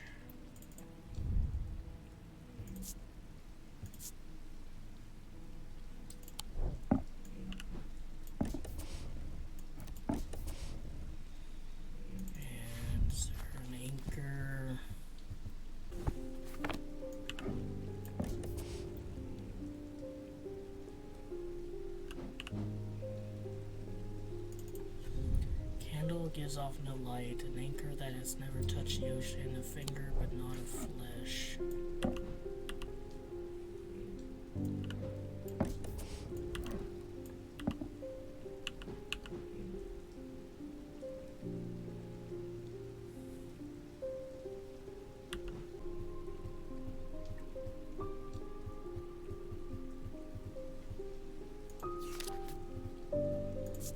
Which is finger.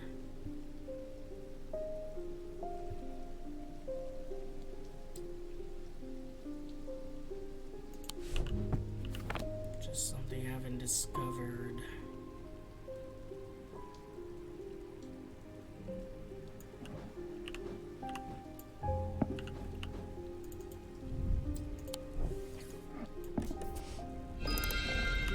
Alright.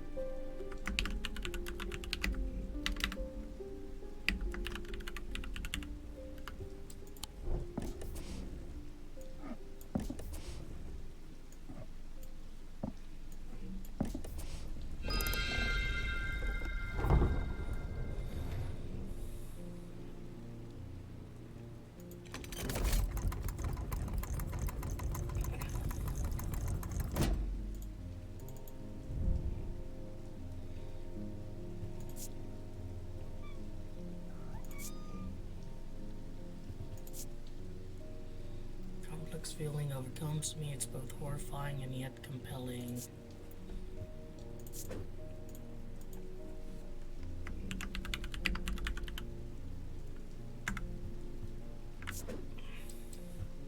And you'll get that one.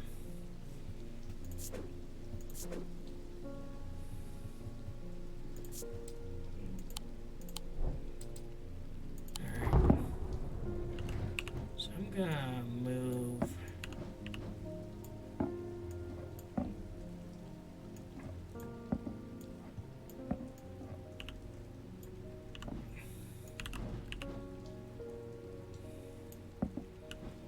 Alright. And maybe you need to be...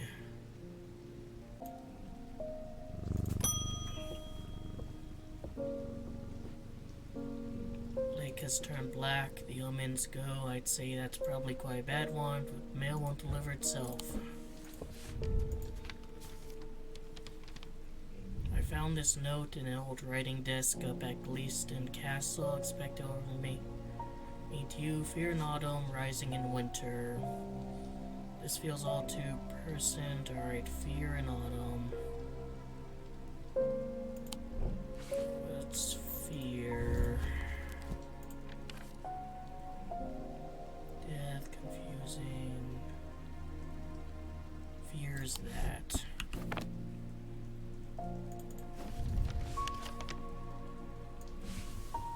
Fear in autumn.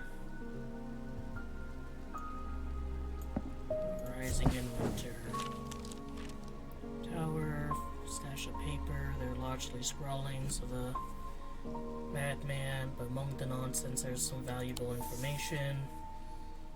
Storm ward and some other stuff that I might as well just leave there.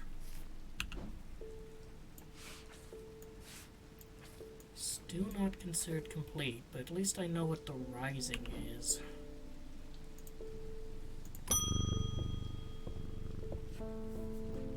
It's time to end this. Now, bring the casket to the pit.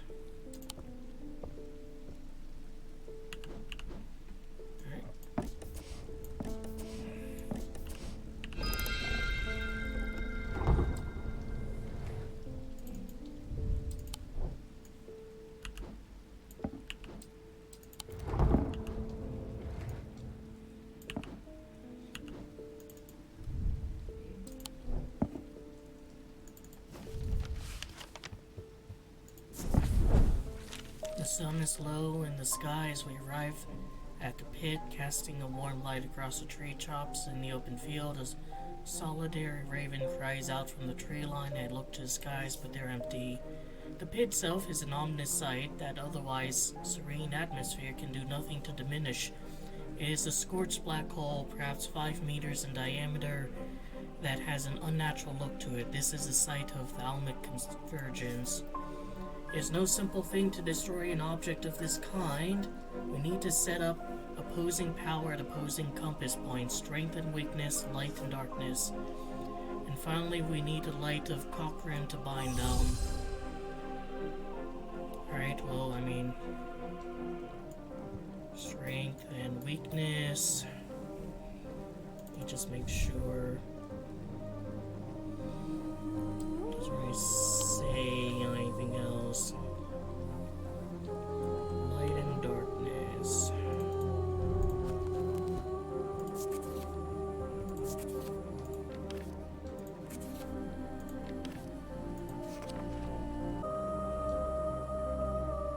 I mean, light is gonna be, where is it? You.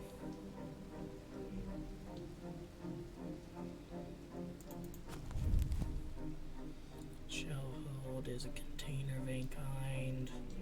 Can be used to contain an Osaic spirit, manifestation, known as creeping dark.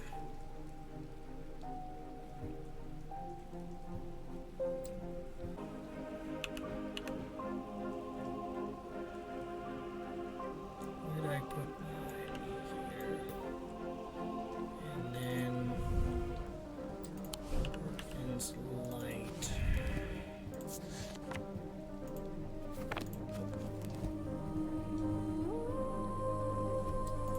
Light?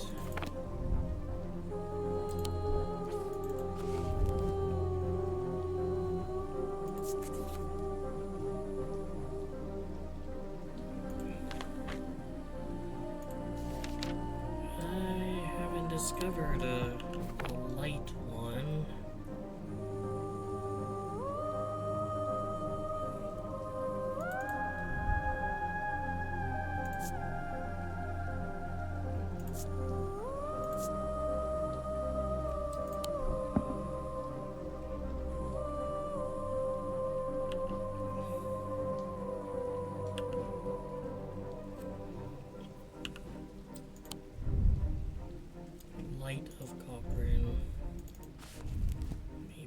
Here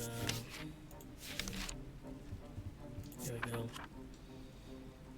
These Noctic items have no connection to League of the Emphysian Heart. They are objects of considerable power that can turn darkness, light, fear into joy.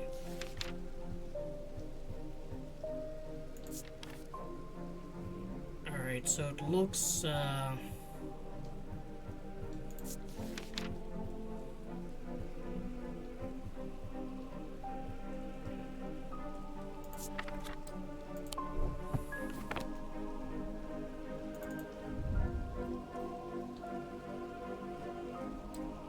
has that little swirly on it, which is also what the fingers have. No, that's snakes.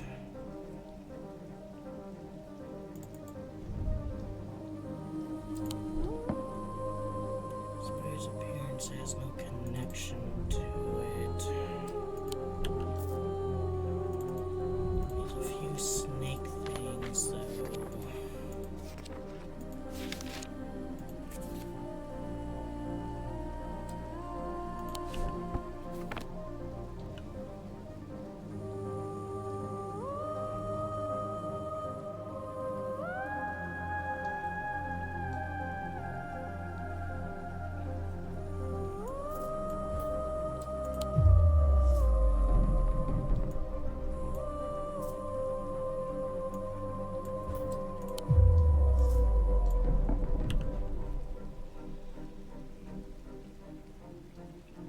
I'm sure these ones are correct.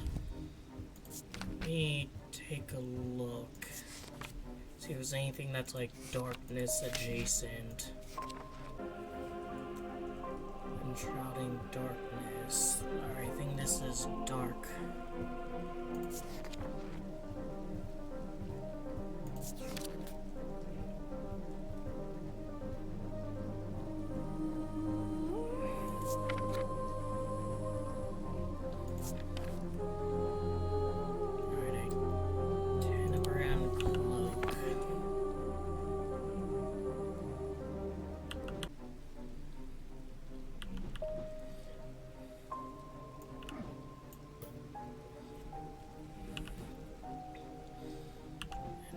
It's just the last one, the light of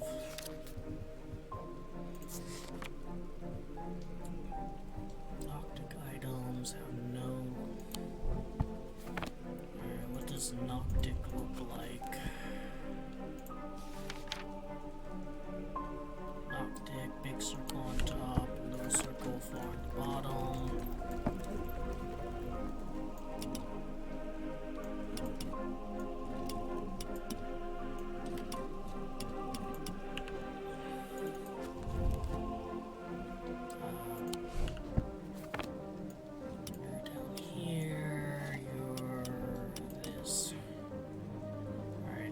Galaxy swirl. Your DNA.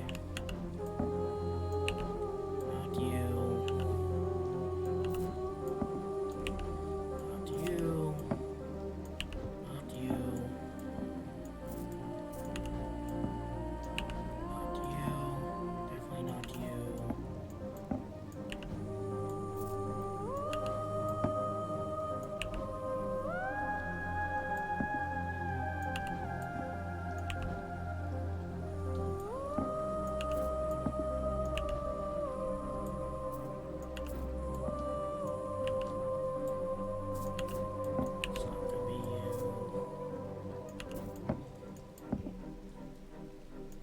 You already. Tried you, but I didn't have that there. Eli inspects my work. His face shows low emotion, but he seems satisfied. By now the sun's finished setting, and only a hint of red afterglow remains in a darkening sky.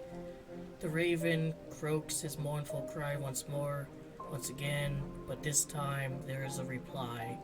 And then another. I look up and there are several dark shapes circling above. Okay, now they're here. I spin round to follow Eli's gaze, and my pulse quickens as I look out across the field. A large group of shadowy figures is walking steadily towards us. We can't see their faces at this distance in low light, but I'd be willing to bet that every one of them has pools of midnight for eyes. In the sky above, the ravens continue to grow in number. Their caws and cries get louder and louder. I look down at the black object in my hand, such a small thing, and yet its seductive power is impossible to ignore. It wants to be opened, suddenly it feels inevitable. The casket, now. But I'm not sure I want to give it to him.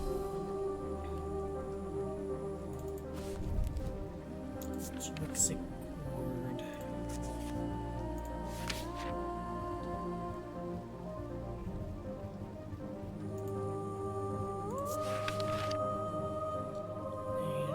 Makes it feel. No, you can have the casket. I mean, it's all yours, dude. I hold strong against it. Hand over the casket, and together we begin activating the items arranged around the pit, working as fast as we can. It still takes longer than we'd like, and I look up again. The Thalmurch has fear in his eyes. It's not working. He's clutching the light of Cochrane, but it is lifeless in his hands. Such a shame. I turn to see the occult scholar, her eyes black, and she has Dread Viviant in her hands. Where did she get that from? Not Strange Antiquities, I hope. She must have been using it to dampen the power and light of Cochrane. We'll take the casket now. It will be opened.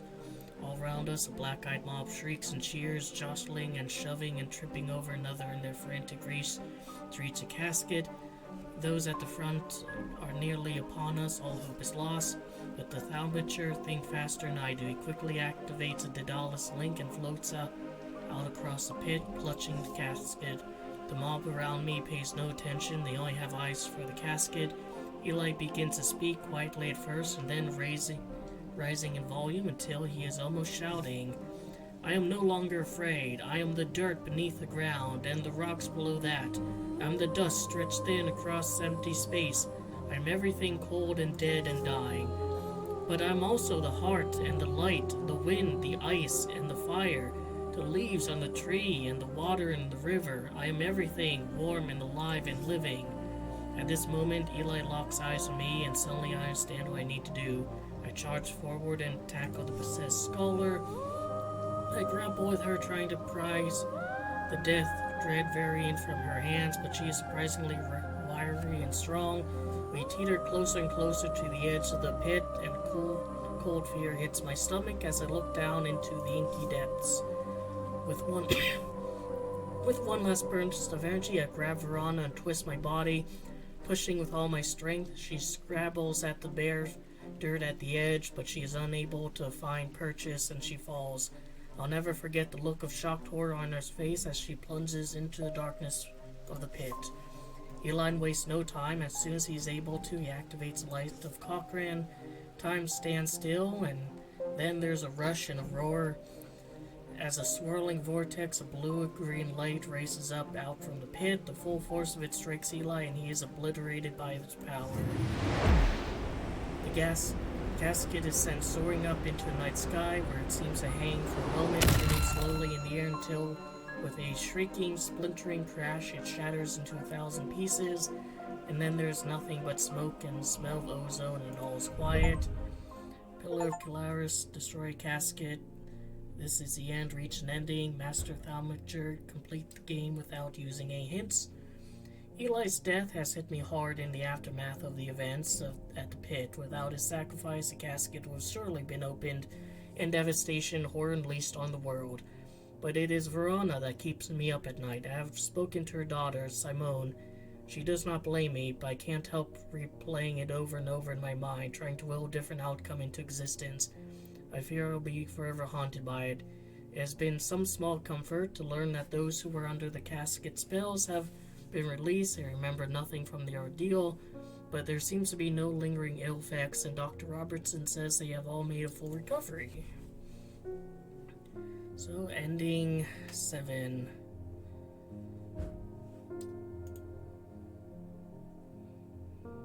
Alright, and that was Strange Antiquities.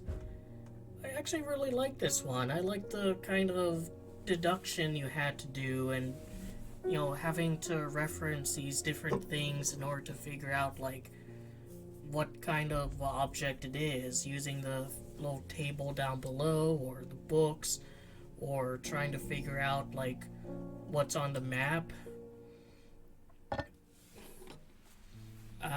I think the only thing I didn't particularly like was, let's see, where is it? This one, I think the hint for it was kind of a bit more obscure than it should have been.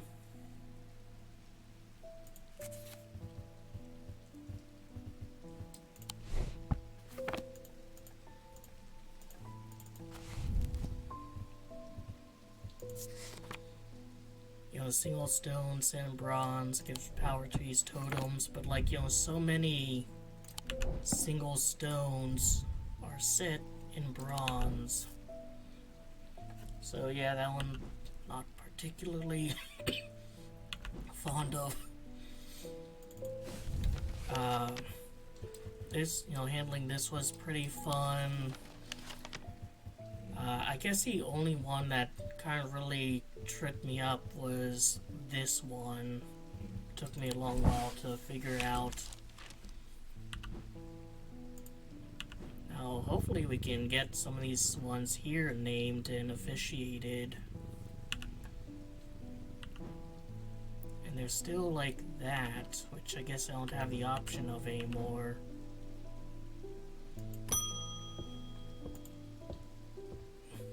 My father is suffering from Morgan's insanity.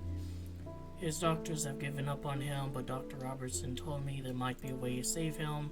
She said it might be possible to stop the infection spreading by cutting the poisonous thoughts from his mind, but she said it was beyond her skill. Alright, diverging hook.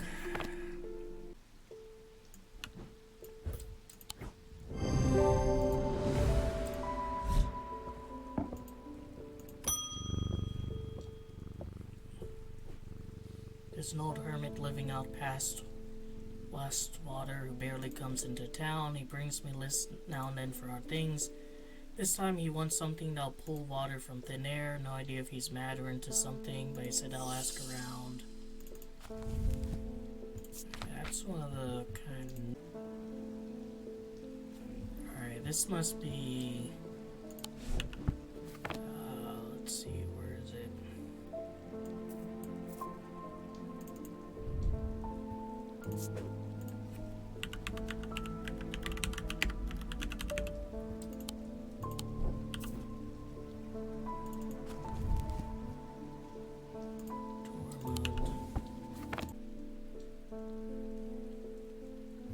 Yeah, this wing.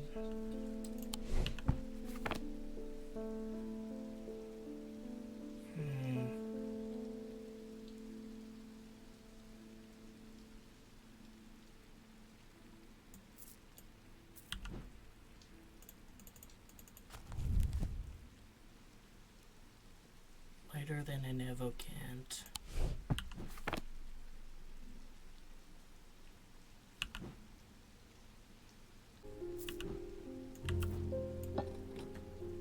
Could be this. It's also manus, which is Latin for hand. So that's another hint.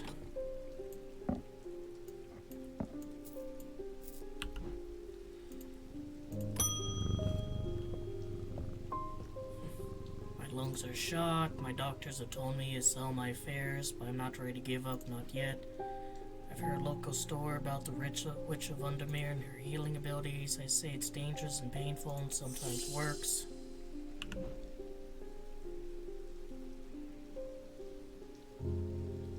Let's see, where's that branch?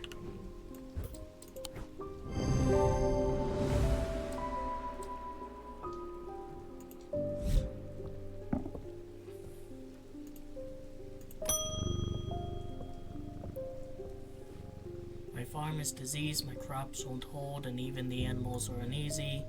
My old man says the earth's angry. He says I should call upon Kokra for wisdom and blessing. Can you help? This land's all I've got.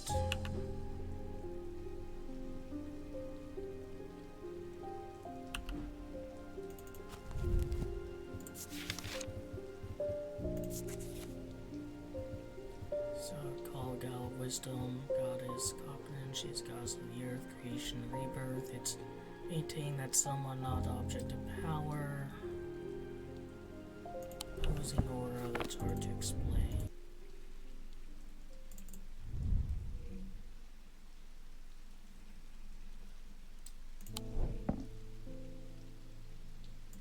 I mean, snakes have so far been associated.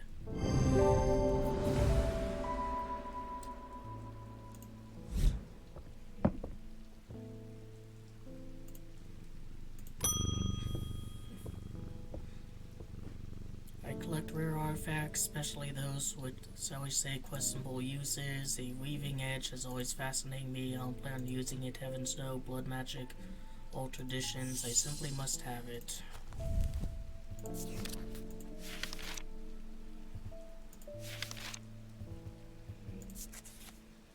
Weaving night edge is used to enter red night. Alright, so it's probably this.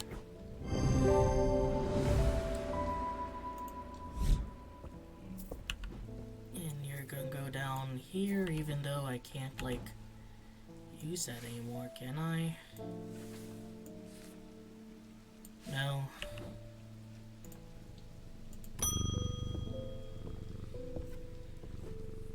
I've read tales of Caloris from cover to cover. I was surprised to learn that some of the powers he could wield. Do you know that he could walk through walls?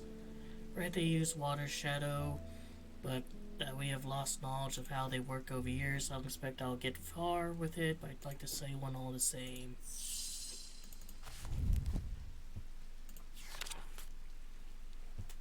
Use passive soft objects when you faint thalamic field. Not gonna be you. That's pretty faint.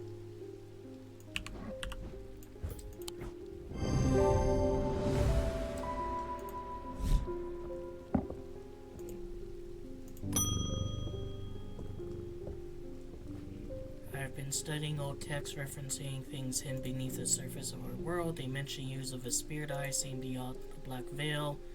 It's something I'd like to experience for myself.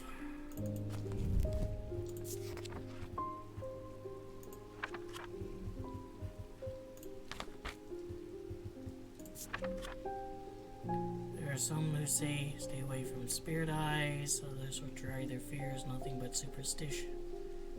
Seeing others dread fear, nothing but superstition. It's not clear exactly what they do show. Another layer beyond the visible world, perhaps. They draw their powers from opposing symbols inscribed on them. These are opposing symbols.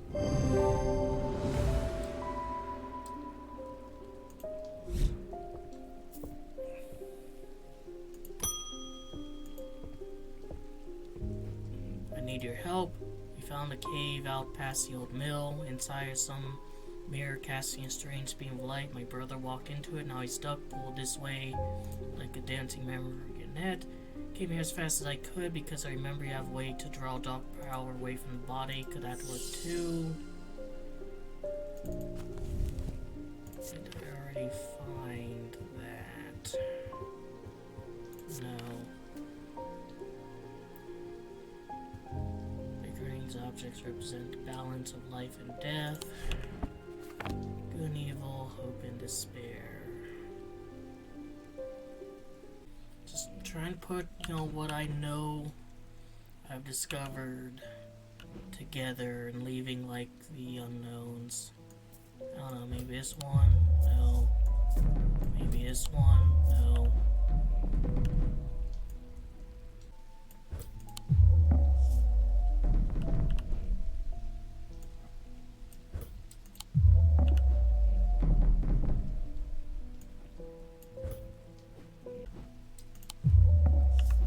Rolling dice again.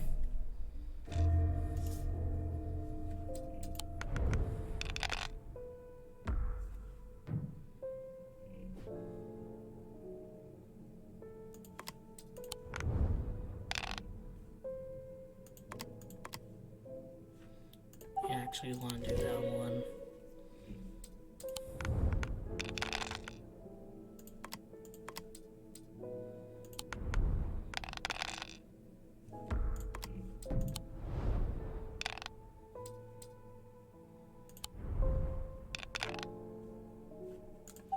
I'll get the harder ones out of the way first.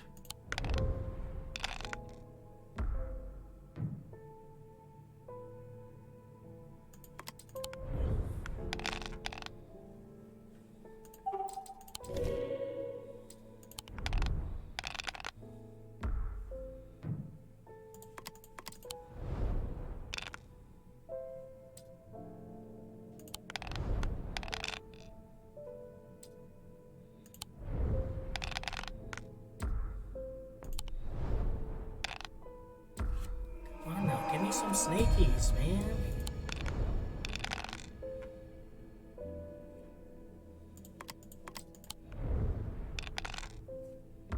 There we go. One more snake. Now just need moths. Thank you.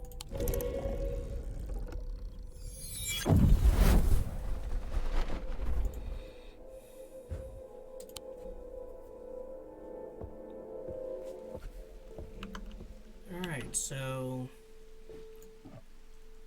it wasn't this, it wasn't this, it wasn't this, it wasn't this. It's not that.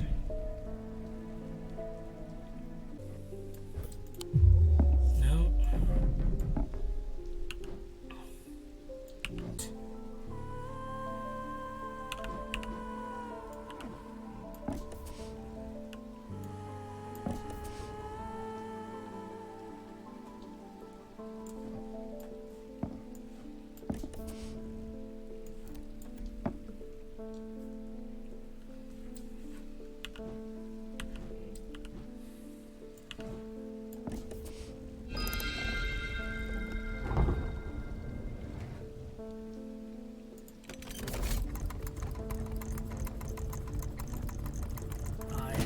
That one up. That was something that evidently was supposed to be solved on day 12. I'm on day 19. Let me see, like, is there anything? I have no idea. Here's your stupid shit.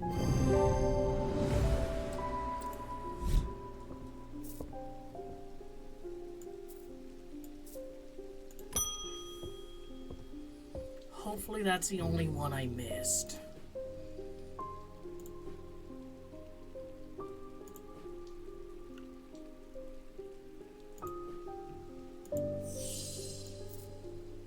Wait, Argyle.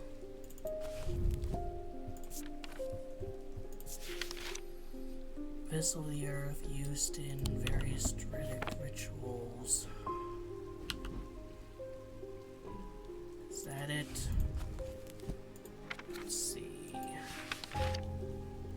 Earth, yeah, it's gotta be this. It's a vessel.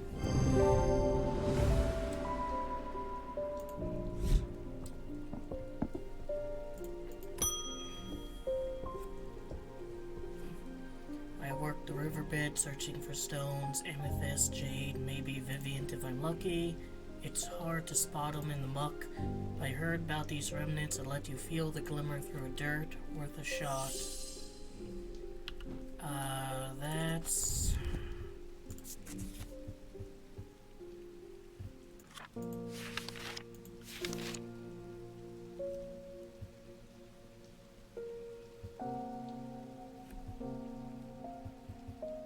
maybe that? Yeah.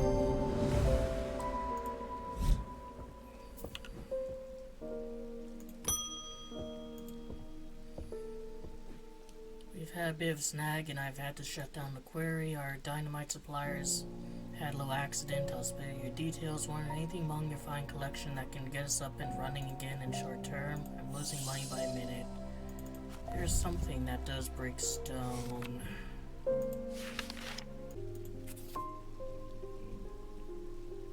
Here. What's a pit?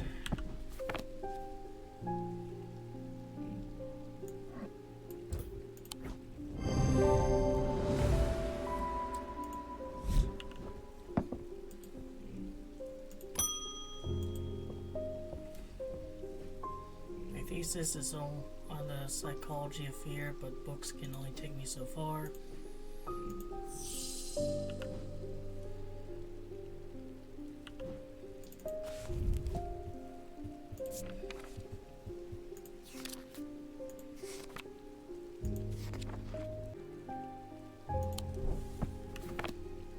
Try this, dude.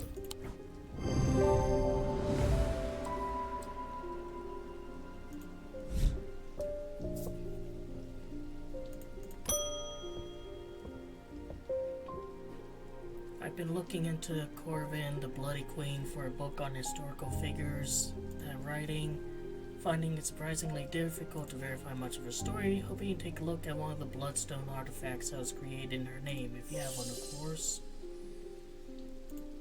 Alright, so that's the thing that one woman wanted. Try this.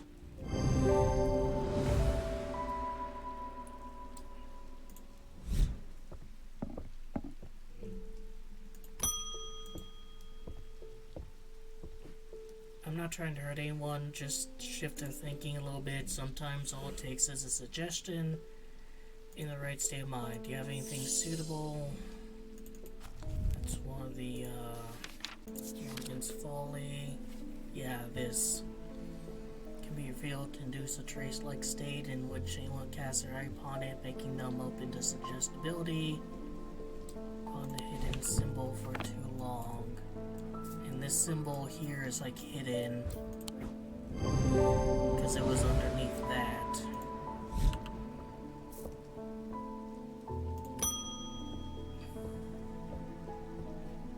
My sons are out of control. Jail doesn't teach them anything. A year behind bars and they come back worse. I want them to feel the wrong they've done. Real penance so they might change their ways. I have that one thing that makes them feel like, guilt. But let's see if there's anything at all. One that makes you feel really guilty here, Binding Seed.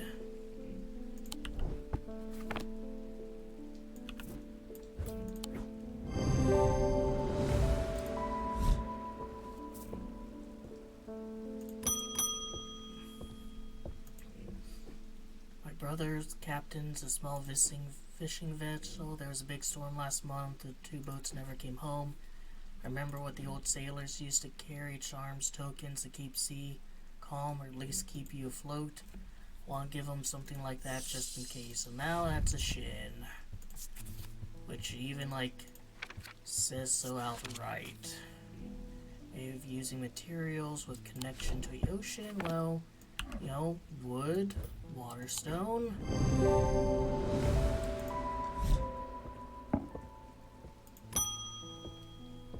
I got like 1, 2, 3 things left.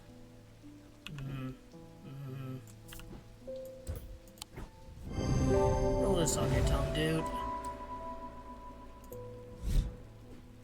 Finally. I thought I'd be silent forever. I've been studying the eye. I've been trying to give voice to the markings on stone. Next thing I knew, I couldn't speak. It's been a dreadful few weeks. Alright, 2 more things. I'm full of righteous anger. I won't be taken advantage of anymore. Time to fight back against my tormentor. He's bullied and threatened me all my adult life. I had enough. Alright, what is that from?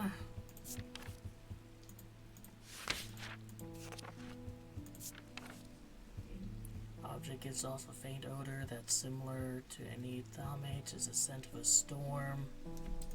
I think, let's see, I remember one of these having that.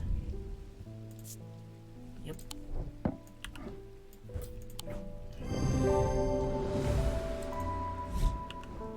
So there's like this and this left.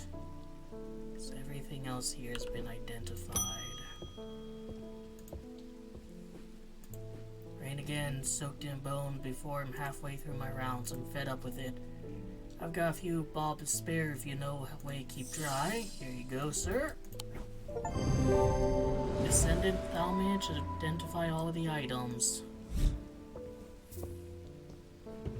And that's a resonance compass. I guess, process of elimination has done that. And with that, I'm done. Time for a well-earned rest right after I give Jupiter one last scratch behind the ears.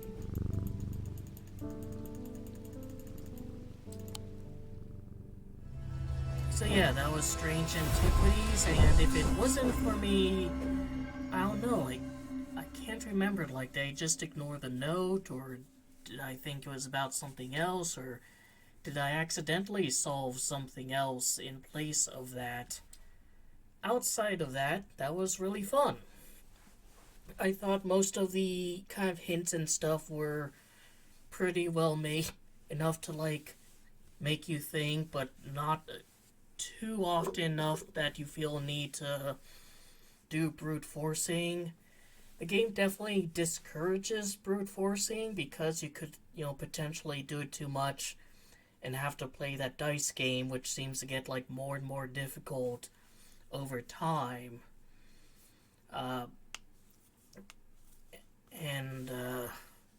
Yeah, so that on one hand definitely encourages you to stop and think more, but on another hand kind of makes you a little bit more, too hesitant to really try something based off of, partial information. So there's apparently a load of endings. There's 7 of them, but I think I'm a bit done for now. So hope you enjoyed the video, that I gave you something to think about, otherwise entertained you. Take care.